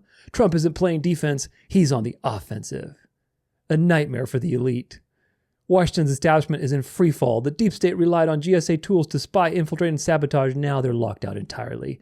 They've lost their grip, their leverage, and their power. Trump's privately funded transition sends one message. We don't need you, deep state. We don't need you anymore, bad cop, because the delusion's already set in. Power back to the people. This is bigger than secrecy. It's about independence. Every dollar, every decision, every resource comes from Trump's team, not the swamp. This isn't a transition. It's a declaration of war against a corrupt establishment. Trump is the establishment, bro. He is the establishment. Don't you get it? He was born into wealth. He was born on a blood moon, inaugurated on a blood moon. He's, part of the club. You'll see more evidence of that today. The media is losing it. The mainstream media is panicking. They've lost their insiders. They can't spin their lies. Trump has locked them out, and the meltdown is proof of one thing. They've lost control. This isn't about secrecy. It's about protecting America from the swamp's sabotage. Trump isn't hiding. He's leading. The revolution is here.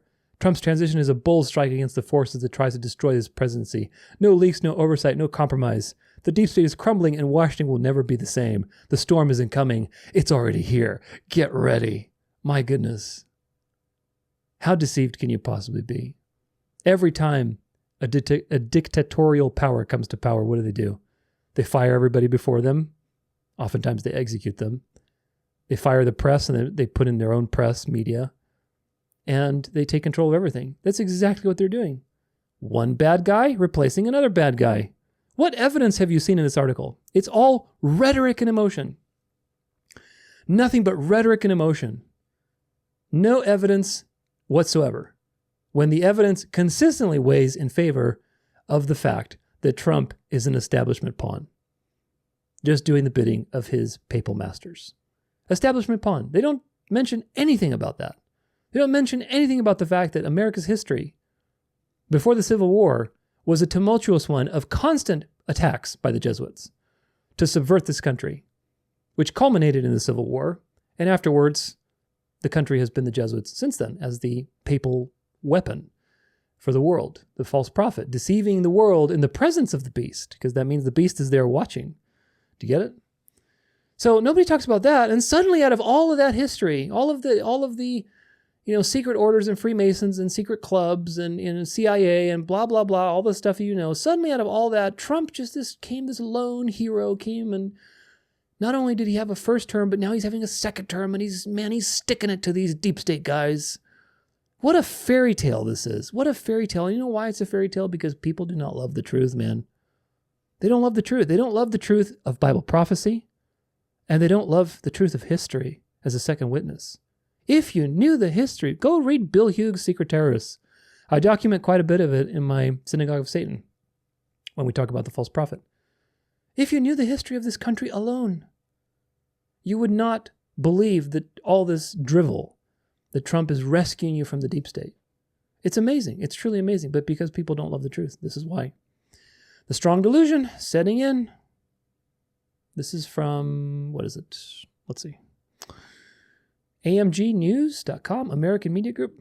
Breaking, Trump and Musk announce go time for Mars military auxiliary radio system, and Starlink, a new weapon in America's arsenal for military domination. Boom! Some more Trumper stuff. Let's read it, because this is probably going to be another part of the image of the beast. Breaking: Trump and Musk unleash the power of Mars, dive into the new era of military communications with Starlink's advanced satellite technology. Elon Musk's latest innovation, Mars, military auxiliary radio system, stands as a formidable force in America's defense arsenal. Witness the dawn of unrivaled military dominance. Act now, the future of warfare is here. I.e., the future of the image of the beast is here. All these technologies can be used to enforce obedience, my friends. And people are cheering it on. That's just the mind-numbing part of all this. Military revolution is brewing as Trump declares Elon Musk will propel America into a new world order through Mars. The military auxiliary radio system. Notice how they say New World Order and they're like celebrating it. The battle lines are drawn. America is charging headfirst into a new age of military dominance with none other than Donald Trump and Elon Musk at the helm. Your heroes are here to save you. Your billionaire heroes that could care less about your family. This isn't just about dreams of colonizing Mars. It's about securing our nation's future. Our communications are military strength. When Trump says Elon will soon take us to Mars, he's not speaking in metaphors. This is about the military auxiliary radio system, the under-the-radar powerhouse that's about to revolutionize military communications and launch America into the next century of combat superiority. Trump and Musk, a military mission to revolutionize communications. This isn't your regular boardroom handshake or corporate coffee chat. You're right, it's probably your Freemason handshake. When Trump and Elon Musk sat down, it wasn't just two leaders exchanging pleasantries. It was two powerhouses aligning forces to forge an ironclad future for American military communication. They know the stakes, and they know that America's dominance on the land, at sea, in the skies, and beyond the atmosphere relies on the bulletproof communication strategy. It's wartime thinking for peacetime prep. And Trump made it crystal clear, Elon will soon take us to Mars. Let's get it straight. This isn't about space dreams or sci-fi fantasy. Yeah, so let's forget about that, stuff that obviously we can't ever prove, because nobody's going to Mars. Mars is here now. It's not just the red planet, it's a strategic juggernaut that is about to transform the way the U.S. military operates. That's right, because eventually all that tech is going to be used on you, and people are cheering it on like the fools that they are. Express.co.uk. Elon Musk's bold £900 million plan to destroy the International Space Station.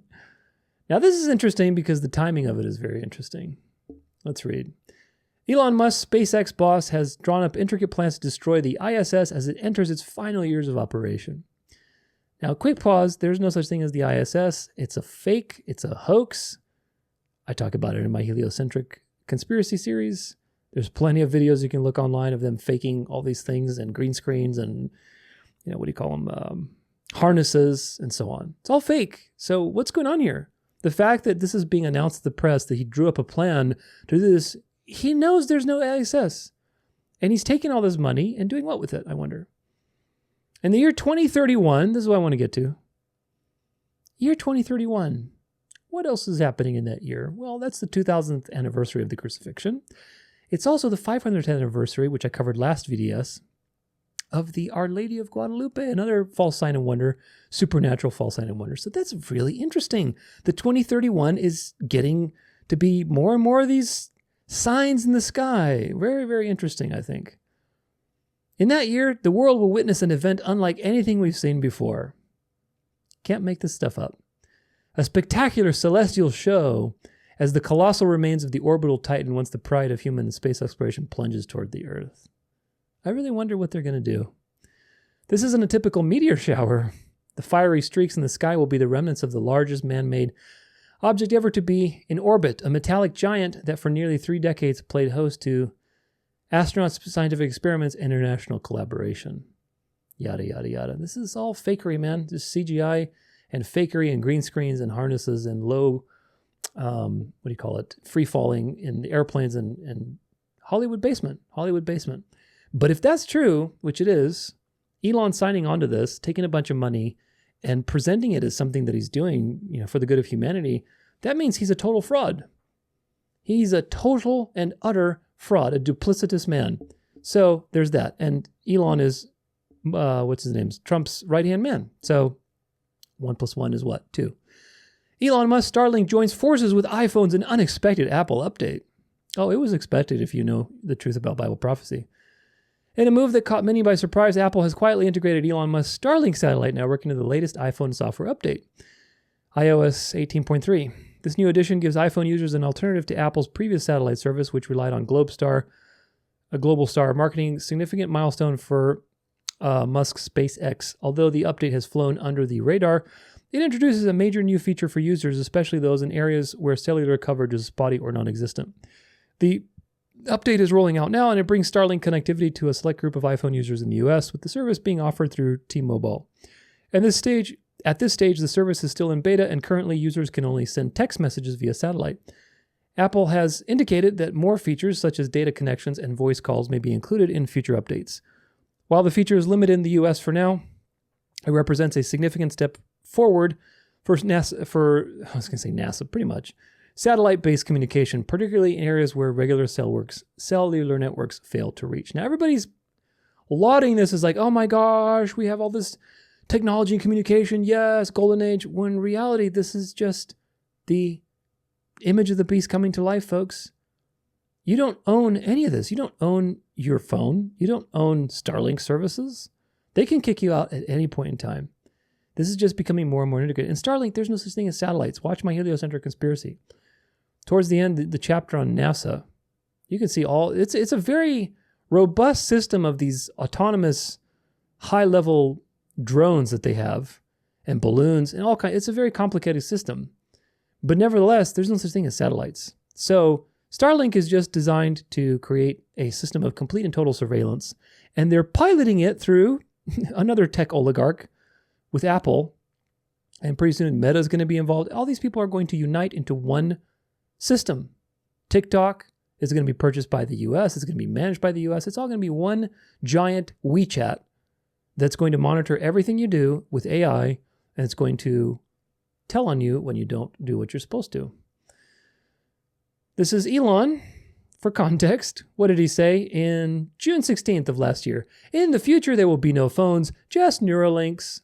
So the guy who wants to have an app that is literally a WeChat that he controls, remember, he doesn't, in his terms of service, he articulated that whole thing with Alex Jones, the lawsuit, they're trying to shut his account down. X is like, no, he doesn't own that account, so you have no jurisdiction over there. So the man who admits that you don't have control over your account wants to create a service that everybody's indentured to him, basically, and using his service, where he ultimately has control over your account and shuts it off or on. The man who's developing Neuralinks to chip everybody's brain and believes that the future is going to be just these technologies, no more phones. That's the man who's Trump's right-hand man and who's doing all these signs and wonders with the space station and Apple phone. Everybody's just frothing at the mouth over. It's such nonsense. It really is. You have to see the truth behind these things. Hopefully people will see. Here's another false sign and wonder. HR 25, to promote freedom, fairness, and economic opportunity by repealing the income tax and other taxes, abolishing the Internal Revenue Service, and enacting a national sales tax to be administered primarily by the states. I wonder if this will pass. By the way, it's not just some little shindig, because Trump speaks about it too. And he is pretty serious, it seems like. And if he's going to talk about it, then that means he will try to do it. That'll be interesting to see. Bet you didn't see this. He's going to be very rich again, and it's going to happen very quickly. It's time for the United States to return to the system that made us richer and more powerful than ever before. We had no income tax. The income tax came in 1913. As I said in my But why did it come in? Do we talk about that? No. Speech last week, instead of taxing our citizens to enrich foreign nations, we should be tariffing and taxing foreign nations to enrich our citizens. Does that make sense, right? Did he just say what I think he said? Oh, goodness. And of course, people are buying it because the IRS, the taxation that the IRS has is illegal. It's not, you're not in the Constitution. The whole point of getting away from Britain was to avoid taxation without representation, right? That was the Tea Party and everything else. And now we're getting taxed a third of our income on average to fund endless wars and all kinds of nonsense. It's a scam. It's a Ponzi scheme. Legalized theft. So that's something everybody hates. And now suddenly we're going to get rid of the income tax? What's the avenue here? Remember, this is a path. It's not a point. It's a path. Where does this path go? What's the point of this path? That's what you have to think. Of course, the point of the path is to deceive you. Now, this is an interesting, is this what I think it is? Yes, it is. This is a post by a guy named Chris Chung. He's a Seventh-day Adventist. And it's very interesting because of the dialectics happening with the Adventists. Adventists are another group of people that you need to keep your finger on the pulse on, because what's happening with the Adventist church is also relevant in the way that what's happening with the Jews, because both of these groups keep the Sabbath on the seventh day, so they have to be eliminated. He says, the Seventh-day Adventist Church was mentioned as one of the several United Nations NGOs that received taxpayer money to aid illegal immigrants in their journey to the southern U.S. border, where they would then enter illegally. While we should love all people regardless of their immigration status, it is criminal for the church to actually aid illegal immigrants in illegally crossing the border, and even worse when it's done with U.S. taxpayer money. Sometimes I wonder if our church has been hijacked. For instance, back in early 2021, the president of Haiti was collaborating with the president of Madagascar to develop what? Oh, you know what? I think I need to scroll. To develop an herbal cure for COVID using sweet wormwood, which has been since found to be an efficacious alternative treatment. In July of 2021, assassination attempts were made on both leaders. I told you, if you don't play ball, then you're out of here. The Haitian president was killed in the process. He was replaced by SDA Prime Minister, who has only recently been put in office, although he was unelected. Cell phone records show that the SDA Prime Minister made a phone call to the lead assassin shortly after the assassination took place, in the early hours of the morning. When the chief prosecutor noticed this detail, he called the Prime Minister in for questioning. The Prime Minister, Ariel Henry, then fired the prosecutor and replaced him with someone less interested in getting to the bottom of the story. After his first week in office, AstraZeneca vaccines flooded the nation. The assassinated president had concerns about the side effects of this vaccine and thus was impeding their mass import. His concerns have since been proven to be reasonable, and the AstraZeneca vaccine has been pulled from the global market after causing an unacceptable number of injuries. How strange for a non-SDA president to promote herbal medicine, which is the historic SDA view, and for the SDA to replace him and promote a drug that ends up having dangerous side effects that lead to death. SDAs usually used to believe that predominantly the drug-based allopathic medicine is worldly and the people of God ought to avoid it. Of course, he quotes Ellen White here. Note Ellen White, yada, yada, yada, and some other thing. Anyway, the brother of Prime Minister Henry is president of Inter-American Division. His name is Eli Henry, and his jurisdiction comprises the Caribbean and Central America. I find it interesting that his division likely received U.S. taxpayer funds via the United Nations to help illegal immigrants get to the southern U.S. border. Eli is close friends with Ted Wilson and was pictured next to President Wilson when they made the front page of the Jamaica Gleaner. In this case, Ted Wilson made remarks promoting abortion in cases of rape, which shocked Jamaicans. Even more interesting is the fact that the assassins weren't even Haitian. They were Colombian. They came from Eli Henry's IAD jurisdiction. Was there a connection here? Unfortunately, just like in Haiti, where it's impossible to investigate their former SDA Prime Minister on potential murder charges, it's pretty much the same in the church. Everything is hush-hush, and any attempt to ask questions is promptly censored. Keep in mind that the church still has Ariel Henry as a member in good standing, and no attempt has been made to investigate his potential murder to see if he should be disfellowshipped. Haitians hated him so much that he begged Kenya to send their military to protect him. He later fled the nation. Well, he won't be able to flee from God, that's for sure.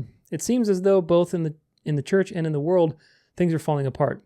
The only positive outlook is that these are signs that Jesus is soon to come. I agree. So you need to leave your denomination, Adventists. I talk about it in my Adventist series. Make sure you check it out. But what's happening to the Adventist church with subterfuge, secret societies, Jesuit infiltrations? Nothing new. Nothing new.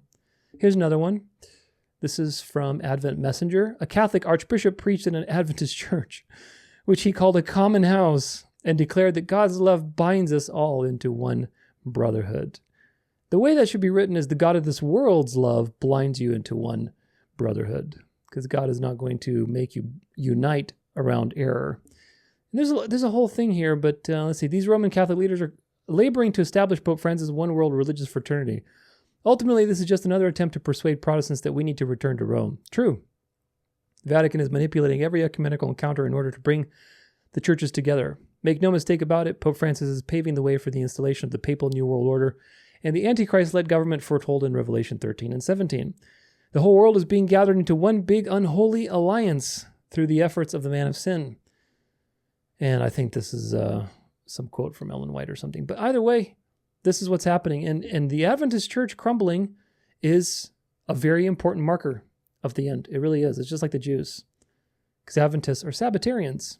Here's another one. 104 Adventist pastors fired for rejecting the inspiration of Ellen White. Good for you, 104 Adventist pastors.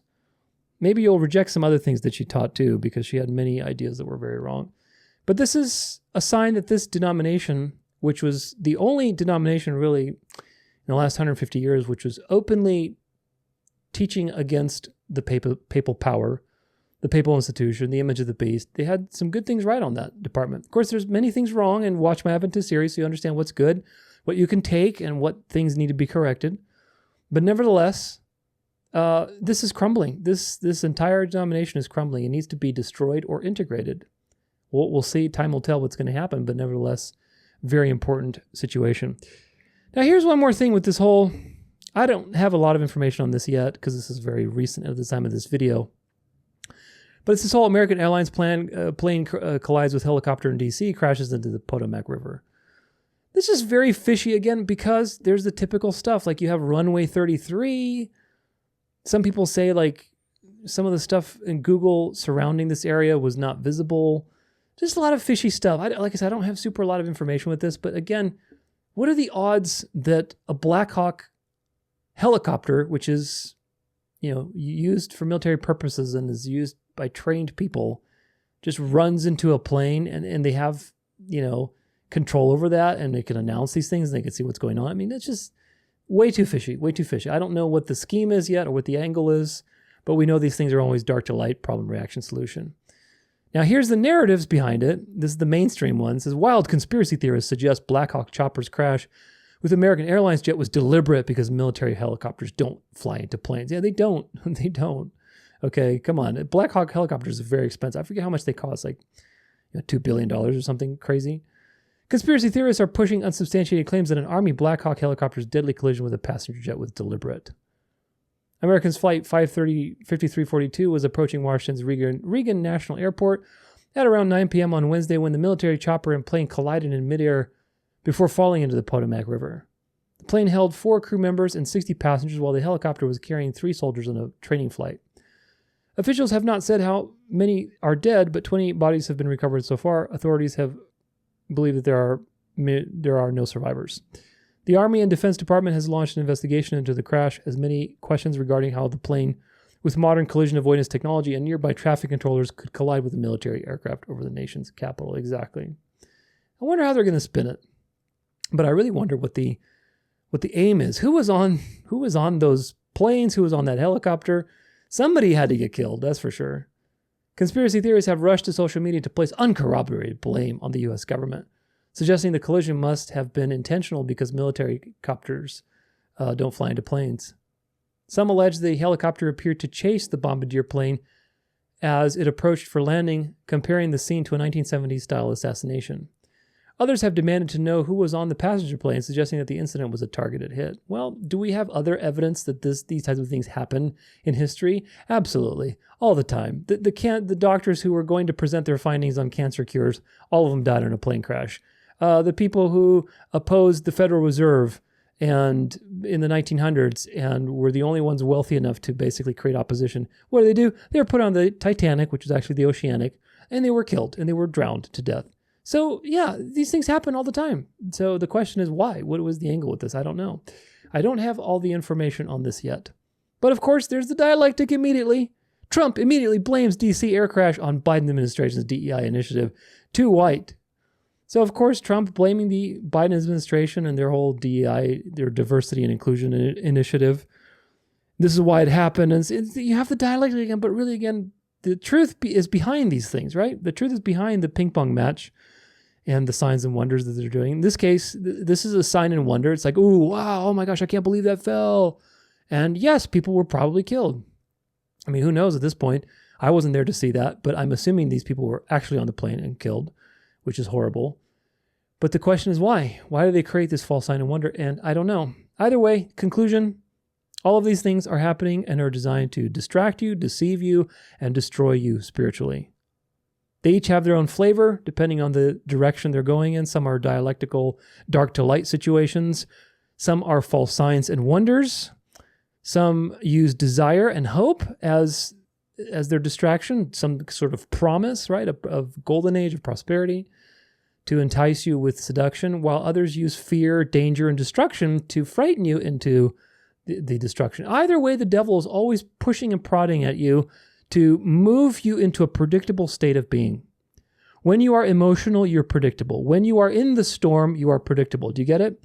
The storm is here. Yeah, the storm has always been here. The storm has been here since the Garden of Eden, since we got kicked into the world, out of the Garden of Eden. The storm of life and the dance of death that the devil's doing with his mystery religion, trying to take over the world, that's been around forever. Okay, don't join the storm. Be in the eye of the storm where Jesus is, surveying all things with peace and hope and the strength that the world can't take away from you. That's where you have to be. And the only way to do that is to know the truth and love the truth. Otherwise, you'll be devoured by the great illusion. Now, how do you get into the eye of the storm? That's the question. And the answer is you have to wake up from the delusions that are active in the world. And you have to remember primarily that God is sovereign. Most people, as much as they want to claim that they're Christians, unfortunately, do not have a sovereign view of God. They don't. And the two primary tests for that you can easily test is whether they reject free will. In other words, I reject the idea that I can choose free of influence. I need God to govern my life. Number two is, what is the relationship between evil and God? Is evil just kind of happening and God is like a 100-armed octopus dealing with it super quickly? Or is evil decreed by God because he's the author of the story for his purpose? Now, a lot of people cannot swallow that pill. They can't swallow that pill, and that's the test. Evil is a test, and so is salvation. Those two are the biggest tests of whether you actually believe in a sovereign God. But if you pass the test, then you have peace. You have total peace. You're not part of the delusion. You're not easily deceived because you know that all things are subsumed by God's sovereignty. There's the delusion of free will and synergistic thinking that you need to snap out of.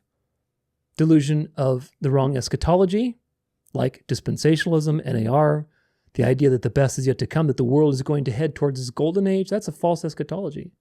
The world is heading towards illusion and delusion. The delusion of the wrong cosmology, believing in space and heliocentric systems, that opens you up to a lot of deception. The delusion of institutionalized religion and denominationalism, that we need to have religion and that religion is an institution, that's a delusion. That's Catholicism. And of course, the delusion of politics and being involved in this idea of voting out the deep state. Well, we did it, guys. We voted, and we voted Trump in, so I guess now the UN just surrenders. We foiled their agenda with our vote, in America. It's just nonsense. So you got to snap out of these delusions and remember to anchor everything in God's sovereignty. Otherwise, you will get caught by the storm. The storm is the storm of duality and dialectics and signs and wonders and laser pointers and everything else. And the devil wants you to be in that storm. The storm is here. Join the storm. No, I don't want to be part of your storm. I'm fine in the eye of the storm, looking and observing, with God holding me and holding me above that stuff. So I don't have to get caught up in it. I can see and have perspective by clinging to the truth, clinging to the word, understanding my history so that I'm not part of your stupid storm. So do not join the storm. Hang out in the eye of the storm. Lance Wallnau is a false prophet, and all his NAR friends are false prophets, and all his prophecies are false prophecies. Why? Because they failed the test. They failed the test of Deuteronomy 18, 21 through 22. They failed the test. If you fail the test, you were never hearing from God. Why? Because God is absolute. So it makes things so easy. It makes things so easy because God is absolute. God is absolute, meaning it is impossible for him to lose control of something. It is impossible for him to make a mistake. It is impossible for him to not be sovereign. It is impossible for him to do anything evil. He is absolute. Therefore, anybody who misspeaks and claims to be hearing from God When Ellen White says that God told, Crozier of the shut door doctrine, and then Crozier, a couple years later, repudiates his doctrine and says that was not even my doctrine. I reject it. Then obviously, Ellen White was not hearing from God. When Ellen White has a vision of being condemned, and then a few weeks later, she has a vision of this angel coming up to her and says, do you want to see Jesus? And she crawls through this little staircase, creepy staircase, and then suddenly she's in this room, and there's Jesus glowing light. And Jesus gives her a green cord. Say, put this around your wrist. That way you can always be connected to me. Is that consistent with anything that Jesus has ever done? God has ever done? No, it's not. Isaiah's visions, Ezekiel's visions, John's visions, they're all consistent because they're prophets and we know God was speaking through them. When Ellen White gives you a vision of her encounter with Jesus, it's very different. That means she was never hearing from Jesus and she was actually hearing from Satan. And that means that Satan can do a pretty good job for the undiscerning mind of appearing as Jesus Christ, just as the Bible warns. What does that mean? That means that the thing that you think is so good and profitable and prosperous is actually the evil that the Bible warns you about. That is the great warning. That the devil doesn't come with, buck teeth and a flaming pitchfork and goblin ears and big horns and hooves. He comes looking as Jesus Christ. What a profound thought. What a profound thought that is. So, of course, his ministers, like Lance Wallnau, who want to bring the seven mountains to society, his ministers are ministers of righteousness, quote unquote, righteousness. So they all have that in common. And of course, if you understand these things, then you can see right through them. The Trumpers are frothing at the mouth for this new system, and they're cheering on their own enslavement. It really is amazing to me how ignorant these people are. And again, I'm not judging because I was very deceived too, but look, it's crass ignorance. It's crass and total ignorance. It's also hypocrisy, because I'll tell you what, if Obama or Clinton, Hillary Clinton, were to do any of the things that Trump just did, sign a deal on massive AI surveillance, whatever, partner up with billionaires or whatever else, it doesn't matter. If Hillary Clinton was doing those things, or if Obama didn't put his hand on the Bible, for crying out loud, people would be up in arms that, oh my gosh, he's a secret society member, he's a Muslim, he's whatever else. He wasn't even born here. People would be up in arms. But Trump doesn't do it. Oh, no, it was because he was rushed and all this and that. And all these excuses suddenly come into play. This is the problem. And that's how you know it's a delusion, because they refuse the facts. They have some truth, they know some truth, but then when you present them with the same truth in response to their idol, they can't handle it. The cognitive dissonance is too strong, and they run in the direction of the deception. Cognitive dissonance is not a bad thing, folks. It's okay to have cognitive dissonance. It's actually a good thing to have cognitive dissonance in the sense that it's challenging you to understand what you believe. You should have, if you don't have cognitive dissonance at all in anything, if you're never exposed to that experience, then you're not growing. So you should have cognitive dissonance. But the question is not whether you have cognitive dissonance. The question is, how much are you able to tolerate in that department? And which direction do you run? Right? Which direction do you run when you have cognitive dissonance? Do you run towards comfort, like your instinct wants you to? Or do you run towards the truth and you get more evidence and you want to research and you indulge the evidence and you see what it says? That's the question. The people who don't run in that direction and run towards the direction of comfort are the ones who are going to suffer the strong delusion.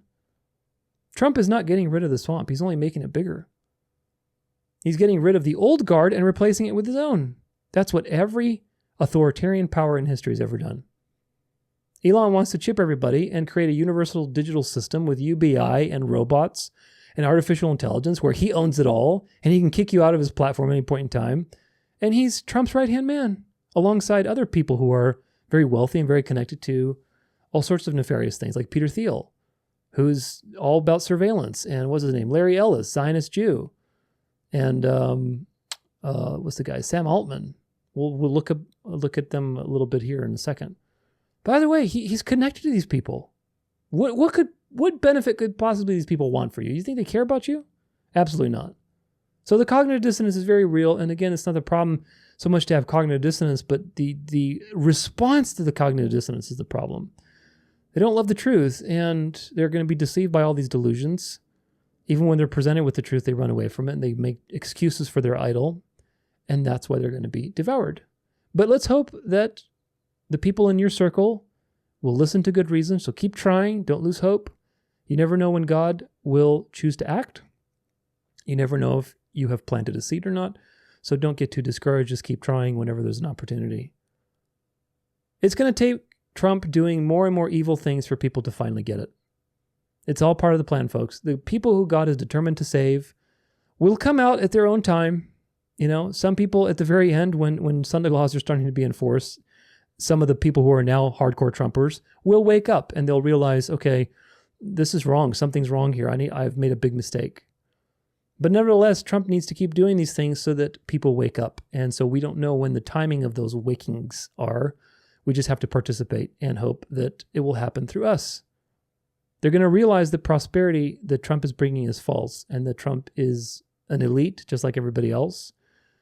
And some will realize it later than others, but nevertheless, there are people still to come. Because again, until that first bowl judgment drops, there are people to save. And we know that that first bowl judgment will drop because it will start with the mark of the beast.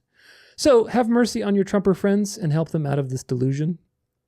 It's not a fun thing to argue, I know, but maybe with some merch, maybe with some resources, maybe with some knowledge, it'll make it easier. I don't know if they're going to pass the IRS thing, but there's a big but here. Remember that Trump wanted to eliminate the debt ceiling. We'll cover that in the next section.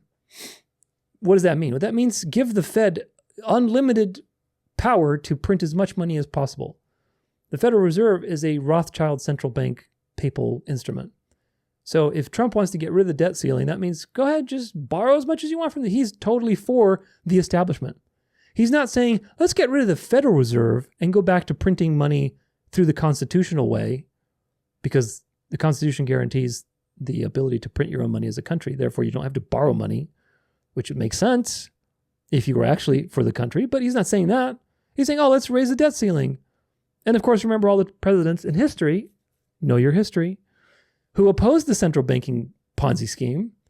Andrew Jackson, I forget the names of the other ones, but you know, all the early first 6 presidents, they were against this whole central banking scheme and papal supremacy and everything else. What happened to them? What happened to them, I wonder? Well, they got axed, or they got attempted to be axed. And then, of course, after the Civil War bankrupted the nation, they had no choice but to take a loan and basically eventually set up the central bank 50 years later with the Federal Reserve and income taxes to justify the inflation that comes with borrowing from this central banking system. How does that work, I wonder? That's another thing that doesn't make any damn sense to me, which is that, like, if you as Trump are saying, oh, let's get rid of the income tax. Okay. Why was the income tax? That's why I said, why was it made? I wonder. Was it just made just for the heck of it? No. But it was made to pay for all of the interest that the government is racking up by borrowing it from this Rothschild puppet, situation where basically the central bank is obviously a Rothschild invention and they're puppets too, but they're borrowing it from the Rothschild banking system. The central bank prints money, loans it to the U.S. in their own currency, and then the U.S. has to borrow more money to pay the interest back. But by the time you've borrowed more money, now you've borrowed again. So you have to keep, it's a never-ending cycle of destruction that leads to inflation and everything else. It's nonsense. It's a destructive cycle. It's like you're burning a match, you're lighting a fuse, and eventually that fuse is going to blow up something. So this is the problem. So now how can you get rid of the income tax and not get rid of the Federal Reserve? They're one and one together. Which again, even if they do pass such huge transformations, even if Trump comes out tomorrow and says, you know what, we're going to get rid of the Federal Reserve. They've been, oppressing this country with interest rates and inflation and blah, blah, blah. Give you some truth there, right? That everybody's been waiting for. Even if they do such a thing and they get rid of the IRS and the Federal Reserve, and it seems like, oh my gosh, finally it makes sense. You have to wake up from the reality that is around us, okay? Most money is digital. Cash is a thing of the past. And most people are involved in this digital system. let's say all these things were dissolved tomorrow, and now there's economic prosperity, there's no more taxes, no more inflation because of borrowing and all this nonsense, right? On the surface, it seems great and logical. It would. But you have to remember who's pulling the strings and for what avenue to bring worship to Satan. So the first part of that is to make you feel cozy and comfy and safe with all your needs met so that you're part of this system. Economic prosperity with no taxes, or I should say no income taxes, and no inflation sounds like a good thing. But it also is the next step towards bringing people into this system where if you don't pay worship, you're going to be kicked out. Do you get what's going on here? Even if they were to pass this law with the IRS and the Federal Reserve being eliminated tomorrow, what does that mean? Well, okay, it would boost economic activity. It would make people feel more comfortable and invested in the American economy, sure. But in practice, what does that mean? Well, it means you're going to be more involved with PayPal, Venmo, online bank systems. You're going to be in this system. That economic activity is anchored in a digital system. So it's going to make people even more invested in this digital system. At least before, when there were income taxes, and they know, people were trying to find all sorts of ways of skirting the system. But now, if the doors are open, come on in. Don't worry. We're not going to tax you. It's going to be fun. Just come on into the system. They're going to bait people into participating into this system even more. And it's okay. Yeah, whatever. You can have a digital profile. It's all right. Now I have more money than I ever dreamed of because I don't have taxes or whatever else. So yes, there will be prosperity. Yes, probably the nation is going to do very well without, inflation, obviously. But it's designed to make you relax so that you can adopt a digital system. That economic activity is being done over digital means. It's not like suddenly we're going back to cash. Do you get it? It's not like, hey, we've gotten rid of the Federal Reserve, we've gotten rid of the IRS, and from now on, cash only is going to be no more credit cards. Everybody's going to get cash and gold and whatever else. Going back to just hardcore cash. It's all digital. So this is a ruse. It's a distraction. Because why? Because people have learned about the Federal Reserve now. It's reached its expiration date. It's time to self-destruct. Time to get rid of this stuff, income taxes, if they do get rid of it, I'm saying. I don't know if they will. But if they do, realize that it's a narrative. Realize that it's designed to bait you into a false sense of comfort and assurance and safety and peace and everything else. Trump is hardcore going for digital stuff. Digital currencies, crypto, AI, monitoring, surveillance. He's surrounded by people that want to do nothing but that. Elon also wants to build an everything app and do monitoring, surveillance, digital currencies, everything else. They're taking over TikTok. All the big platforms are cooperating with Trump. Where do you think all this is going to go, folks? If you have these two paths, one path is we're getting rid of the Federal Reserve, we're getting rid of the income tax, yay, prosperity. That's a path, okay? Where's that going? That's going to a particular direction. But wait a minute, you have another path, and that path says, Peter Thiel and Larry Ellis and all these hardcore secret society members that love to control everybody and do the bidding of their Jesuit masters, and AI being pushed and blah, blah, blah. All that surveillance and tech to monitor every single thing you do is also a path. It's going this way. And where do these paths intersect, I wonder? Where do they intersect? Well, they intersect at the image of the beast is where they intersect. A situation where a government seems like it's prosperous and great and peace and lovely and you can marvel all you want, except you have to sign on the dotted line. And if you don't sign on the dotted line, well, then we'll kick you out of society because your profile is not owned by you, your money isn't owned by you, and your livelihood isn't owned by you. So there's that. That's where those two paths intersect, and you have to realize that.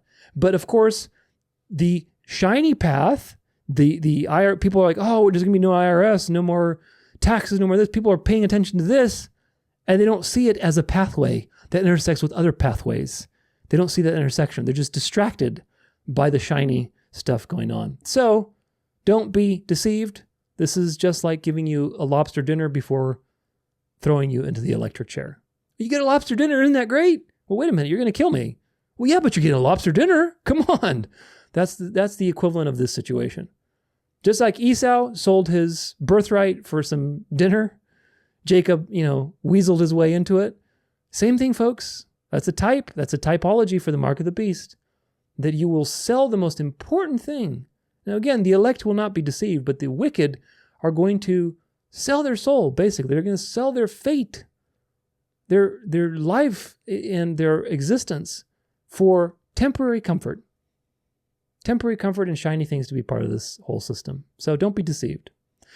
Now, the Seventh-day Adventist Church also is another benchmark, like I mentioned, just like the Jews, because again, what's happening with the SDA Church is a marker of the timeline. Once the SDA Church collapses and is either integrated or destroyed, that's a very important marker. Them and the Jews together are the markers of how close we are to the mark of the beast being enforced. The Jews have to be converted and the SDAs have to be destroyed or integrated, either ecumenically, right, one way or another, or just totally disbanded and destroyed, like they're doing with the Methodists, where they've liberalized the Methodist Church so much where it's just like a joke. So I don't know what the fate is for the SDA specifically, whether it's going to be destroyed or integrated through ecumenism, but I do know that it's obvious that they've been infiltrated. They're not immune. They've been infiltrated for a long time, and I talk about that in my SDA series. Of course, Ellen White was a false prophet, so from the get-go, they were unfortunately deceived. But nevertheless, the Adventists, my heart goes out to Adventists. I care for my Adventist friends because Adventists have contributed quite a lot to eschatology. They have a lot of good things when it comes to eschatology. They have a lot of discernment when it comes to things that other people don't have. So that's good. They have some good things, and I think there are worthy, good things to keep from that discipline. And there's also a good bucket load full of stuff to let go of. There really are. So watch my series so you know the difference. But either way, watching the SDAs is important. It's very important because, again, the SDAs and the Jews are the largest Sabbath-keeping communities there are. Outside of the Jews, the SDA Church is the largest Sabbath-keeping community. Therefore, that needs to be destroyed. Once that's destroyed, through, again, culture shaping, infiltration, liberalization, ecumenism, pick your flavor of Jesuit poison, I don't know. But something's going to happen, and it's already happening. So the SDAs have to be taken out of the way so that there is now a precedent to accuse Sabbath keepers. You cannot have anybody keeping the Sabbath that is acknowledged as a legal status if the devil is going to receive worship through the papal power and through the mark of the beast. You can't have anybody worshiping on the Sabbath as an officially recognized organization. You can't have the Jews. You can't have the Seventh-day Adventists. No, these have to be taken out of the way. So that's a very simple time marker to understand how close we are to the end. Once you see these things happening and the SDAs are out of the way, ecumenical fornications, maybe they're going to come to see the light of Sunday. Maybe the entire denomination will be disbanded. Who knows? Either way, that's a big marker of the end. Then you're going to see the Jews convert. I don't know which one will come first, but either way, with those two out of the way, not too much time left. Not too much time. And again, I don't think that we have more than 7 to 10 years for these things to be fulfilled. So pay attention to what's happening with Seventh-day Adventists. Those who are watching this, who are in the Seventh-day Adventist community, please watch my series on the Seventh-day Adventism. Learn what is good and learn what to throw out. Ellen White was the biggest plagiarist of the 1800s. Probably of the 1900s too. Huge plagiarist. Probably had lots of people working for her. She's a false prophet, probably a secret society member. Either way, she's very deceived. I talk about what the possibilities there could be. I'm not making any specific claims about her, but we do talk about the range of possibilities. At the very minimum, she was a very deceived and disturbed individual. The Seventh-day Adventist Church is crumbling right now, and its fate is to recognize the light of Sunday. It will. It'll come to recognize the light of Sunday. How that's going to happen, again, is anybody's guess at this point. I think there's definitely some good candidates for how it's going to happen. Ecumenism, liberalization, culture shaping, all these type of things. Firing the people that don't disagree, putting infiltrators in, like that Ariel, what's his name? Either way, it's the same old stuff. It's going to happen by policy shift or total disbanding of the denomination or merging with other denominations. Who knows? At that point, that's going to be a marker of the end. So let's pay attention to our Seventh-day Adventist friends. Let's invite our Seventh-day Adventist friends to walk a more narrow road in Acts 24, 14 through 15. Narrow road, that's right, the left side. And to come out of that situation because it's going to be integrated. Now, onward to part 4, Trump.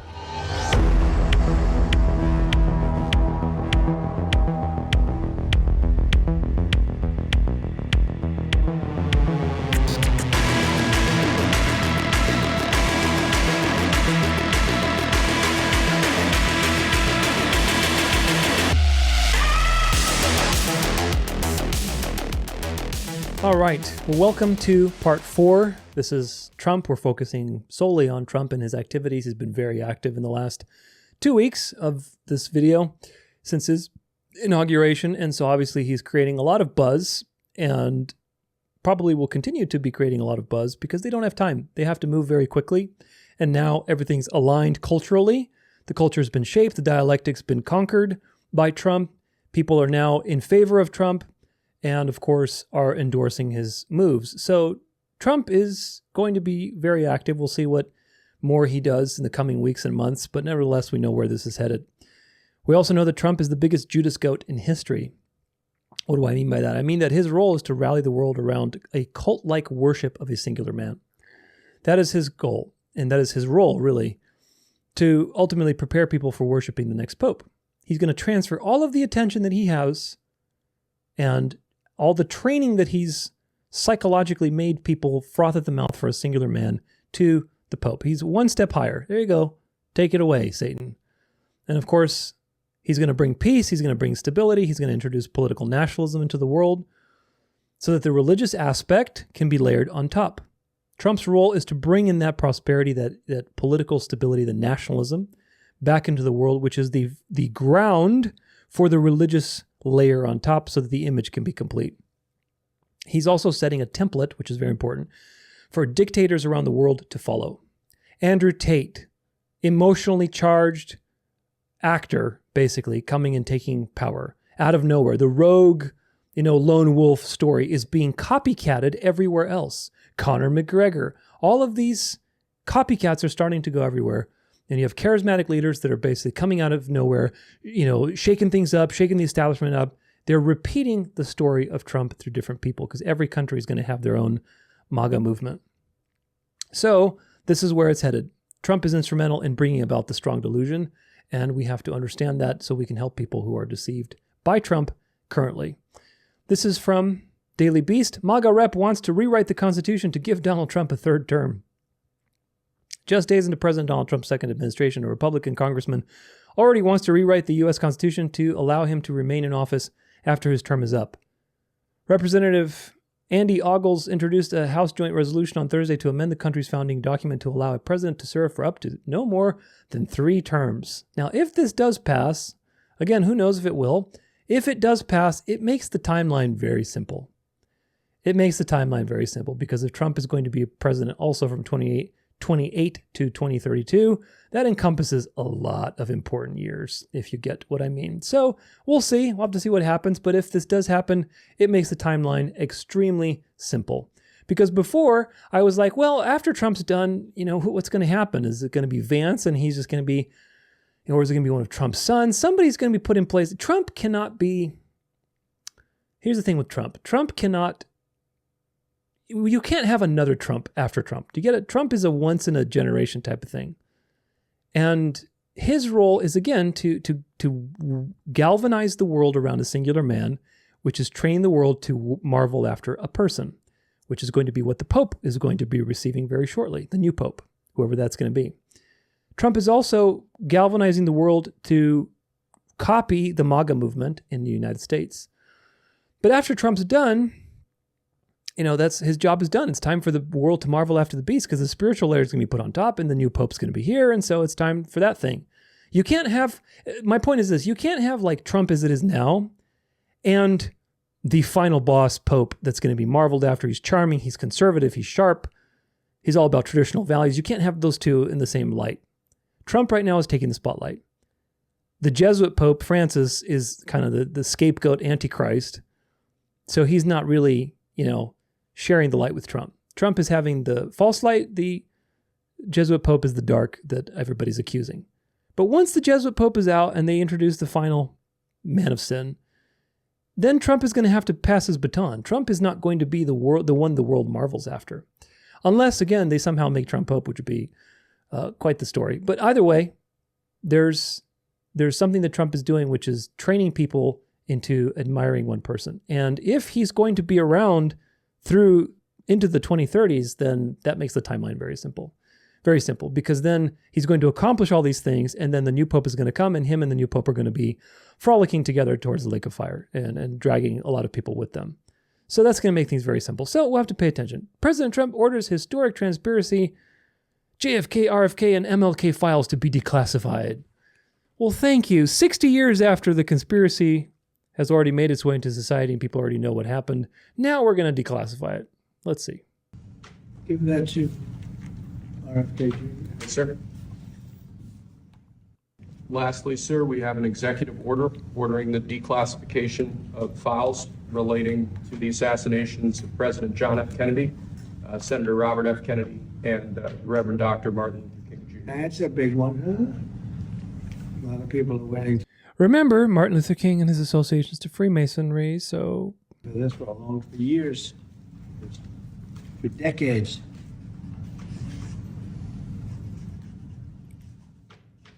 And everything will be revealed.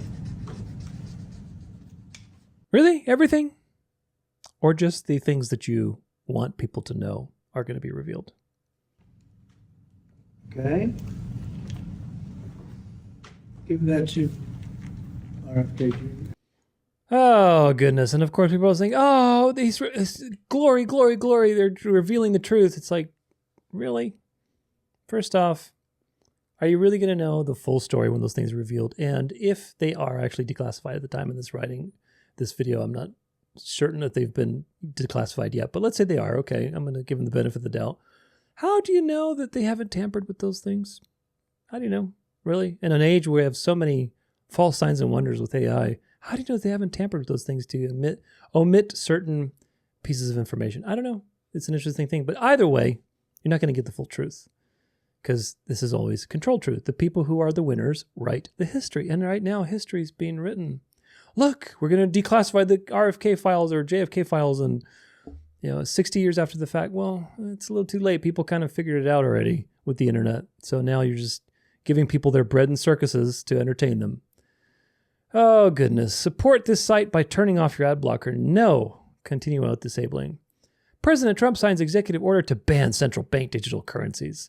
The president has also signed a working group to assess the creation of a strategic Bitcoin stockpile.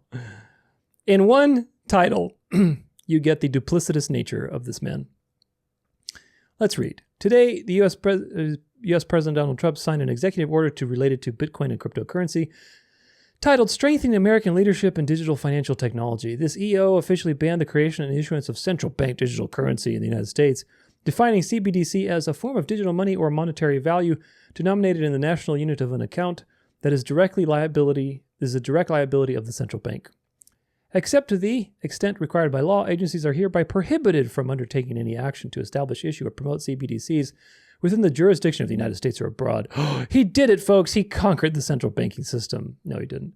The order announced, except to the extent required by law, any ongoing plans or initiatives at any agencies related to the creation of CBDC within the jurisdiction of the United States shall be immediately terminated, and no further actions may be taken to develop or implement such plans or initiatives. The counterfeit accusing devil has been destroyed. The new EO will also establish a presidential working group. Here we go. Light, dark, light. To create a federal regulatory framework governing digital assets, including stablecoins, and reevaluate the creation of a strategic national digital asset stockpile. In other words, this is legalese for not this, but that. Not that digital type of currency, but this type of digital currency. The working group's report shall consider provisions for market structure, oversight, consumer protection, blah, blah, blah. Risk management stated the order. The working group shall evaluate the potential creation and maintenance of a national digital asset stockpile and propose criteria for establishing such a stockpile, potentially derived from cryptocurrencies lawfully seized by the federal government through its enforcement efforts, whatever that means. But of course, there's always the second side of the story, a mockery. This is Trump's new meme coin sparks anger in crypto world. So Trump is all against CBDCs. Oh, he conquered the deep state. He took away their CBDCs. But wait, there's more. U.S. President Trump has been criticized for launching a meme coin while saying he doesn't know much about the cryptocurrency.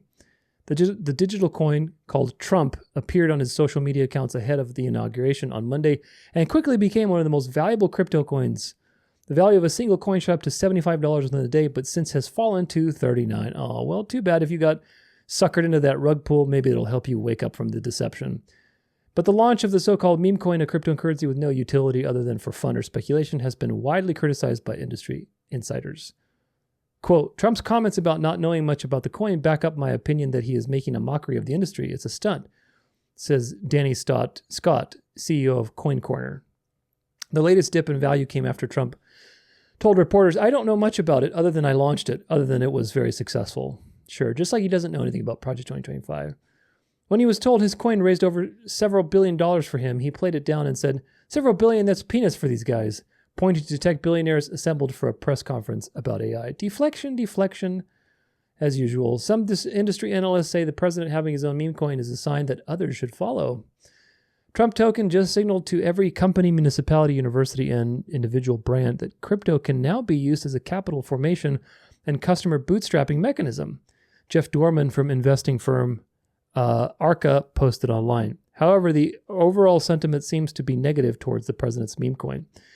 Many in the crypto world are waiting for Trump to back up campaign promises to help boost industry in the U.S., the industry. People like Danny Scott hope to see focused plans, particularly around Bitcoin, from the administration. On Thursday, the president took a first step towards fulfilling those promises by signing an executive order to set up a working group to explore changes to crypto regulation and potentially create a national crypto stockpile. Last year, Trump promised Bitcoin fans he would make the U.S. the crypto capital of the planet. Wait a minute, which one do you want, man? You're going to sign off on CBDCs and sign them away and ban them, but now you want to make America the crypto capital. Do you understand? It's just red versus blue. A few days into his term, the president has not issued executive orders involving cryptocurrency, nor has he mentioned it in his speeches. Don't worry, it's coming. Trump coin is now the 25th most valuable crypto coin with a value of around $8 billion, according to the website CoinMarketCap. Trump and the team behind it own 80% of the coins, so in theory, they would make billions of dollars if they sold their shares and the price remained the same. This setup has been described by crypto researchers at K33 as outdated for similar tokens. There's no sugarcoating this. These tokenomics are horrendous for a meme coin, said David Zimmerman, a K33 analyst. However, K33 analysts acknowledge that the remaining 80% of the coins can't be dumped on the open market, so investors are partially shielded from the prices. Yeah, they'll just leak them over time and rug pull little by little and make his money on it. That's what it is. It's a meme coin, which is a Ponzi scheme, has no value, and none of these crypto assets have any value. They're just Ponzi schemes. They don't have any utility. They're not based on material assets. They're not based on gold. They're not based on anything. Just one giant Ponzi scheme of who puts their money in, and because a lot of people put their money into it, oh, now it has value. But that's not value. That's just a Ponzi scheme. Welcome to continue. Oh my gosh, leave me alone. You see, they always do this. They always do this, man. But you know what? Let's see if we can get around them. Wayback Machine. About whatever. Let's do the 27th. So you pick a day, and then let's see. It takes you to the right article. Gosh, so annoying. You see, when I was looking at these articles, they don't throw the paywall up. I guess they get really insulted by the ad blocker.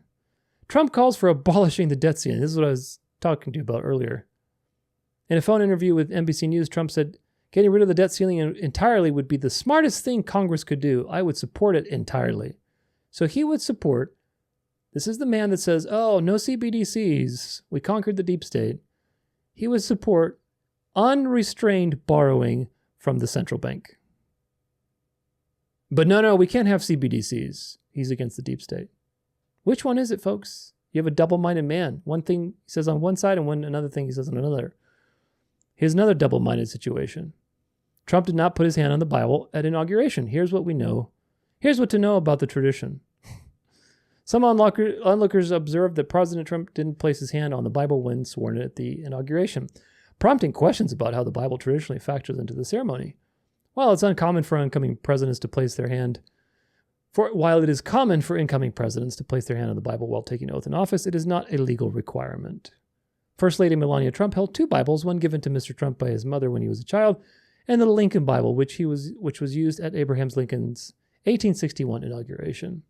What happened to Abraham Lincoln? Now he's immortalized in a Jesuit statue in the hall over there. Was it Hall of Lincoln Hall, where he's sitting on a Roman throne with two Roman fasciae, i.e. doing the bidding of his masters, even though Abraham Lincoln was against the Jesuits. But that's what happened to him. So that's an interesting situation. Here's another double-minded issue with China.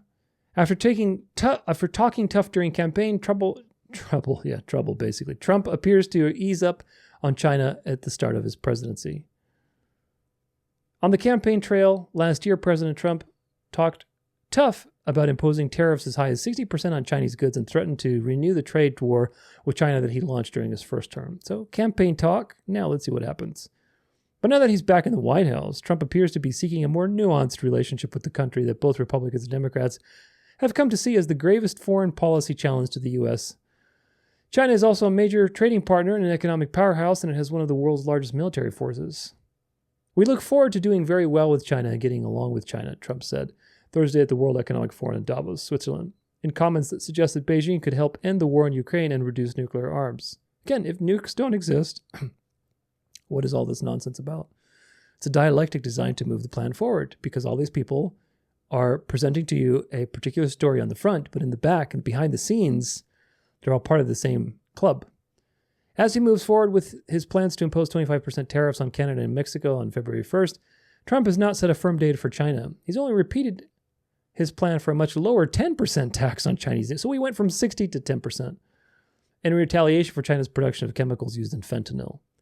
On Tuesday, White House Press Secretary Carolyn Leavitt said Trump was very much still considering raising tariffs on China on February 1st. So we'll see what happens. Currently, that's going to be tomorrow, so we'll see where that goes. But either way, this is just a joke, right? You have the opposition that is scheduled between these two countries to make America great again, right? To make the image come to life here and justify all of these things.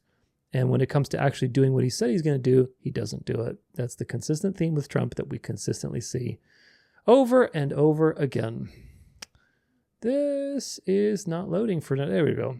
Trump says the United States will be the world capital of artificial intelligence and crypto. Manufacturing superpower and the world capital of artificial intelligence and crypto. My administration reduce the cost of virtually all goods and services. It'll make the United States a manufacturing superpower, and so it's already pulled the whole thing. So he wants the U.S. to be the capital for crypto. He wants the U.S. to be the capital for artificial intelligence. But hey, he signed away on CBDCs, so he's conquering the deep state. Sure. Here's another President one. Trump's second day in office, he announced Project Stargate. This is from Really Graceful. A $500 billion joint venture introducing a new cast of characters. Larry Ellison's Oracle, Sam Altman's OpenAI, SoftBank, and MGX to construct an AI infrastructure over the next 4 years, with an eye toward reindustrialization of the United States and strengthening of national defense. Project Stargate was described by Trump as an emergency to keep AI development within the United States. But within the same breath, it was sold to us as a revolutionary step in healthcare. Developing personalized cancer mRNA vaccines where they're utilizing the artificial intelligence to detect cancer through these early blood tests, then designing an individualized mRNA vaccine within 48 hours to cure that cancer. Once we gene sequence that cancer tumor, you can then vaccinate the person, design a vaccine for every individual person to vaccinate them against that cancer. And you can make that vaccine, that mRNA vaccine, you can make it great again. No, I'm sorry, I had to. Make that robotically again using AI in about 48 hours. I believe that as this technology progresses, we will see diseases get cured at an unprecedented rate. We will be amazed at how quickly we're curing this cancer and that one and heart disease. The first data centers are actually under construction in Texas already, and we'll be turning them over to Sam to start training their next model. But the result of the investment will be vaccines that prevent cancers, personalized medicine, where we never again run into a problem like COVID-19 before. Now, that robot was like, "Are you keeping the Sunday Sabbath? You better be." Oh, goodness. Operation Warp Speed 2.0, renewed for Season 2, wouldn't be so alarming if all of us didn't have COVID PTSD. A reported 5 billion people were coerced and forced under threat of losing their jobs to take this experimental vaccine. And of course, if you had a bad reaction to the shot, well, sorry y'all, you're out of luck. Vaccine companies cannot be held liable from an act passed in 1986. Even so, both Kansas and Texas have active lawsuits out against mRNA COVID-19 vaccine manufacturers because of their misleading pitches, their purposeful hiding of risks, in attempts to censor public discourse about these risks. They're dirty dogs. So needless to say, I felt like a little deflated balloon dejectedly circling around the room as I watched this announcement on day 2 of the Trump presidency. It was all going so great. We were doing so good. Then we got this. With an initial investment of $100 billion to start building massive data centers under SoftBank's financial support and OpenAI's operational responsibility, Project Stargate reportedly seeks to generate hundreds of thousands of American jobs, after we've just been told for years and years that AI was going to replace all of our jobs. Remember? It should be noted, because it is of interest actually, Project Stargate was a CIA program from the 1970s to 1995 which explored psychic abilities, especially remote viewing for military intelligence, which I guess is in this application kind of predictive programming for the surveillance state grid. This CIA program aimed at gathering information targets through psychic means, but was officially deemed ineffective and closed in 1995. Well, I don't need to be able to remote view CIA agents in their underwear to know that the majority of U.S. big tech is founded and funded by the CIA. In-Q-Tel is the CIA's venture capital arm, which was established to invest in technology companies to advance national security interests. And it has a neat little way of giving the illusion of a privately owned company through shadow corporation purchases, but whoop-de-doo, the tea leaves actually reveal its government intelligence. With the help of the spirits and my tarot cards, I can see your life even more clearly than you can yourself. Funnily enough, with Was that Lance Wallno, or I don't know? Oracle being the database and software portion of this Project Stargate endeavor, under the leadership of tribe member 80-year-old Larry Ellison, looking very young there, by the way. The CIA was actually Larry's first customer. Can you believe that? We're all shocked. The Oracle Corporation was founded in 1977 and named after a CIA project codenamed Oracle. Oracle Corporation was christened thus as it was the codename of a CIA project that all 3 original founders worked on when at the Amex Corporation, end quote. But I'll read from another article over here, quote, a quarter century later, close to a quarter of the company's revenue, $2.5 billion a year, still comes from selling software to federal, state, and local agencies. Oracle wouldn't exist if it weren't for government contracts, said Mike Wilson, author of the book, The Difference Between God and Larry Ellison, end quote. And ding, ding, ding, breaking news, Justin. The Trump administration is in talks to have Oracle and U.S. investors take over TikTok, per NPR. I thought it was going to be Meta, but it says that under the deal now being negotiated by the White House, TikTok's China-based owner ByteDance would retain a minority stake in the company, but the app's algorithm, data collection, and software updates would be overseen by Oracle. And I'm just going to say that would be super interesting because court documents also revealed that Larry Ellison is a part owner of X as well. I don't know about you, but I like all my spyware American. You know they make all that fentanyl over there in China. I don't really know what voice I did just then, but I was going for Sean Hannity. Also, back to weird coincidences with the CIA's original Project Stargate. The actual definition of an oracle is a person or thing considered to provide insight, wise counsel, or prophetic predictions, most notably including precognition of the future inspired by the gods or deities. The oracle's words are those of the gods, or somebody really wants you to think so. And combined with artificial intelligence, well, we got a situation on our hands, internet friends. The message from Oracle's gods is actually directly from the mouth of your sleep paralysis demon. The police will be on their best behavior because we're constantly recording, watching and recording everything that's going on. Citizens will be on their best behavior because we're constantly recording and reporting everything that's going on. Citizens will be on their best behavior because we're constantly recording and reporting everything that's going on. But over a long period of time, I still expect that there will be some change required to the social contract, given how powerful we expect this technology to be. I'm not a believer that there won't be any jobs. I think we always find new things to do. But I do think, like, the whole structure of society itself will, be up for some degree of debate and reconfiguration. The whole structure of society itself will, be up for some degree of debate and reconfiguration. And I have to wonder, is Project Stargate really about national security and curing cancer, or is it really about the surveillance state and control?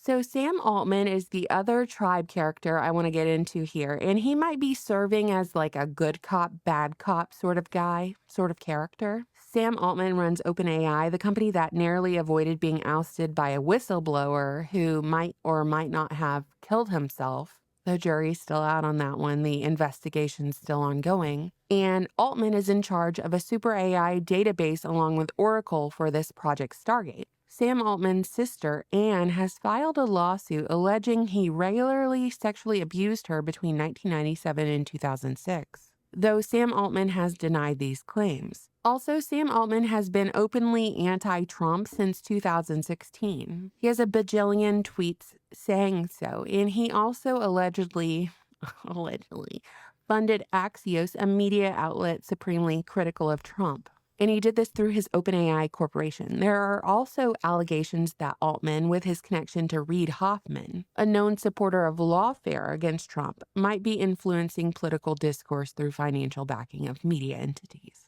Does it bother you that Elon Musk criticized a deal that you made publicly, that he said that he tweeted that? No, it doesn't. He hates one of the people in the deals. Have you spoken to him since then? No, I've spoken to Elon, but I've spoken to all of them, actually. No, the people in the deal are very, very smart people. But Elon... Controlled opposition. It's all just Jesuit theater. One of the people he happens to hate, but I have certain hatreds of people, too. So the AI portion of Project Stargate is obviously Sam Altman's OpenAI. And in one paragraph, we've established that Altman is morally gray at best. There's an obvious need for scrutiny with these tech industry leaders as they intermingle with politics and policy and healthcare under the guise of helping. These are salesmen developing the diagnostics and developing the cure. So they tell you you're sick through a blood test that they sell, and then they sell you the answer.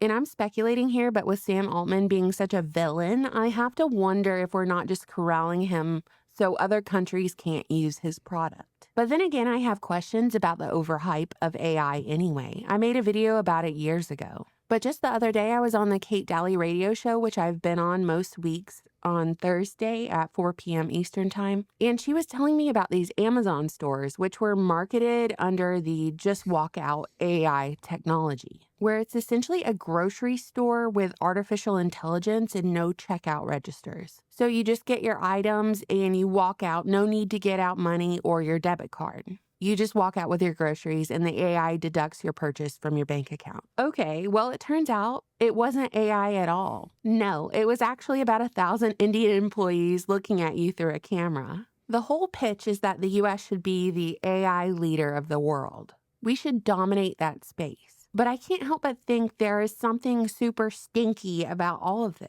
It just sounds very familiar. It sounds like a plot thought up by the Bill Gates military-industrial Bain & Company complex. It sounds like they had this idea, this technology ready and waiting to go. After all, who has the infrastructure to manufacture these vaccines? Didn't Bill Gates, among others, just build these factories for vaccine production during COVID under the guise of saving humanity? But he financially profited bigly. And to add insult to injury, just announced the other day, Gates had sat down with Trump for a 3-hour lunch. Have you met with Donald Trump since the election?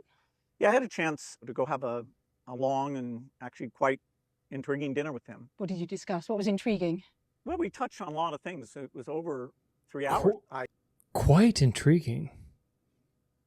I felt like he was, energized and, looking forward to helping to drive innovation. I was frankly impressed with how well he showed a lot of interest in the issues I brought up. Honestly, if Bill Gates had gotten up there on day 2 of the Trump administration and announced cancer mRNA vaccines, I think we would have actually seen riots because everyone hates him, obviously. But with this new cast of characters, I'm not so sure. And it's all about what's not being said. That's the big issue for me. What is causing the rise in cancer? Why are companies continuing to sell products that are known carcinogens? What are they not telling us? What do you think, internet friends? You know, I always look forward to reading your comments. Thank you so much for subscribing and supporting my channel on Patreon and buying my book, The Deep State Encyclopedia. Bye. And why is the Clot Fathers still promoting mRNA vaccines when there's nothing good about them? There's no longitudinal data. First off, vaccines in general are just a sham. The virology model is a sham. It's not accurate. We don't really know what viruses are. There's a whole rabbit hole with that. Bacteria exist, sure, yeah, bacteria. And even bacteria, though, bacteria isn't what makes you sick. It's the bacteria's toxins that make you sick. So bacteria itself doesn't actually make you sick. So that's an interesting idea. But nevertheless, why is he still doing these things? And why is he using people that have hated him? And just like with RFK was talking nothing but bad mouth. Vance, nothing but bad mouthing Trump. Then suddenly now they flip. Do you see how this is all just controlled? Just duplicitous? Every one of these people, not just Trump, but every one of them is duplicitous because they serve the devil, synagogue of Satan. They say they're one thing and they do another. So this is the problem. This is from Time Magazine. A timeline of all the recent accusations leveled at OpenAI and Sam Altman. Recent weeks have not been kind to OpenAI. This is from June of last year. The release of the company's latest model, GPT-40, has been somewhat overshadowed by a series of accusations leveled at both the company and its CEO, Sam Altman. Accusations range from prioritizing product development over safety to using the likeness of actor Scarlett Johansson's voice without her consent. This comes at the same time that several high-profile employees, including co-founder and chief scientist Ilya Sutskever, have chosen to leave the company. This is not the first time Silicon Valley startup has been embroiled in the scandal. In November, Altman was briefly ousted from the company after the board found he had not been consistently candid with them. He returned 5 days after being removed with the support of most of staff. The board was subsequently reconstituted and Altman was reappointed to it in March. Nothing but intrigue and all kinds of shenanigans with these people. As AI systems of the sort developed by OpenAI become increasingly powerful, they carry the potential for both tremendous benefits and serious risks. For example, many experts believe that they could be used to enable large-scale criminal or terrorist activities. Meanwhile, OpenAI says its mission is to build artificial general intelligence, AGI, a speculative technology that can perform almost all economically valuable tasks better than a human in a way that benefits all of humanity.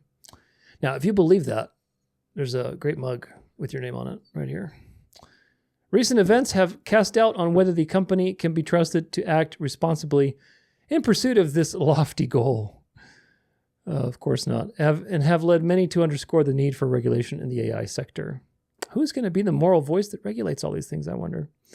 Here's a timeline of all the recent accusations leveled at OpenAI and Sam Altman. May 17th, senior safety researcher Jan Leik criticizes OpenAI for prioritizing products over safety. May 17th, OpenAI is criticized for silencing former staff with restrictive agreements. Scarlett Johansson, May 20th, criticizes OpenAI for imitating her voice without consent. May 22nd, AI policy researcher Gretchen Kruger explains her reasons for resignation. May 26th, former board members accuse Sam Altman of lying. Gosh, nothing but stand-up people around Trump, don't you think? Or they're just peas in a pod. June 4th, 11 current and former employees sign a letter criticizing advanced AI companies such as OpenAI and Google DeepMind for cultivating a reckless culture. June 4th, former OpenAI safety researcher Leopold Aschenbrenner says he was fired for raising safety concerns to OpenAI's board.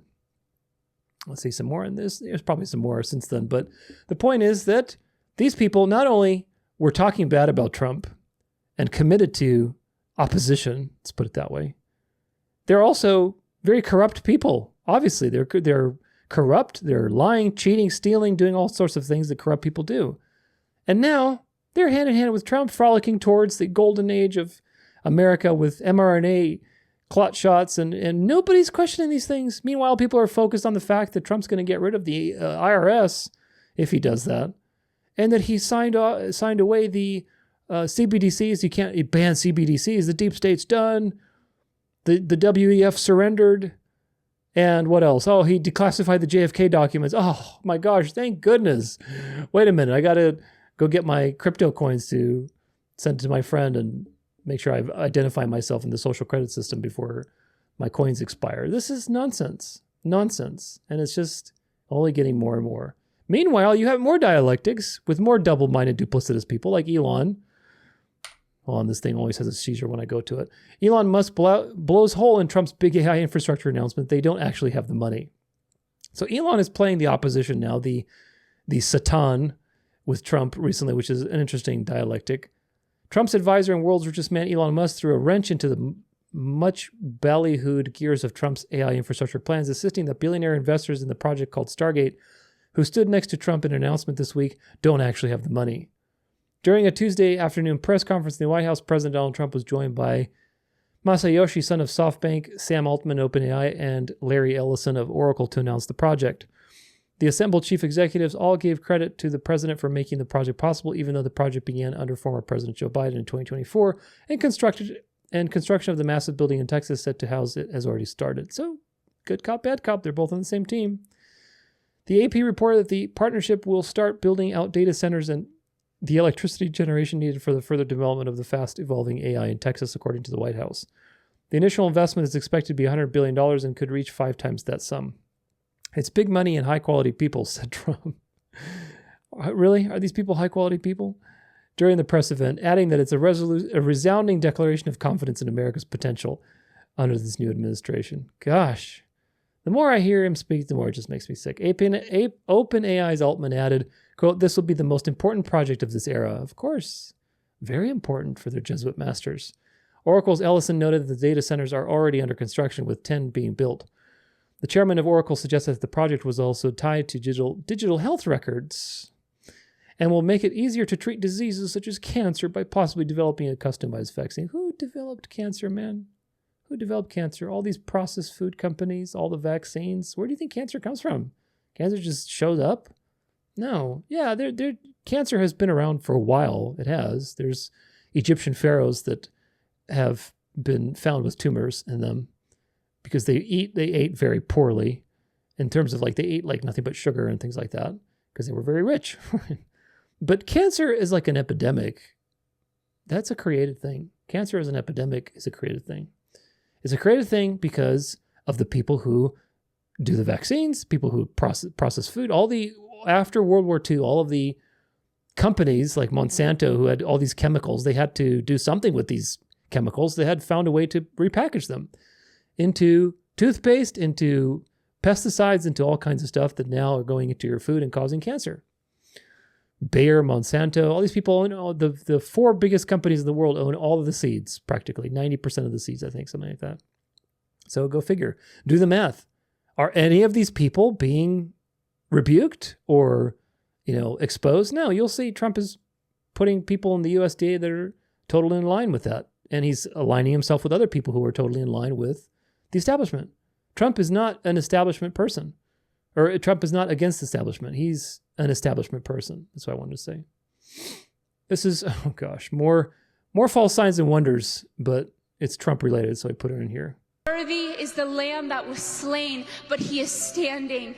Jesus Christ sits on the throne in heaven, and he is completely unmoved by any sort of political power. You can't elect him. You can't impeach him. He is the King of glory. The King of glory, and he is worthy of your praise. So President Trump, Here comes the delusion. So far, yeah, I'm in agreement with these 2 girls, but now comes the delusion part. set the name of the Lord upon you, and we declare that no weapon formed against you will prosper, that every tongue that rises up against you in judgment will be condemned. And if God be for you, who can be against you? We bless you, President Trump, in Jesus' name. Every tongue that rises up against you in judgment will be condemned. Isn't that something? Because if God is for you, then the people who are judging your actions and condemning your actions must be working by the power of the devil, and therefore they need to be condemned. Well, God is not going to condemn you for speaking the truth, but the devil is going to condemn you with his legalistic image of the beast system where he'll enforce worship. Isn't that something? And this is the delusion that people are under. So the first part was right. Yes, Jesus is the King of glory. Nobody elected him to power. He sits above the circle of the earth without any concern. Yeah, I agree with that. So they bring in the truth. Do you notice a pattern? Do you notice a pattern? Same pattern throughout all time.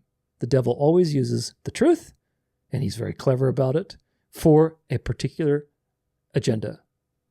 Bring in the truth so that you're in agreement, you get emotional. Yes, I agree. You're in agreement now. Once you've established agreement with somebody, then you can introduce the poison. That's why the truth comes first. Jesus is the King of glory. Yes, I agree. Amen. Oh, okay. So therefore, anybody who speaks against Trump is condemned. You get it? This is how they do their magic trick. And so most people don't have the discernment to snap out of such a delusional situation, charismatic situation. Every tongue that rises up against you in judgment. Well, what about like looking at people's fruits and judging people by their works, making sure to test the spirits, being discerning against false prophets, wolves in sheep's clothing, people who say they're doing one thing and doing another, the synagogue of Satan. What about all that? So therefore we can't judge anybody? How do we know that God anointed Trump? How do we know that his assassination situation was actually not a total illusion, which we'll find out more today? We'll review all that today. How do we know that? Do we have a guarantee that was actually an assassination and he survived and God said, nope, take the bullet and move it over here and saved you, Trump? Do we have a guarantee about that? Or is that just a narrative? And if it's a narrative, then how delusional are these people to believe that narrative? Maybe they're in on it. I don't know. Who knows? Either way, it's not looking good. Trump team sidelines RFK Jr.'s anti-vaccine aides. A split has emerged over the priorities of the Department of Health and Human Services. Double-mindedness, man. Nothing but double-minded people. Two vaccine skeptics who had been advising Robert F. Kennedy as he prepared to become health secretary have been sidelined by Trump transition officials. People familiar with the matter said, underscoring a split over communications in the Make America Healthy Again movement. Is Trump still supporting the clot shots? Yes or no? Is Trump still supporting the big pharma oligarchy that exists in medicine? Yes or no? What's going on, folks? Why is it so hard for people to see this? I really don't understand it. I really blows my mind when you see, this is that article that Really Graceful covered too. I don't want to accept. How about just leave me alone? Okay. I won't read this because she covered it, but Bill Gates' 3-hour Trump dinner, productive. Elon Musk wading into overseas politics is insane. So Bill Gates and Trump had a very, very productive meeting. For 3 hours they talked. They had a very productive, quote unquote, productive meeting. And he's going to be involved in the coming thing somehow. Because obviously, again, if he was the front man, if instead of Larry Ellison, it was Bill Gates, man, people would be frothing at the mouth. And now instead of doing that, they're frothing at the mouth for the system. Oh, yes, Trump is doing it. He's, going to bring AI. We're going to beat China and blah, blah, blah. It's like, it's really, gosh, it's so silly. Here's RFK talking about vaccines. Minister Farrakhan has asked me to address the issue of vaccines and African American and vaccine safety. I want to start out by saying this, and I want to say it emphatically. He's going to say it emphatically now, not just say it, but say it emphatically. Pro-vaccine. I have always been fiercely pro-vaccine. I had all 6 of my children vaccinated, and I believe that we ought to have policies that encourage full vaccination for all Americans. Make America vaccinated again. That's what that should be, not make America healthy again. So double-mindedness.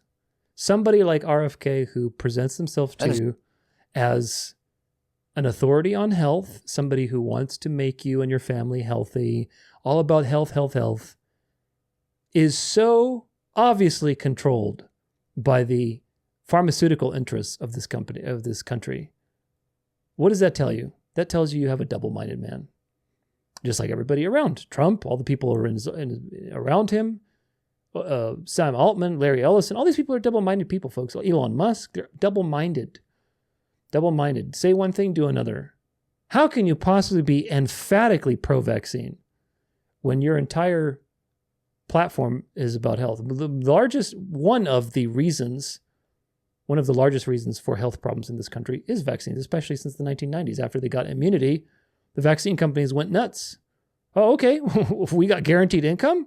All right, well, yeah, sure, let's increase the number of shots the babies need. Now we're up to like 200 or something by the age of 5. I mean, it's just absolute insanity. Why do you think there's autoimmune issues? Why do you think there's ADD, quote unquote, gut issues? all these issues that people are having, it's because these foreign materials are being introduced to the body, causing inflammation, causing an immune reaction, especially when you're young and your immune system is like barely there in the sense of like it's new, so it's overreacting. The chance for your immune system to overreact when you're young is much greater. That's why a lot of autoimmune diseases develop when you're young to some sort of early exposure to a toxin. And that's very well documented. In fact, even like type 1 diabetes, there seems to be a connection between casein causing an inflammation response and the white cells attacking the pancreas, because the structure of the pancreatic cells and casein is very similar. Very interesting stuff. But it's all autoimmune related because there are inflammatory responses that happen. So now if you're telling me to inject something into myself, especially inject something into a child that doesn't have, developed immune system, everything's new, you are guaranteeing, practically as far as I see it, you're guaranteeing some sort of autoimmune situation or disease eventually. And then you compound that with injection after injection after injection, 200 whatever injections. It's insanity. How can you emphatically be pro that system? How can you emphatically be pro a system that has billions of dollars in the VAERS, vaccine adverse events, record, billions of dollars that they've paid out to people, not lawsuits because they can't be sued, but there's a fund, that people complain, okay, we'll put some money in that fund and pay you off. How can you be pro such a system where it's obviously legally immune theft and murder? How can you be pro such a system? But you see, when it comes to saying things that matter, they reveal who their true colors and who their, puppet masters are.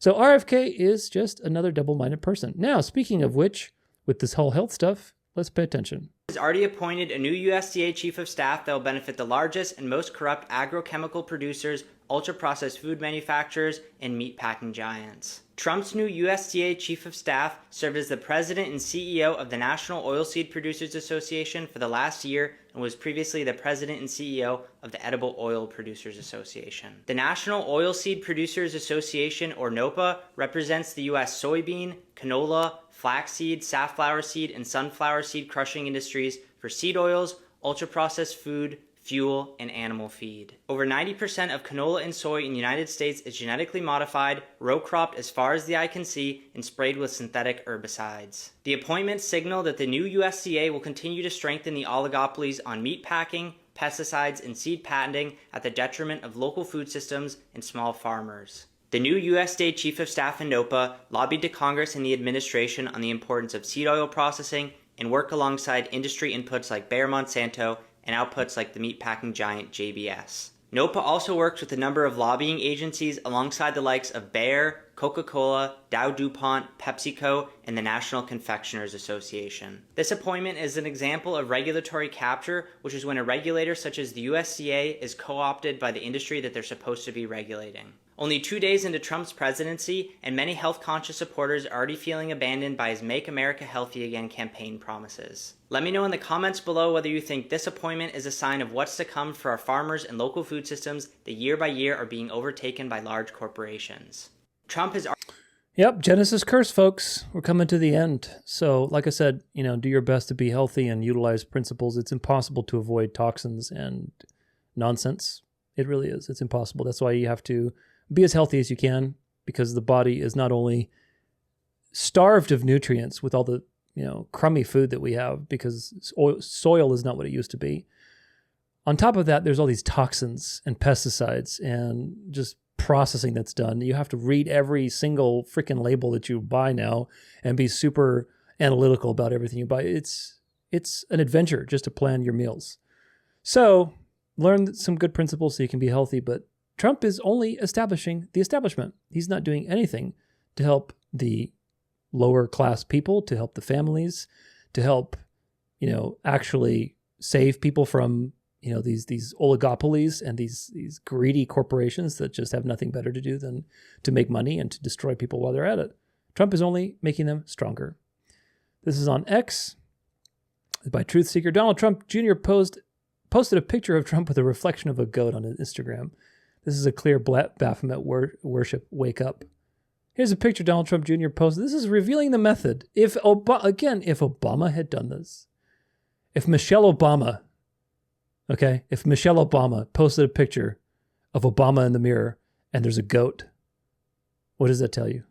Of course, the caption is, oh, goat, whatever the goat stands for. But we know what it stands for. Look, you're goat.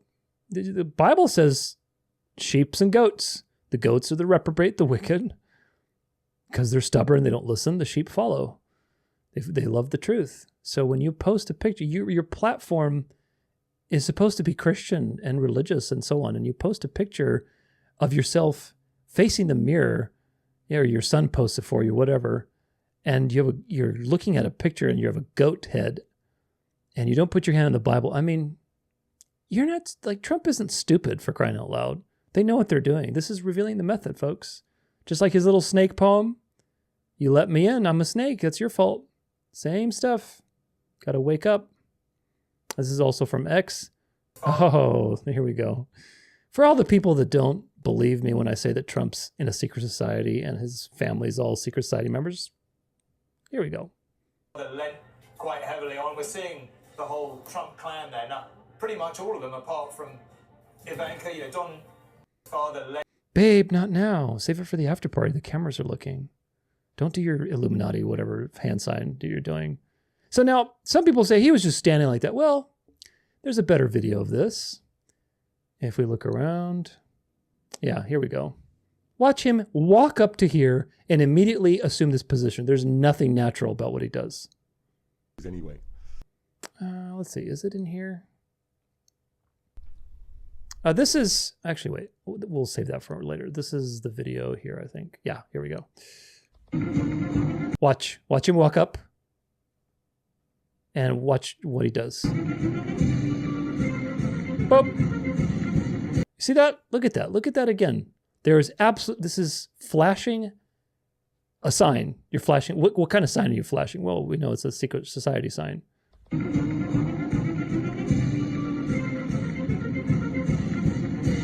Nobody does that, okay? You're not going to tell me that this is... He was just standing there just with his arms and, his wife's telling him, don't do that. You might look like a secret society member. No, his wife is telling him, don't flash it right now. There's a camera right in front of you, stupid.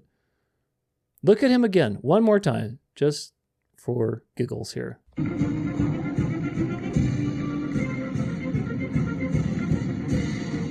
He literally comes and he's like, shh, assuming the position. Oh, sorry, babe.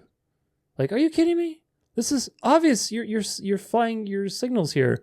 And of course, if you remember this picture, Charlie Kirk, Candace Owens from a couple years ago, they're doing the same thing. They're flashing that little upside down pyramid hand sign.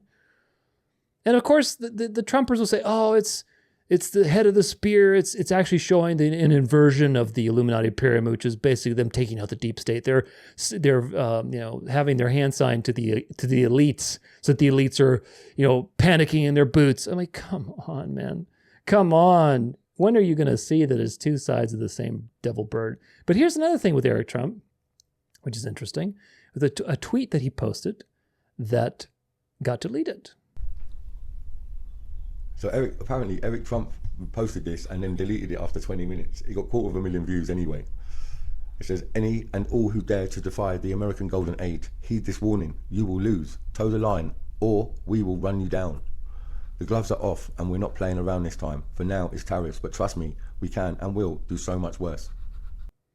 I'm sure he's talking to the deep state. Any and all who dare to defy the American golden age. Heed this warning, you will lose. Toe the line or we will run you down. The gloves are off and we're not playing around this time. For now, it's tariffs, but trust me, we can and will do so much worse. He deleted it, but 250,000 people saw it before he deleted it. Now, put that together with his little hand sign and all the other stuff and all the other stuff we'll look at today. And what do you get, folks? What do you get? You certainly get a lot more than the deep state's coming down. Here we go. Here's another thing that we need to go over, which is, note to the cult of Dawn, the Trump assassination attempt is still as fake as ever. This is a great article from Substack Anthony Colpo on this issue. It's got some profanity, so I'll try to censor myself when I can. But anyway, just when I thought the Trump assassination hoax was yesterday's news, a distant memory in the minds of Homo Nacomanensis, I see my article from July on the incriminating sniper footage getting a new lease on life. Evidently, someone has posted it somewhere where it is attracting a bunch of new eyeballs. A couple of those eyeballs belong to a joker using the moniker Courageous Lion. So courageous he remains anonymous. CL has angrily called me out on his Substack notes, claiming my article is BS. Our anonymous king of the bungle mentions dogs, and I'm about to demonstrate yet again why they tend to be far more astute than humans. A hoax is a hoax is a hoax. We all agree that the first 3 shots were fired at Trump were fired as Trump was standing on a podium, right after he turned to face a screen. If you don't agree with this, then kindly return to the asylum because the footage confirming as much has been broadcast around the world incessantly. It is beyond dispute. So here's the footage. Let's watch it. And you know, that's a little bit old, that chart. That chart's a couple of months old. And if you want to really see something that's said, take a look at what happened.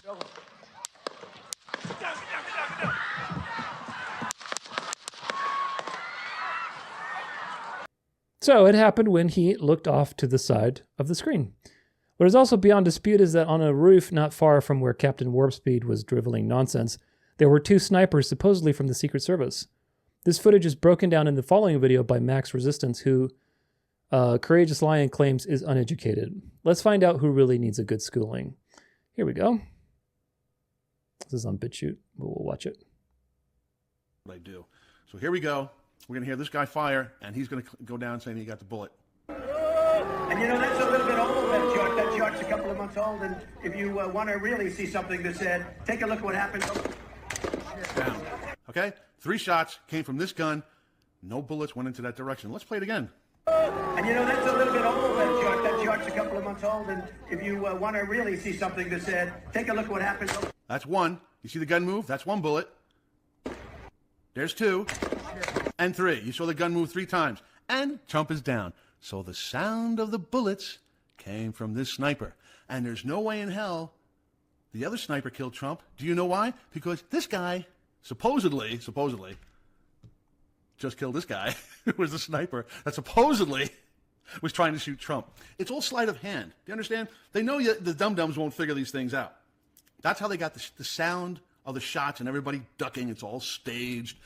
But it's clear as a ringy-ding-ding, this guy didn't shoot at Trump. Why? Because all the shots that came at Trump as he fell, where did it come from? Well, I just showed you, didn't I? It came from this guy's gun. You see the guy shoot 3 times, you see the gun flinch 3 times, and you've seen him come down. Did you hear any other bullets come from the other direction? No, you can't. Why? Because this guy supposedly just shot him. Let's do it one more time. And you know, that's a little bit old, that chart. That chart's a couple of months old. And if you want to really see something that's said, take a look at what happened. 1, 2, 3. And where's Trump? He's down! And he's down. You understand that? There's no way in hell Trump got shot, and there's no bullets that went to that direction. It's all misdirection and hocus pocus. Misdirection and illusions, magicians, folks. This is the noises that you heard before Trump went down were noises from this. The whole touching the ear thing, that's fakery. It's part of the act. As the video footage clearly shows, at the very same time as the first of those 3 shots rings out, we see the gun of the nearest sniper recoil. There's no mistaking it. The gun tilts upward in a classic recoil fashion, not just downwards as CL falsely claims. At the very same time, the sound of the first shot can be heard. The shot came from the sniper's gun. What follows are 2 more gunshots that also correspond with the recoil-like movements of the sniper's gun, although they are noticeably less pronounced than the initial shot. Whether these are real shots or blanks and bad acting, I can't say. I can't say either. You know, again, if you've read, just a quick pause, if you've read The Art of War, you know that spies are betrayed. So the guy who they put up on that roof, not the guy who shot the gun, but the guy who was supposed to shoot Trump, maybe they told him one thing and then they killed him at the end just to, because they always intended to kill him. Who really knows? Or maybe he's an actor and they shot blanks and they're feeding you the narrative that they killed him. So it's really up for grabs as far as I'm concerned. I don't have any evidence which one that is, but either or are possible. The other sniper actor just lies there with his gun barrel pointed upwards. What the official narrative says is that the sniper who we just watched do the recoil boogaloo is the one who killed the alleged shooter, Thomas Crooks. News outlets all around the world ran articles with the titles, "Video shows moment Secret Service snipers killed Trump gunman." And guess which video just happened to show the moment the SS sniper allegedly killed Crooks? That's right, the very same one showing the actor in black on the nearby roof popping off his 3 shots. So do you get it? The 3 shots came from the from the Secret Service, so-called, on this roof towards the shooter. So if the shooter's dead, there's no way that any shots came from the shooter towards Trump. That alone refutes this whole shenanigan. Here's the story behind it. There's some more here too as well. Just in case everyone has forgotten what it looks like when someone fires a high-powered rifle, here's a video featuring the sound of gunfire and recoil at the very same time. Who would have thought? Let's see. You ready? Yeah, exactly. Show you how us tactical turkeys do.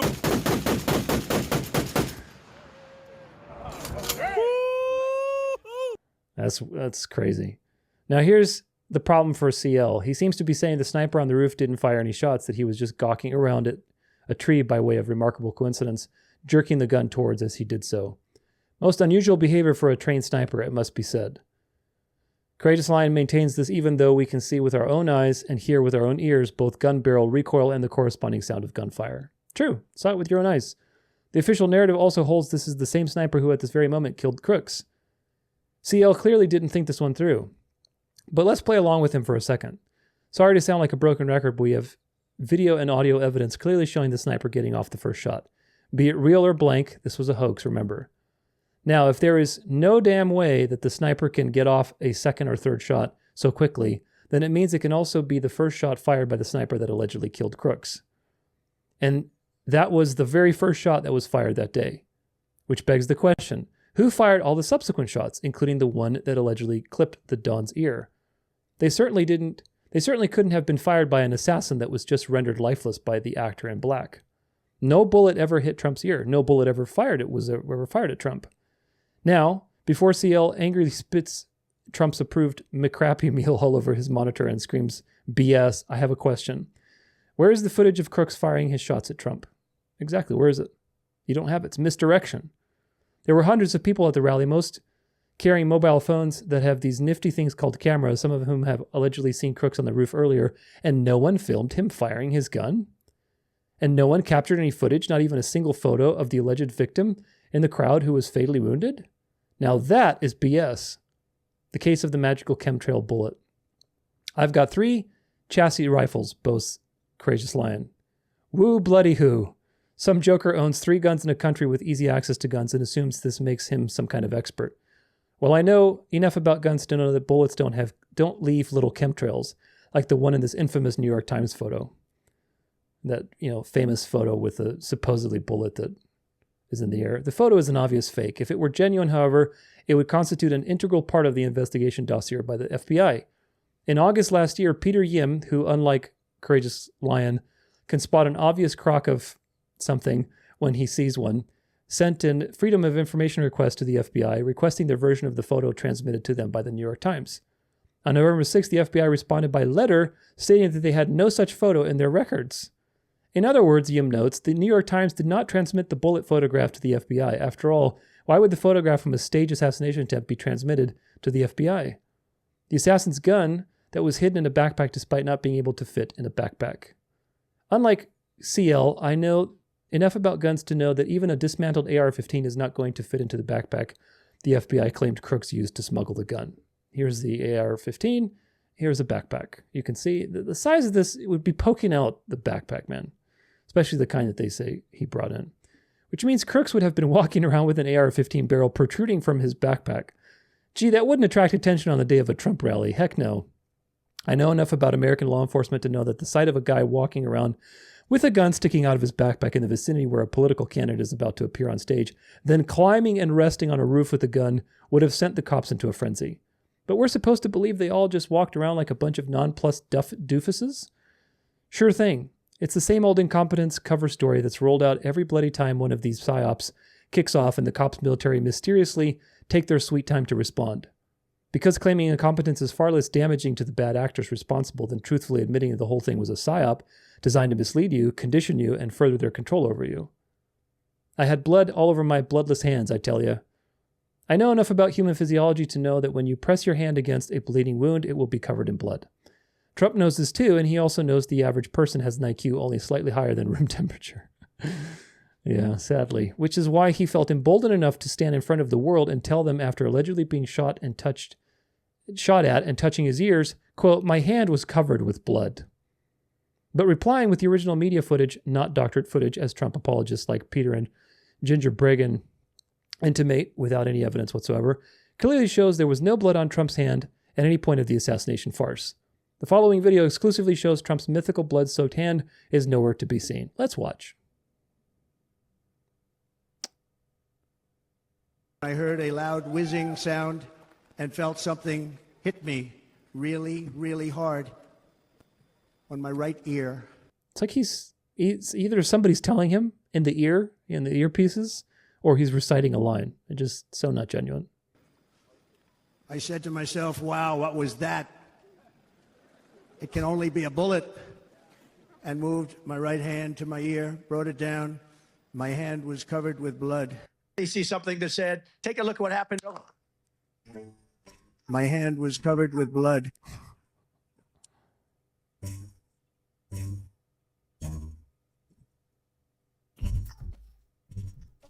My hand was covered with blood. Absolutely.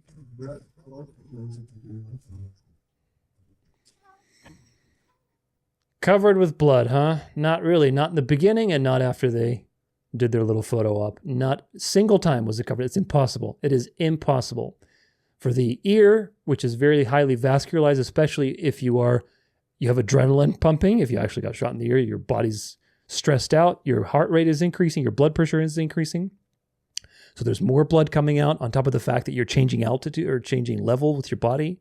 Orthostatic hypertension, meaning you are, getting up, your blood pressure is increasing to make up for the difference.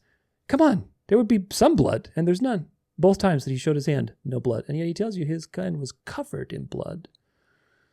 Oh, where were we here? Trump does indeed have blood on his hands, just not from being shot at. He's the megalomaniac, remember, who assisted the DOD in launching chemical warfare on Americans by signing Operation Warp Speed into effect. That's right. He's continuing that operation with all these new faces.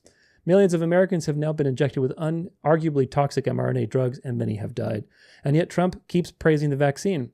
He hates you. He hates everyone. During the first year of this so-called anti-war president's reign, Operation Freedom, part of the wonderfully altruistic U.S. military mission to bring democracy to other countries by bombing the living something out of them, drone attacks more than tripled. Dude, who took your flinch response?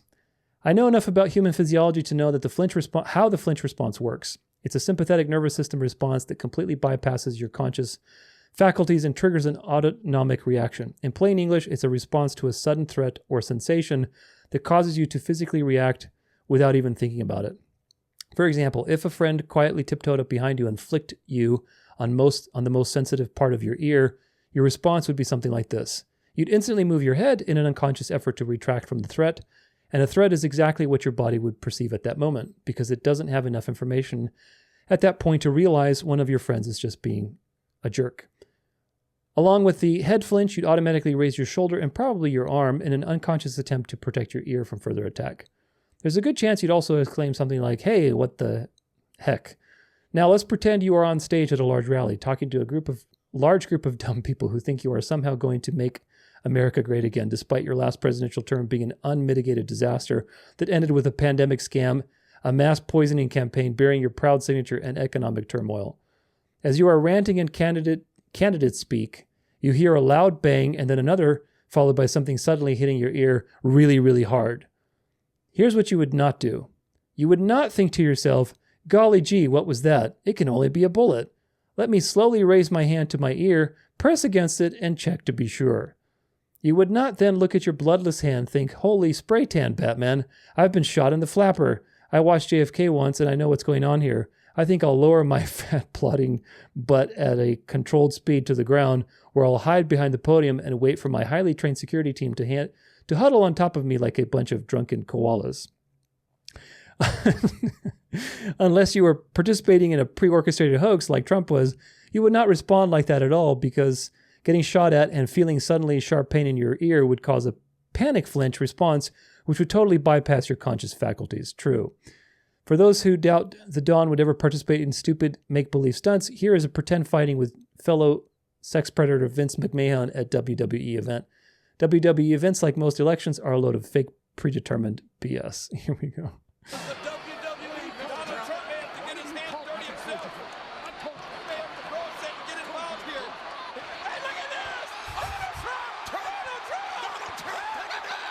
This is Donald Trump versus the deep state right here. The hostile takeover of Donald Trump on Vince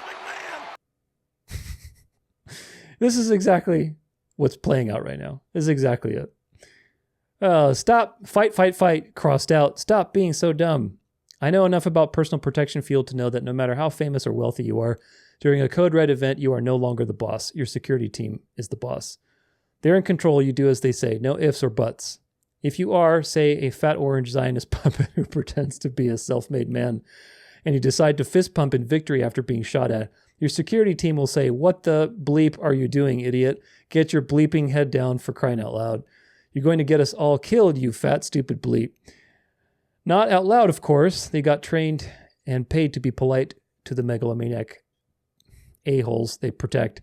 The above is what they'll be saying inside their heads, while they immediately and unceremoniously pull your head and fist-pumping arm down and whisk you to safety. What they would not do is say, "Oh, you want a photo opportunity after just getting shot at? Sure, why not? I mean, there could still be live shooters taking aim at you, but hey, a photo opportunity like this only comes once in a lifetime, right?" Exactly. So silly. Obese, gum-chewing, gun-fumbling Agent Barbie dolls now available at Toys R Us. I know enough about the personal protection given to high-placed puppets to know that the Secret Service does not employ fat, clumsy, gum-chewing dolts who don't even know how to holster a gun. Let's see. Crisis acting fail. After Secret Service Barbie, a highly trained member of the Secret Service, removes her weapon from its holster for the very first time in her career. She struggles to return her pea shooter as though it's her first day on the job. Fortuitously, her skills from a previous life as an amateur actress come into play, allowing her to convincingly mimic the swift draw of the weapon and scan the horizon for threats. Chewing her gum nonchalantly, she attempts to exude a tactical demeanor, reminiscent of a fusion between the Blues Brothers and Rosie O'Donnell. Despite her efforts, our agent's attempt to return her wireless hole punch to its home results in another failure. While she may have faltered at this most basic of tasks, she certainly looked cool while doing it. Oh, goodness. What a joke all of this is, really. And don't insult my intelligence with drivel about woke hiring standards. That might be the case at the DMV and Disney World, but Globe Pedo takes the job of protecting his puppets very seriously. At least until those puppets become a terminal liability or start biting the hand that pulls their strings. Trump has been a good little puppet, nominating all the swamp dwellers his Zionist masters have instructed him to. And it was clear the moment the world's media started piling on Joe Biden after the not-so-great debate that Trump would be back in the White House for 2025. Yeah, it's obvious. For the past 4 years, Biden has been stuttering, farting, fondling, and forgetting who he was, yet we're supposed to believe the world's media only noticed his senility on debate night? Get the fudge out of here. As anyone who doesn't believe that WWE is real would expect, the requirements to become a Secret Service agent are quite strict. To qualify, you must be in excellent health and physical condition, which our clumsy, chubby Agent Barbie above is clearly not. You must be able to use a firearm, be able to pass a complete background investigation, including driving record, drug screening, medical and polygraph examinations, and have 20/20 vision or better. You're not even allowed visible tattoos. As for gun handling skills, maintaining firearm proficiency is mandatory, which is why Secret Service agents receive continuous advanced training throughout their careers. In part, this training consists of regular firearms requalification and emergency medicine refresher courses. Yet Agent Barbie can't even holster her damn gun, despite repeated attempts. Not only is she not a Secret Service agent, she's not even a good actor. The typical special agent career path, the website explains, depending upon performance and promotions that affect individual assignments, begins with the first 3 to 5 years on the job assigned to a field office. After their field experience, agents are usually transferred to protective assignments where they will stay for 3 to 5 years. But you Trump cultists expect us, those of us with functioning brains, to believe that after 3 to 5 years on the job, SS Agent Barbie still can't holster a gun. Oh, goodness. What was that guy's voice from the natural, was it, I'm totally butchering it. He's the English guy. Anyway, that was hilarious. They used the AI, obviously, and that despite her complete ineptitude with firearms, she gets to detail presidential candidates. Like I said, go back to the asylum. It's time to take your meds. In summary, after several decades observing life on this crazy blue ball, I know enough to know that nothing, absolutely nothing happens or about the alleged assassination attempted on July 14th is tenable. It is such an egregious crock of you know what that anyone who claims that is real is either part of the sham or terminally a moron. Trump is the freedom lover's tyrant, the guy who makes being on the end of a lube-free globalist sodomizing acceptable to conservatives. Well, at least my butt didn't get screwed by a Democratic something. Gosh, this is so much. I'm sorry for the profanity here. But anyway, sorry, folks, but a globalist butt bombing is still a globalist butt bombing, no matter who delivers it on their behalf. Yeah, it's true. Here's another video. This is from BitChute, but this is about Corey Comparador, the one who supposedly got shot in the audience, but it's all fake. If we go to, so this guy, Corey, is 6'3" and 230 pounds, supposedly, right? Now, watch what happens. So 6'3", 240 pounds. A male mannequin is 80 to 90 pounds. Okay, now let's see how they lift him out. Here's a single side-by-side arm comparison. Look how they're comparing the arms. Not even close to being the same size. Look how they're carrying him. You'll see here in a second. They're grabbing. Look at that. Look at this. This is a handle that's going on top of the leg. These things are handles for, clones. Not clones like actual living clones, but, like a doll. It's a doll. Crisis doll. And it's got a handle on the leg. Look at how this guy's grabbing. Look at how this guy's grabbing this pant. Like you're telling me this guy weighs 240 pounds, 230 pounds. He's 6'3", and you're grabbing him by the jeans of his knee and holding him. And this guy's holding him by the jeans instead of actually grabbing like his leg and really laboring to carry. You're grabbing like a rag doll. How is that possible? Unless this is faked. Yeah, there's no way. There's no strain on the arm. There's no strain on the dude's arm who's holding him. You kidding me? You're trying to... Look, you can still see what seems to be a carry thing and handle. Yeah, there's a little hand. Look how he's holding it. No strain on the arm. Barely carrying any weight. Barely carrying any weight. Hardly any strain.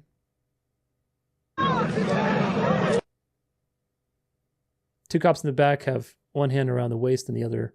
Yeah, it's just, again, hardly any strain. Look at that. You can see hardly any strain on this.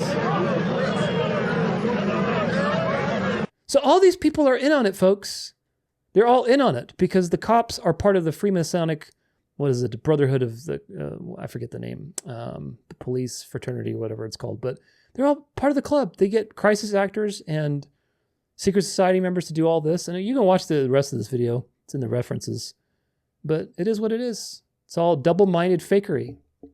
Here's some more stuff about double-minded nature. Donald Trump has paid out $30 million to settle child sex complaints, including a 2012 incident at Albemarle Estate in Charlottesville, Virginia. Donald Trump has paid roughly $30 million to settle child sex complaints brought against him since 1989, according to a DC-based investigative journalist. Wayne Madison Report, which is a subscription site, describes the settlements in January 14 to 15. Post title, Why is Trump so afraid of Cohen's testimony, from this article. Quote, Donald Trump continues to lash out at his former lawyer and fixer, Michael Cohen.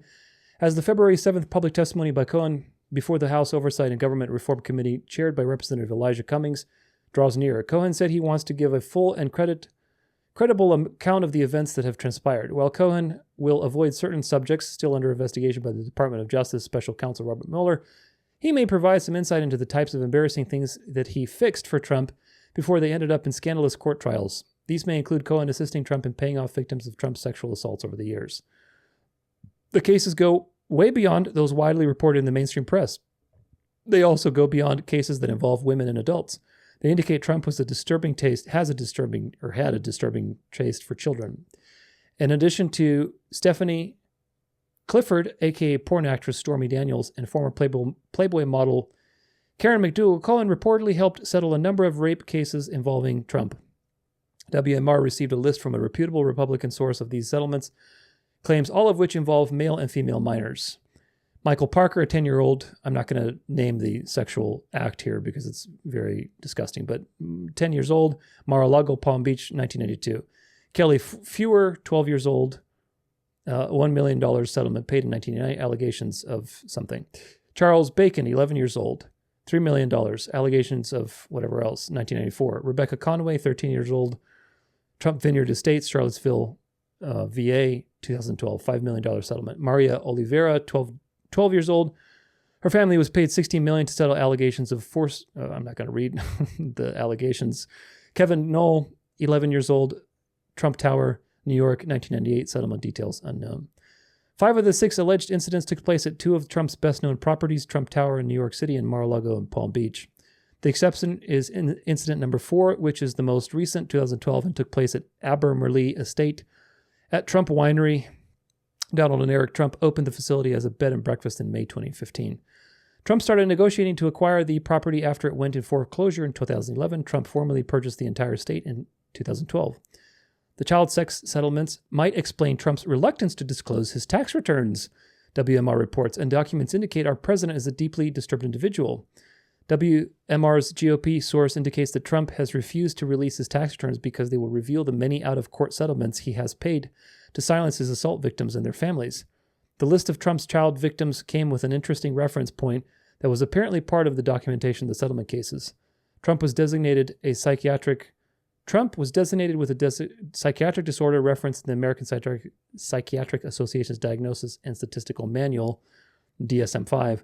The reference disorder is disorder, F65.4. So these are pretty damning allegations that most people don't know about, especially in the Trumper community. There's also this video, which I've cited before. It's a great video. It's an hour and 30 minutes, almost an hour and a half, by Chill Goblin. Trump and Epstein, every known connection. It's just straight evidence and facts. Very, very good video. I highly recommend it. Of course, this meme here, which is our little friend, our little dog friend, burning in his own house. And it's got all these little, quotes here. It says like Palantir escalating the drug war, seed oil lobbyist, chief of USDA, AI biometric surveillance, $500 billion for mRNAs, Stargate data centers, technocratic control grid, WorldCoin, Tech Bro collusion, Zionist Warhawk cabinet, virtual border wall. And then, he's got a Make America Great Again hat. It says, at least it's not Kamala. Yeah, at least it's not Kamala. It's fine. And just this is the mentality, folks. And unfortunately, people just don't get it. So conclusion, Trump is a double-minded man. He's surrounded by double-minded people. He's a member of the elite and only reinforcing the status quo. He was against cryptocurrency, said it was a scam. Now he's 110% in on it, making billions himself. He talked about immigration and, rounding people up. And now probably very likely a small fraction of those people are actually going to get deported and they're going to be integrated somehow. He talked tough about China. We're going to put 60% tariffs. Oh, well, now, it's 10% tariffs. And now he's softening up when it actually comes to acting on his words. He banned CBDCs, yet he supports endless borrowing from the central bank and making America the cryptocurrency capital of the world and digital this, digital that. He ran his 2024 campaign on religion and Christianity, but he doesn't put his hand on the Bible. How does that work? This is double-minded behavior. Again, if Obama and Hillary did any of these things that I just listed off, people would be frothing at the mouth that the deep state and the military-industrial complex is coming to get us. But Trump does it, and it's fine. Trump talks about the swamp or the establishment, yet he surrounds himself with elitists, billionaires, and establishment people who are reinforcing the status quo. Trump talks about freedom, yet he's supporting all of the big companies in surveillance tech that want nothing to do with your freedom. Trump still, to this day, claims that he did a good thing with the vaccine, even though it's been proven over and over again that Big Pharma lied, that this was a clot shot, that it killed millions of people, it's caused cancer. It's been proven, well documented now, that the Lancet study was fabricated, that all these people are in collusion. What happened? Well, Fauci got a pat on the back. You did your job as the accuser, as the Satan, for me to receive glory. And now everybody's forgetting about it. And now the new thing is the personalized cancer shots. People still can't see it. It's really profound, really. The delusion is very strong with people. Trump is still pushing these things, man. He's still pushing the mRNA stuff and the technology. And there's no science behind these things whatsoever. First off, vaccines are a joke, let alone mRNA vaccines that hijack your body and make it produce inflammatory proteins. Even the whole RFK health champion thing is a double-minded thing. RFK is double-minded. Before the election, Trump, he hated Trump. He was talking nothing but bad words against him. Then he merged all of his people into MAGA, and now he's all MAGA. The platform that he's running on is health and making America healthier again, but he's a staunch supporter of the establishment, of the people that are making America sick. So what's all that about? None of these people question the health establishment. Do you get that? Do you get the fact that none of these people actually question the health establishment? They give you a little truth, and we got to fast food. They find some Satan somewhere around. Oh, the fast food companies. There we go. We'll make them, make some healthy alternatives. But they're not actually doing anything to question the establishment and to get rid of the establishment. And the fast food companies are just going to create new products and, shuttle the sheep from one pen to the other and sell them on this new thing. And there you go, a little pat on the back, and you'll still be able to make money and lobby the government. It's one big club. Look at their fruits so you know the roots. They say one thing, but if they say, I'm an apple, but you see bananas, well, do the math. Synagogue of Satan. Say one thing, do another. The fact that Trump says one thing and his actions are so in the opposite direction tells you that he's a double-minded man. And the people around him are also very double-minded. All these people are double-minded. They say one thing and do another. The fact that everybody knows Bill Gates is a eugenicist and is actively trying to reduce the world's population and has done so many horrible things in Africa with his little clot shots and experiments. And he meets with Trump for the 3-hour productive talk and says, we had such a productive talk. He was very energized. And the Trumpers are completely silent that their idol is having a great time with one of the greatest villains of 2020. Nothing said. Trump doesn't, if Trump was truly against the establishment, where are the arrests that were promised? Bill Gates, Fauci, all these people should be arrested and put in prison for life or executed, according to all of the rhetoric that was talked by General Flynn and the Q stuff and all the, campaigning that was done. And what happened? Nothing. Fauci is getting a pat on the back. Bill Gates is still around. He's meeting with Trump and doing all kinds of stuff. Nothing happened. They're not. And that tells you that they're all in the same club.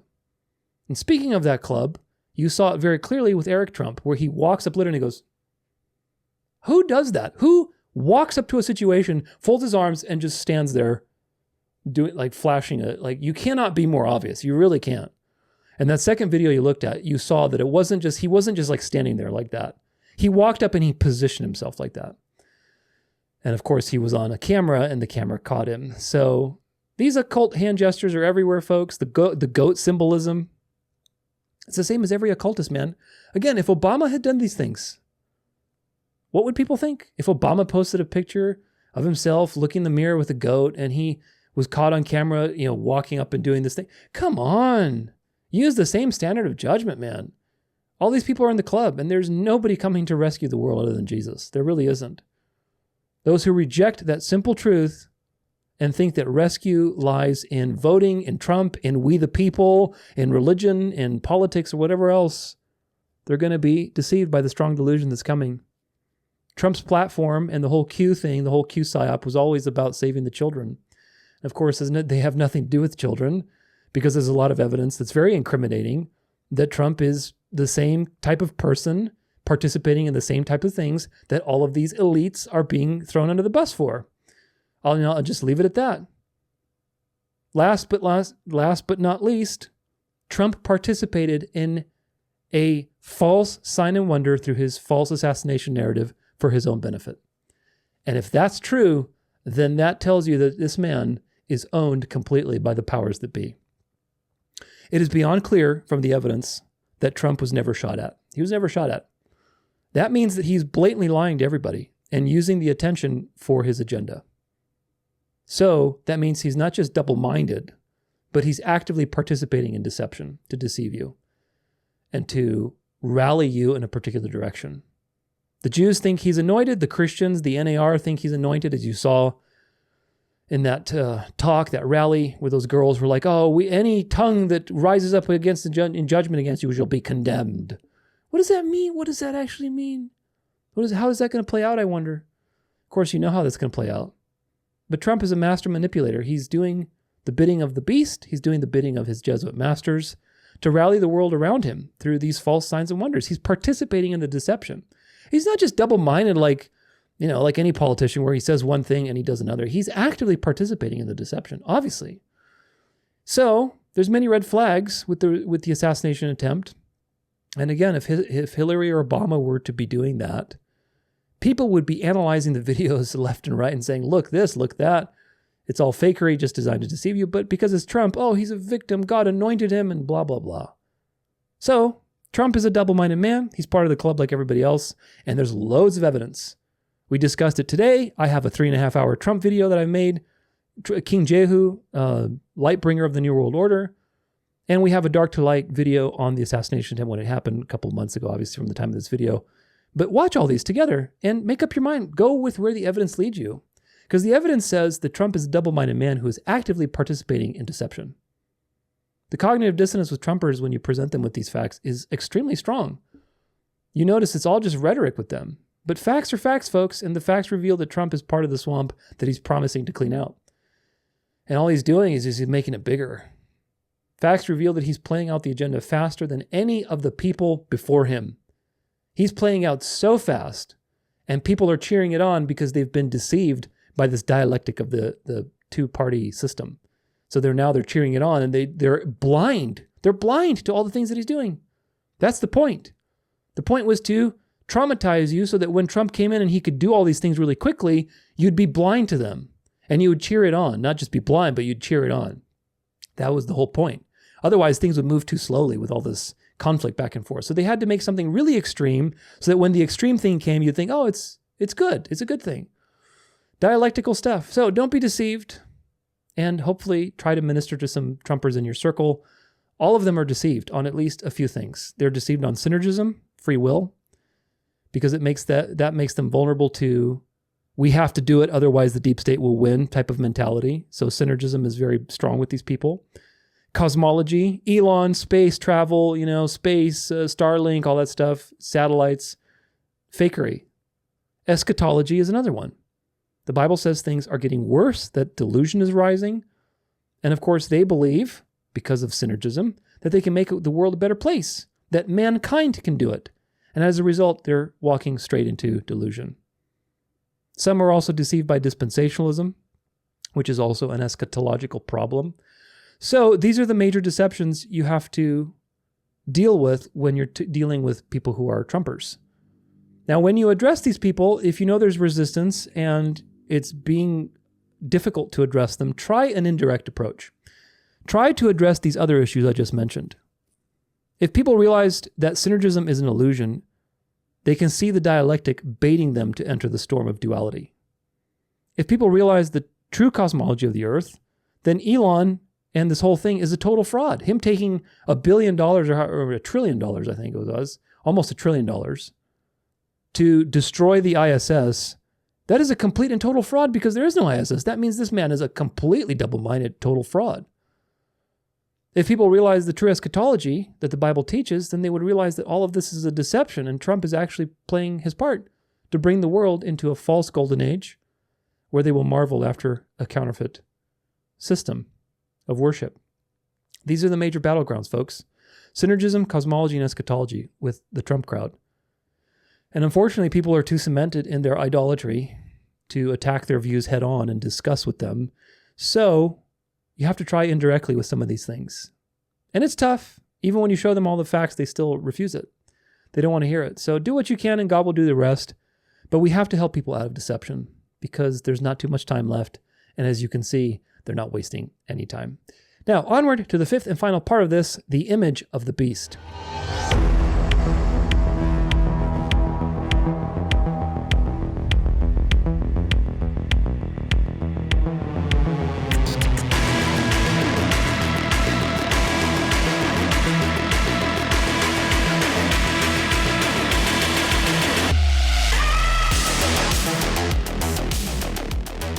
All right, well, welcome to the final part of this, which is the image of the beast.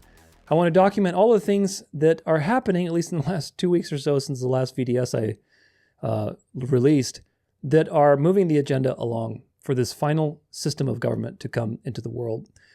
Every Venerable Day of the Sun, we keep our finger on the pulse with the image of the beast in one way or another, because it's coming rapidly into the world, folks, and you have to understand what it is.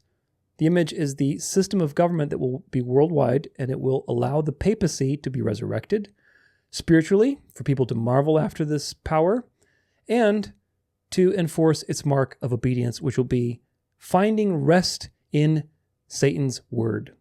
Satan's word is, you shall rest on the first day. And by acknowledging that, you are aligning with Satan as your provider, your creator, your redeemer. It sounds crazy.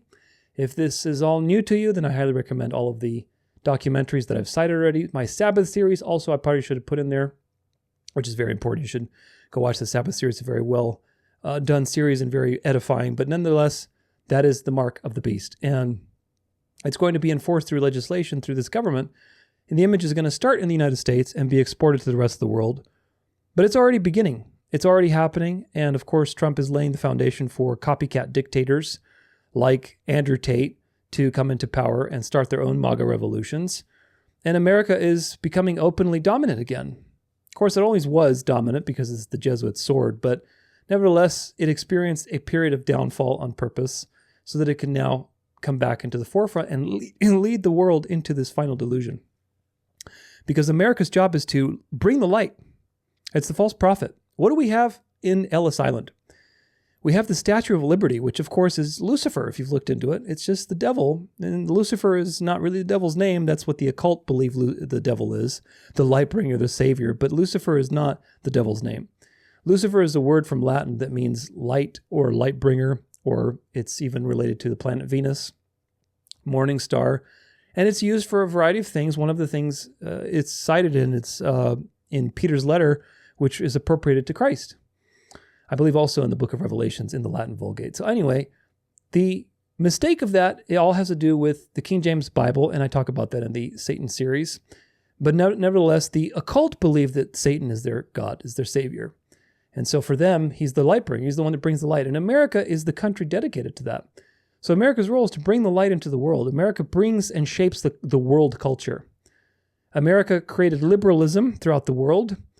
And of course, now it's time for that to flip. The atheistic liberal culture, it's time to be destroyed. The counterfeit Satan has been destroyed, and now it's time for religion to enter the world and the light of religion. So America is bringing that light, the false light, to the world, and of course it'll start with America.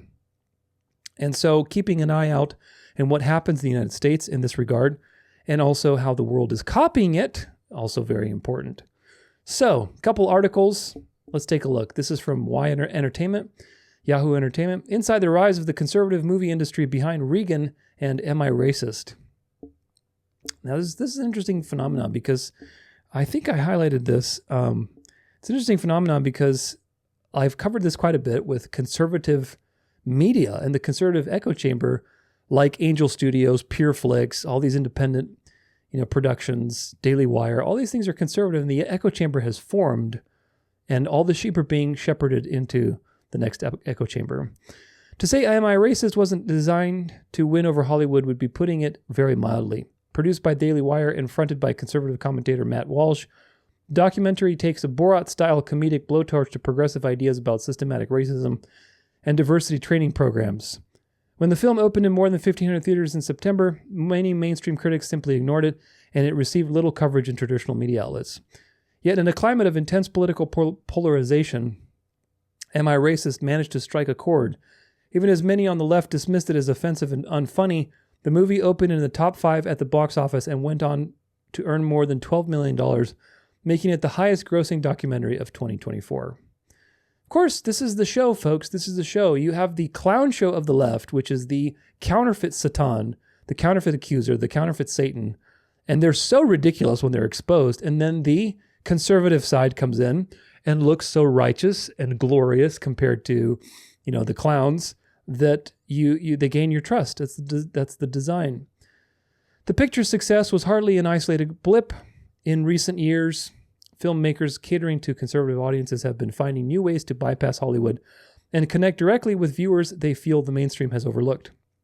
Angel Studios' Sound of Freedom, a faith-based thriller centered on sex trafficking in Colombia, cracked the top 10 at the U.S. box office in 2023, grossing $250 million worldwide to become one of the most successful independent films of all time. These are Jesuit productions, folks. There's a lot of occult stuff with these movies, too.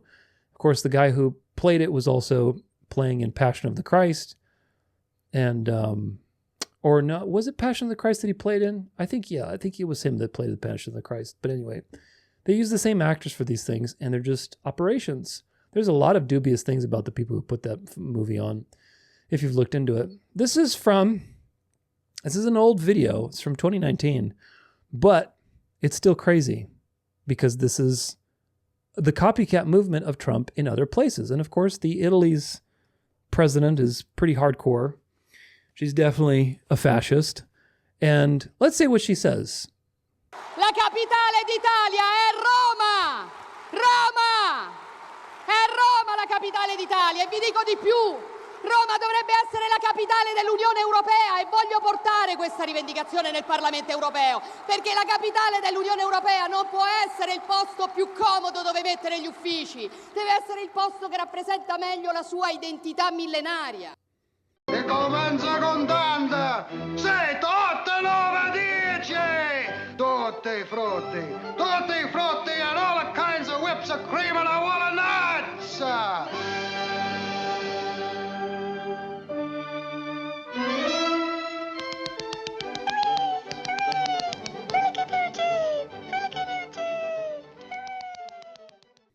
Mamma mia, what a speech. I wish we had a translator. Wait, we do have a translator. It says, Rome should be the capital of the European Union. Because the capital of the European Union cannot be the most comfortable place to set up offices, but the place that represents its millennial identity. Now, do you think she is speaking of her own accord, or is she a Jesuit-trained operative? I will let you be the decider on that. Trump announces $500 billion Stargate venture to build AI infrastructure. We looked at this before, but again, this is all part of the image of the beast, folks, coming to life.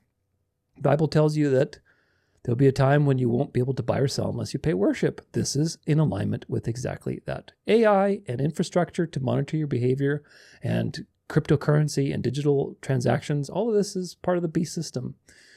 This is from United Nations. Yes, the UN submitted to Trump's agenda. They're admitting defeat, but now, let's see. United Nations adopts groundbreaking pact for the future to transform global governance.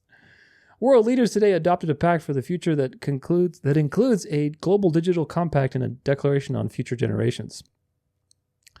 This pact is the culmination of an inclusive, years-long process to adapt international cooperation to the realities of today and to the challenges of tomorrow. The most wide-ranging international agreement in many years, covering entirely new areas as well as issues on which agreement has not been possible in decades. The pact aims, above all, to ensure that international institutions can deliver in the face of a world that has changed dramatically since they were created. As the Secretary General has said, we cannot create a future fit for our grandchildren with a system built by our grandparents. Overall, the agreement of the pact is a strong statement of the country's commitment to the United Nations, the international system, and the international law. Leaders set out a clear vision of the international system that can deliver on its promises, is more representative of today's world, and draws on energy and expertise of government, civil society, and other key partners. What does any of this mean? This is just snake talk. This sounds really good, but really it just means New World Order. The Pact for the Future, the Global Digital Compact, and the Declaration on Future Generations open the door to new opportunities and untapped possibilities. Wait, I think I have a mug for that. Somewhere around here, yeah. Said the Secretary General during his remarks at the opening of the Summit of the Future. The President of the General Assembly noted that the pact would lay the foundations of a sustainable, just, and peaceable global order for all the peoples and nations. I think the Bible has something to say about that. The pact covers a broad range of issues, including peace and security, sustainable development, climate change, digital cooperation, human rights, gender, youth, and future generations, and the transformation of global governance. Key deliverables in the pact include, in the area of peace and security. You can't make this up, folks. They worded it in the same way that the Bible words it. When they say peace and security, sudden destruction will come upon them.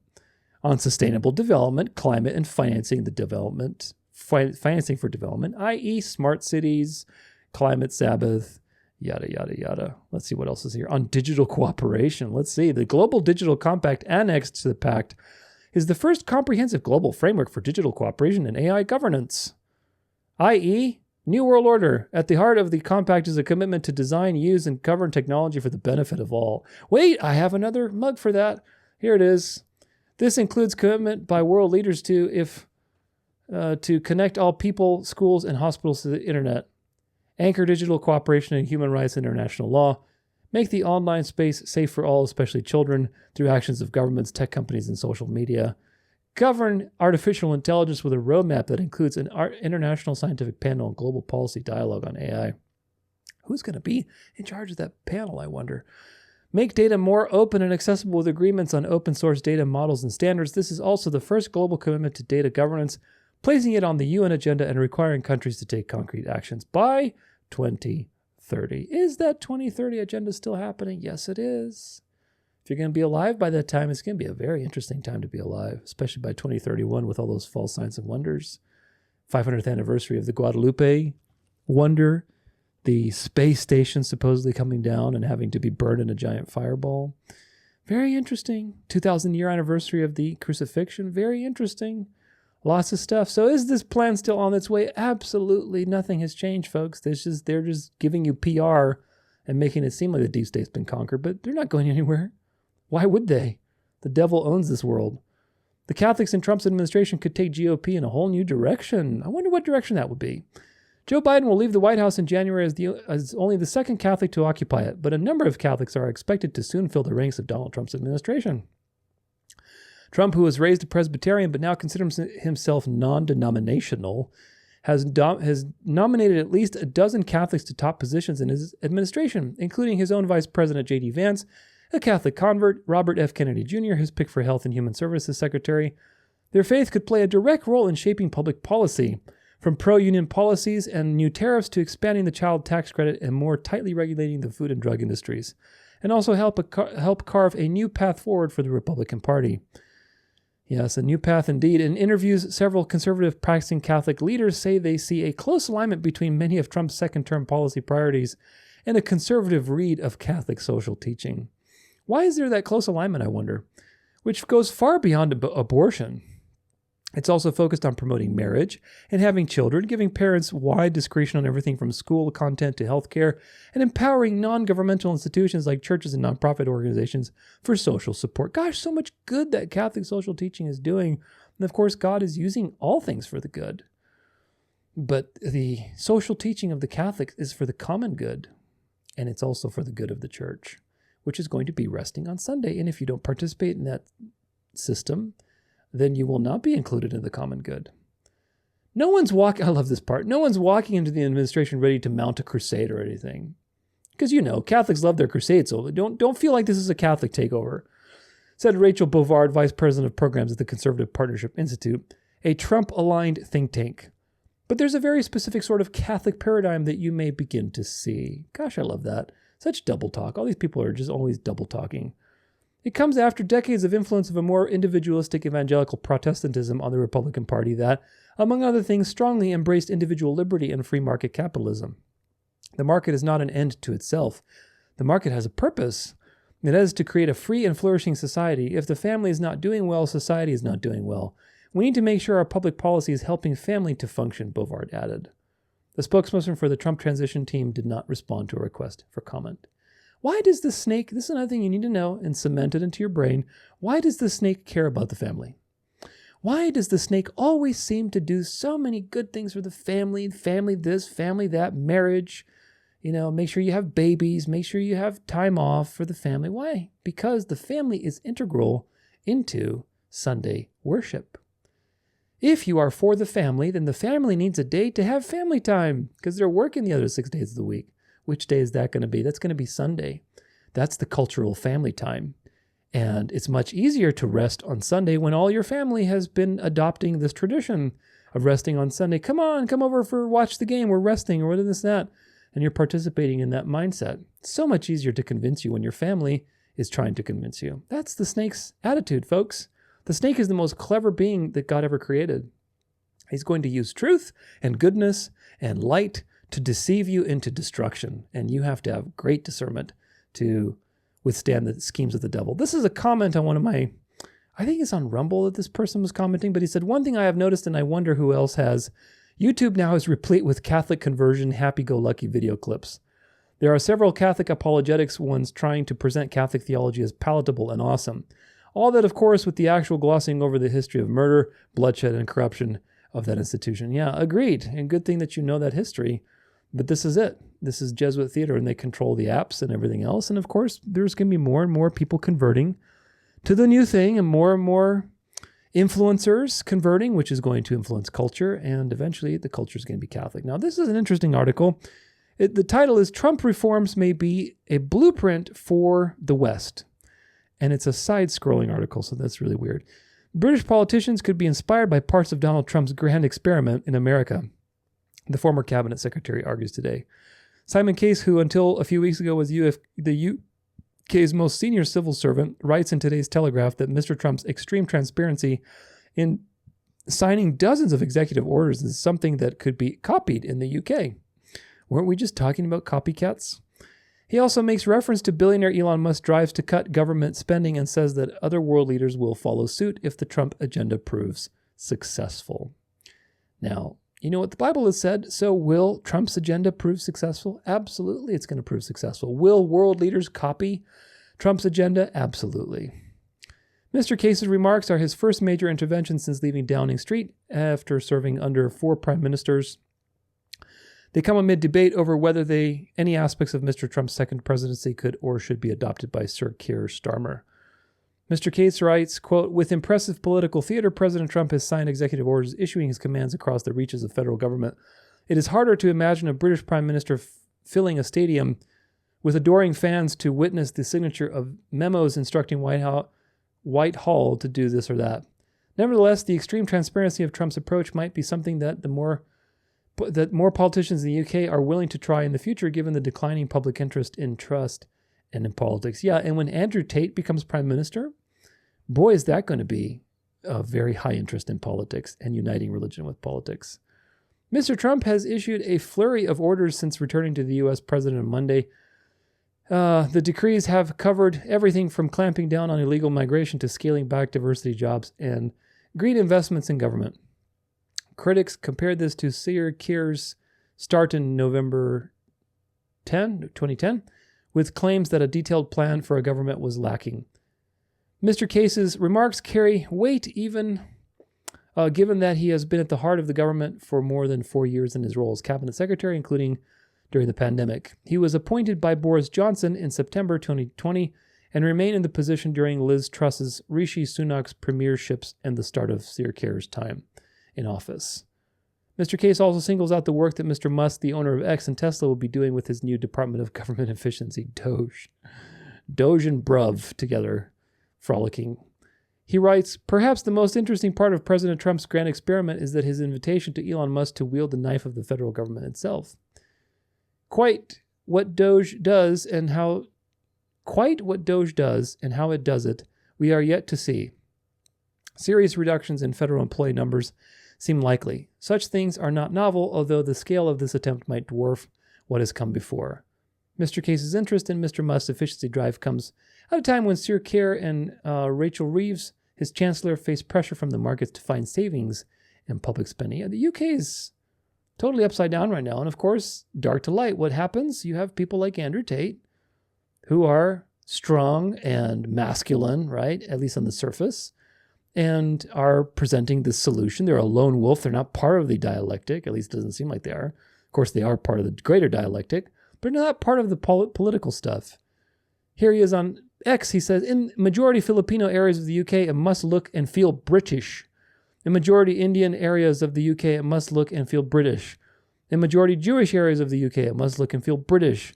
In majority African areas of the UK, it must look and feel British. Immigrate, expect to adopt British culture, no matter how small the norm. We like quiet Sunday mornings. There you go. That's who pays his bills. Problem, leave. You respect British culture, standards of hygiene and social norms. You operate within our parameters. Multiple complaints of the contrary, visa revoked. You do not bring your own culture. Your culture already has a home.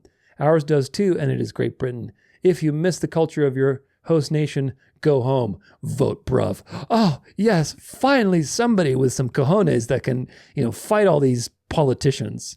And of course, what's the agenda? We like Sunday quiet Sunday mornings. We like quiet Sunday mornings. That tells you everything, folks. It tells you absolutely everything if you have eyes to see. Here's the articles on Gen Z that I was talking about. God makes a comeback in Gen Z. Those in teens and early 20s are half as likely to call themselves atheists compared to their parents. I wonder why. Teenagers and those in their early 20s are half as likely to identify as atheists than their parents, a new poll has shown. Those aged 18 to 24, who are all Gen Z, are the most spiritual age group in the UK, with just 13% identifying as atheists. Another 62% describe themselves as very or fairly spiritual, the research by one poll found. And when asked what the biggest factors in declining Christianity rates in the UK, Gen Z cited the inability to grapple with scandals involving abuse as well as generational change. In contrast, middle-aged members of Generation X, aged 45 to 60, are the most likely to be atheists, with 25% saying they do not believe in a God or spirituality. For baby boomers over age of 65 and millennials aged 25 to 44, 1 in 5 are atheists at 20%.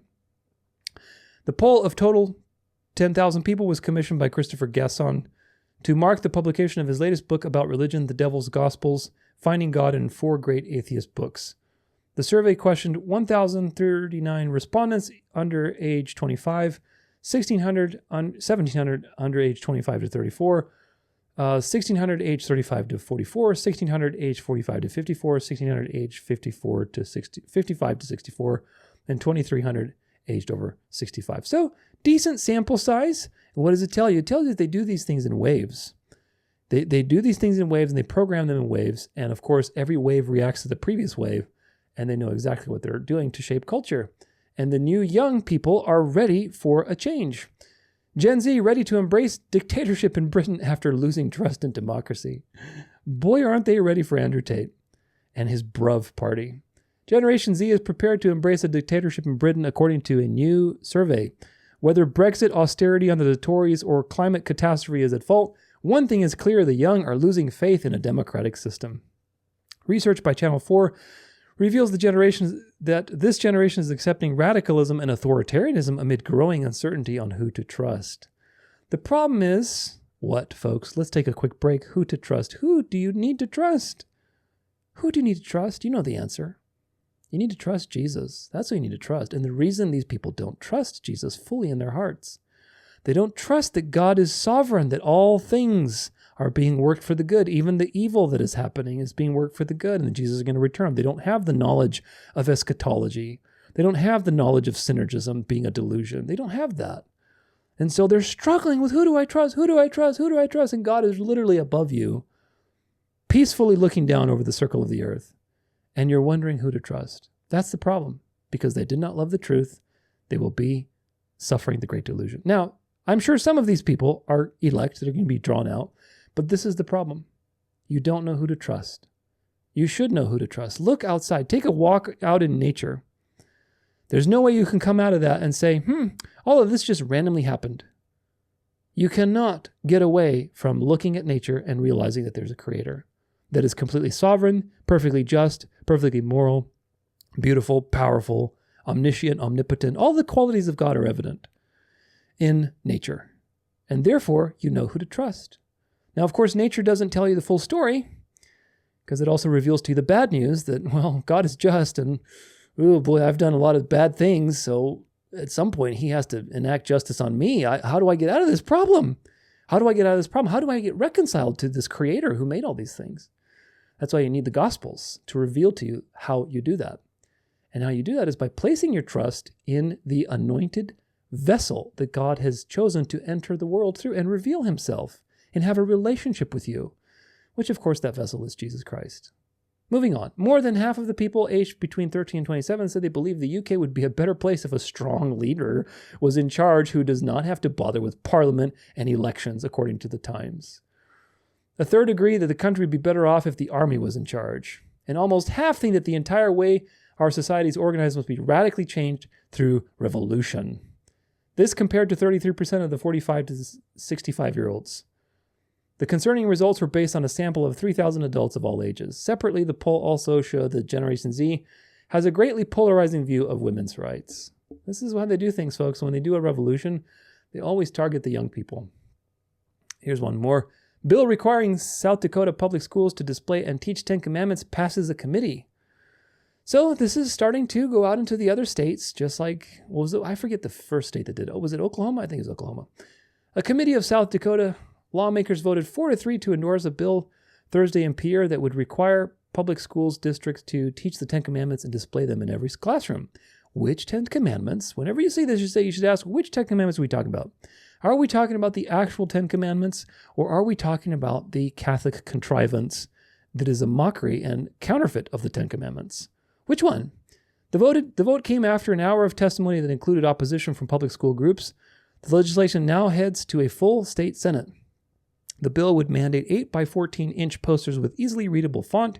It would repeal existing language in state law allowing local school boards to choose to display the 10 Commandments. The bill would also require the 10 Commandments to be taught as part of history and civics classes 3 times during a student's education, at least once during each of the elementary, middle, and high school years.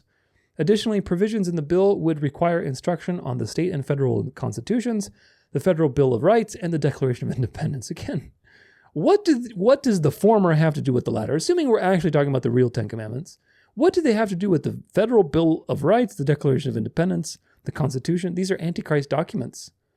They are documents based on the view that man is inherently good and can save himself. That's what they're based on. That's why you need rights, to protect your rights, because you're a sovereign being that is inherently good, and therefore you deserve rights. And you have an authority telling you what rights those are. You're made in the image of God. You don't need a Bill of Rights.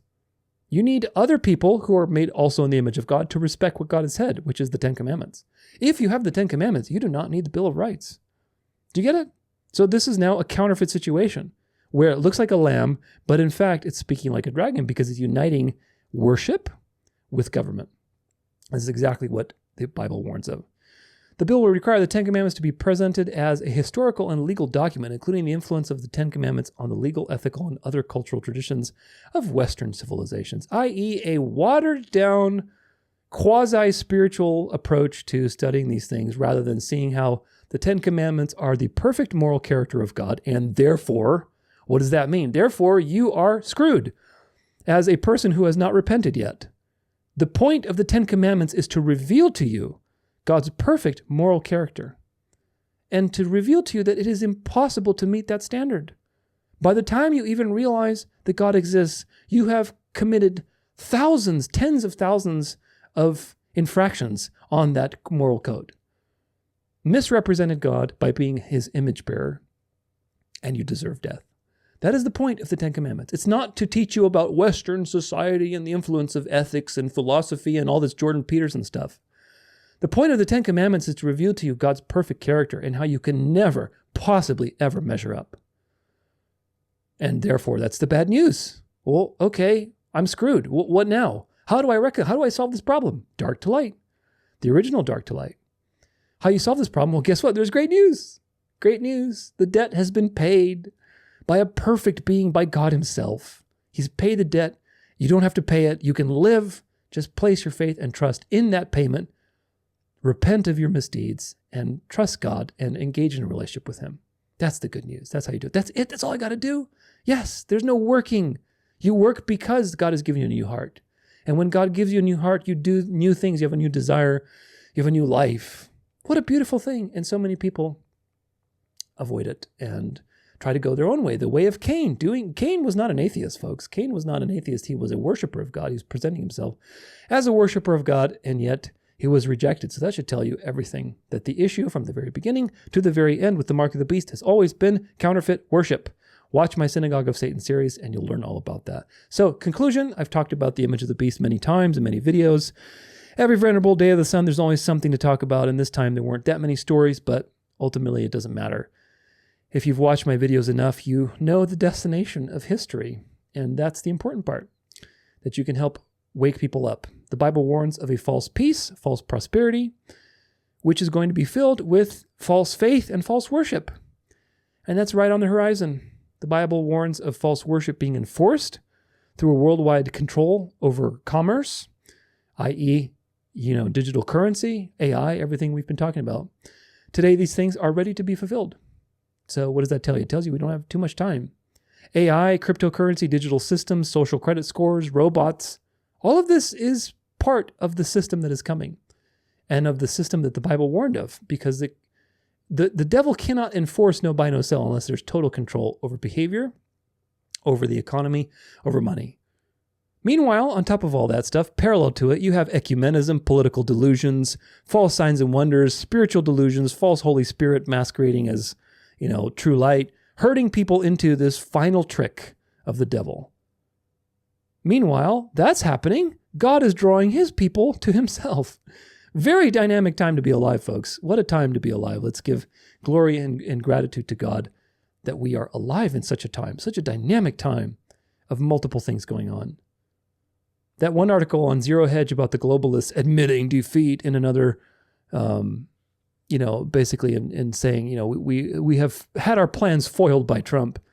And then on the other side, they're committing to some global pact of governance for 2030. So it's like doublespeak all the time. There's doublespeak every single time. Each one of these people are double-minded. Conservative populist sentiments are rising all over the world. Culture is flipping conservative. Media has become into a conservative echo chamber. Films, movies, apps, Hollywood, production companies, it's all turning conservative and religious. Trump is surrounded by militant conservative Catholics who are going to enforce Sunday laws and the Catholic ideal. Trump is being copied by cult of personality types across the world. Conor McGregor, Andrew Tate, that, I forget her name, the little mini Mussolini in Italy, that wants to make Rome the capital of the EU. It's all the same stuff. And that's going all over because people are sick of these cold lizards in office. So they want some really warm lizards to basically, dazzle them with, passion and rhetoric and emotion and stir things up. And it seems like they're, crumbling the establishment, but they're the ultimate establishment. They're paid actors. The newer generations have no discernment and they're ripe for deception. Charismatic revival, nationalism, religion, institutionalization. Again, this is why I say 7 to 10 years is not long to go and things are going to move very quickly.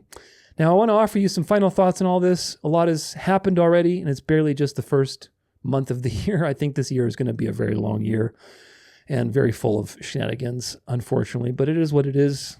God will use everything for the good. Don't be discouraged, but rather rejoice. Rejoice that God has chosen you to live in such a time as this. Rejoice that you have knowledge that most people don't.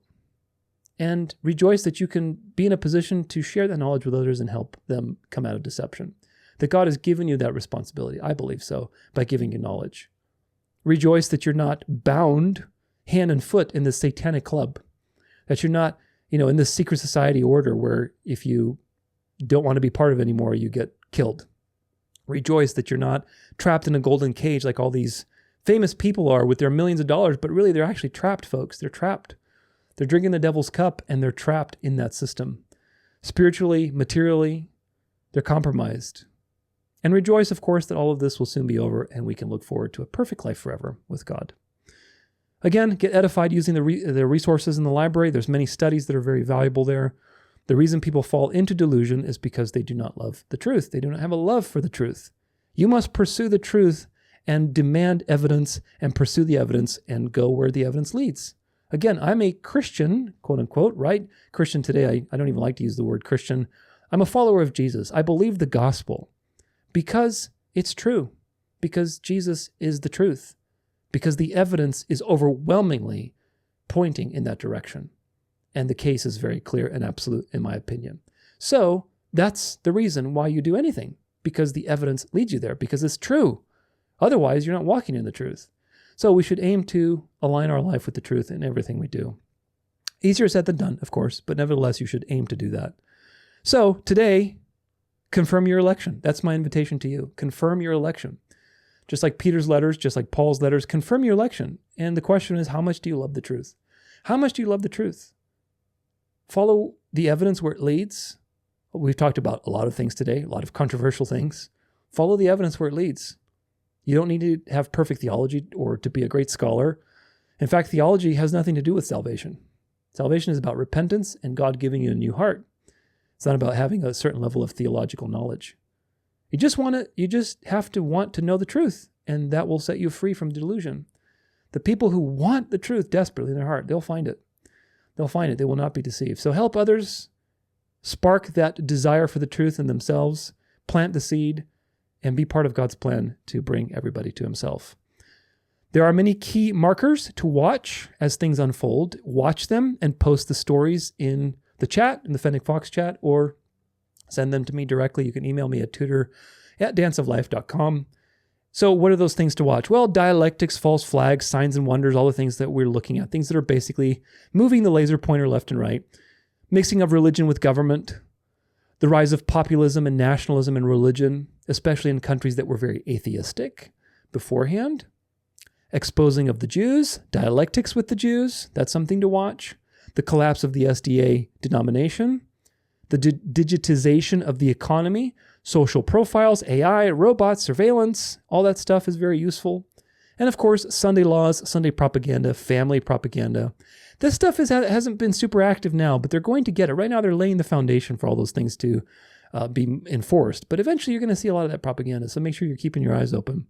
All of these things are very useful, so watch and listen. Join the chat. If you want to meet other people with like mind, there's a lot of great people in the chat, very knowledgeable, very passionate people, very caring people. I'm so grateful to be part of that community, that God has created such a nice and Christ-like community. It really has been created. And I don't take credit for it at all. I mean, I created the chat really just as a way to help people chat and exchange ideas, but God has really brought some great people into that chat. So I'm very grateful for all of you in that chat, just letting you know. But join the chat and also get some snazzy merch to help you start some conversations. There's a lot of great resources at the store. That's shop.danceoflife.com. I'll link it in the profile. You'll have some links there too as well. The End Times postcard is really great. It's like, I forget the size. I think it's like 8.5 by 5.5. Nice little postcard with the End Times prophetic timeline on it. Of course, you can't really make it out on that level of a print, but it's there to like, ooh, what is that? It's like a curiosity thing. And then on the back, it's got, the QR codes for all the major series. They're free to watch on the website. So it's all just designed to help you get some conversations going. And of course, above all, remember the most important part, the best is yet to come. The best is yet to come, folks. And of course, the best is yet to come with Jesus, not with Trump, not with any of these people, but with Jesus. That is the best is yet to come. So we can't lose hope. The real new world order is on the horizon, and I'm excited for it. I am so excited for the new world order, the real new world order that Jesus is going to bring. So don't lose hope and don't get discouraged, but live one day at a time with the Lord by your side. Take care and God bless.